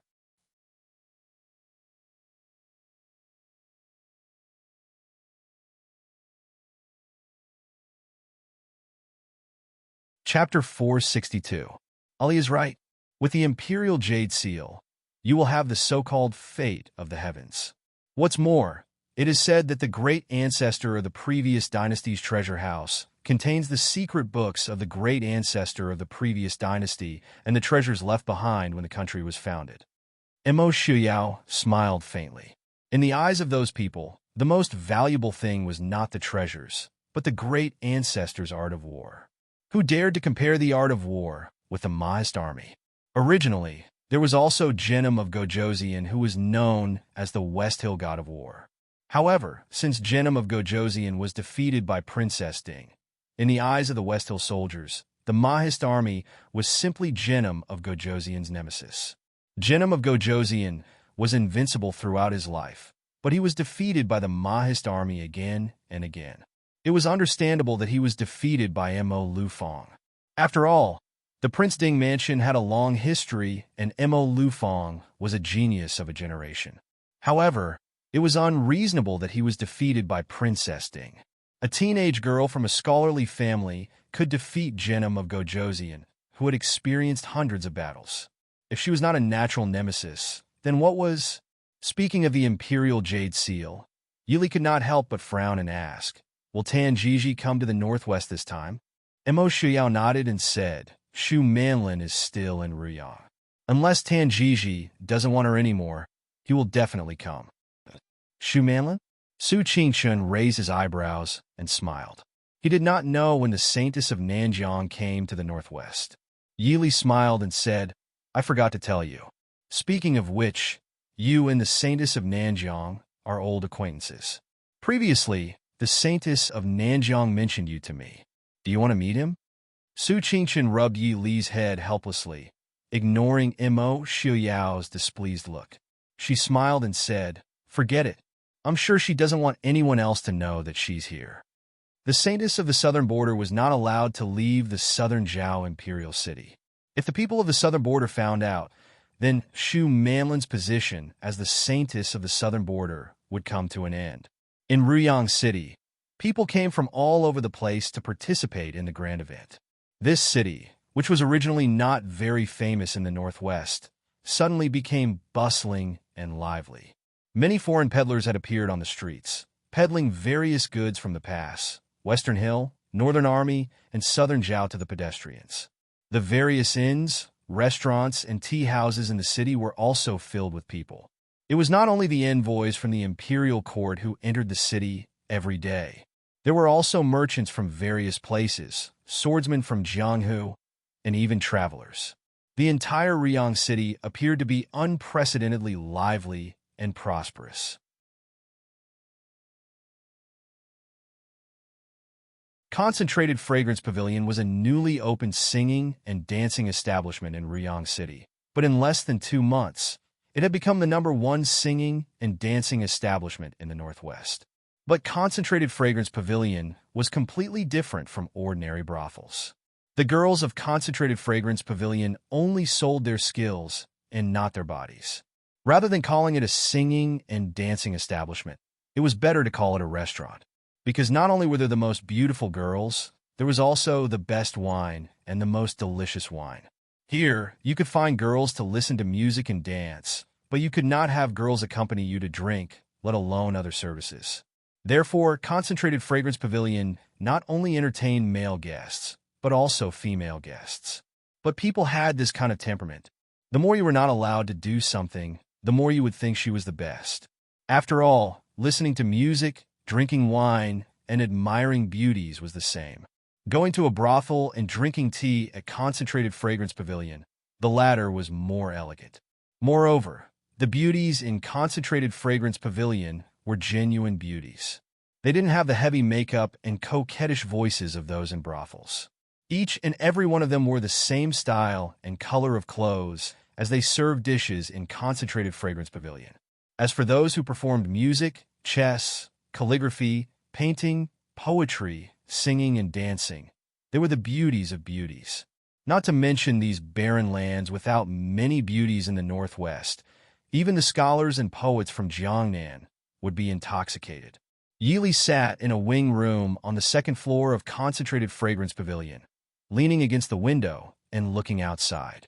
It was already night, but all of Ruyang City was brightly lit like it was daytime. There was a high platform across from Concentrated Fragrance Pavilion. It seemed to be playing some kind of arena game. There was a flow of people downstairs, and it seemed to be more lively than during the day. "It's so late. Wang Fei, why have you come out?" Yaoji was wearing a red robe. Her beautiful face had recovered 70 to 80%. She did not look as beautiful as before, but people felt she was more gentle and moving. Pushing open the door and coming in, Yaoji leaned against the door and asked with a smile. Yili smiled faintly and said, "I had nothing to do, so I came out to see." You've managed Concentrated Fragrance Pavilion well. Yaoji curled her lips and said, yes, it's good. I have to thank you for your kindness, Wang Fei. Otherwise, it would be a pity for so many beauties in Concentrated Fragrance Pavilion to become prostitutes. Yili looked at her with a faint smile and said, who said that beauties must open brothels? There are many brothels under Tianyi Pavilion. It's not worthwhile to open another one.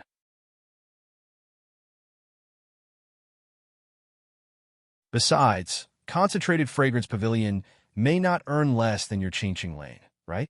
Yaoji nodded and said with a smile, you're right, Wang Fei. Concentrated Fragrance Pavilion's expenses were extremely high. Even Yaoji, who used to run the #1 brothel in the capital, couldn't help but be speechless.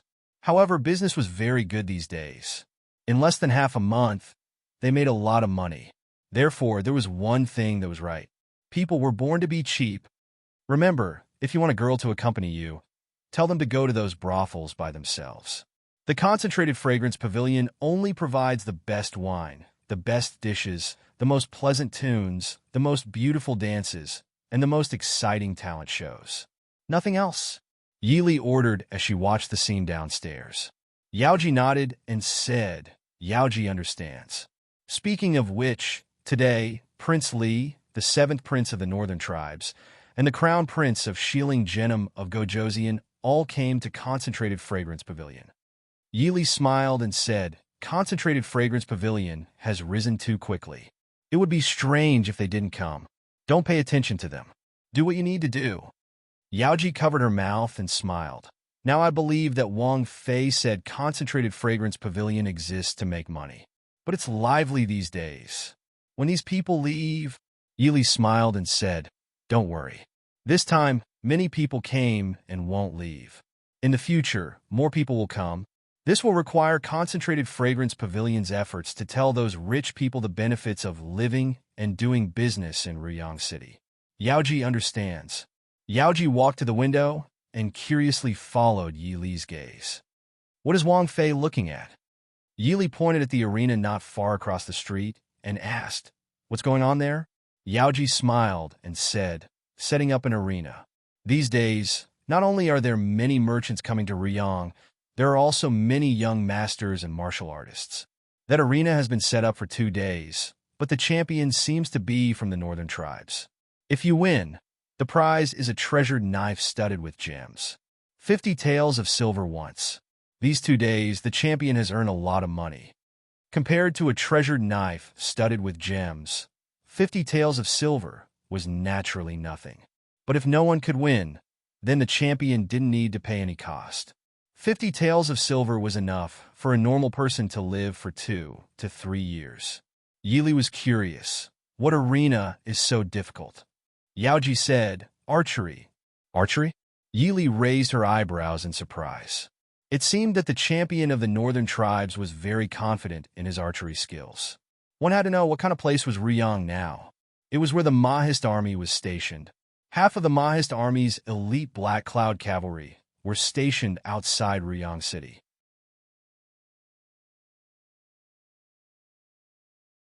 And all of the Black Cloud cavalry could be said to be 1 in 100 master archers. Yaoji looked outside and suddenly smiled. Wang Fei, are those the young generals of the Mahist army? Yili looked outside and saw that a few young generals had squeezed to the front of the crowd. It was Yun Ting and the young general called Chun Yun who had fought with Yi Li in the Mahist army camp. It seemed that the two had a good relationship now. Yi Li stood up and smiled. Let's go and see what's so special about the Northern Tribe's master archers. You're tuning in to the Romance Rendezvous YouTube channel. We're so grateful for your support, and don't forget to subscribe to join us on this incredible journey through captivating stories. Your generosity through donations truly makes a world of difference, as it's the primary source of revenue that allows me to expand and enhance this channel for you. Thank you from the bottom of my heart for being a part of this adventure.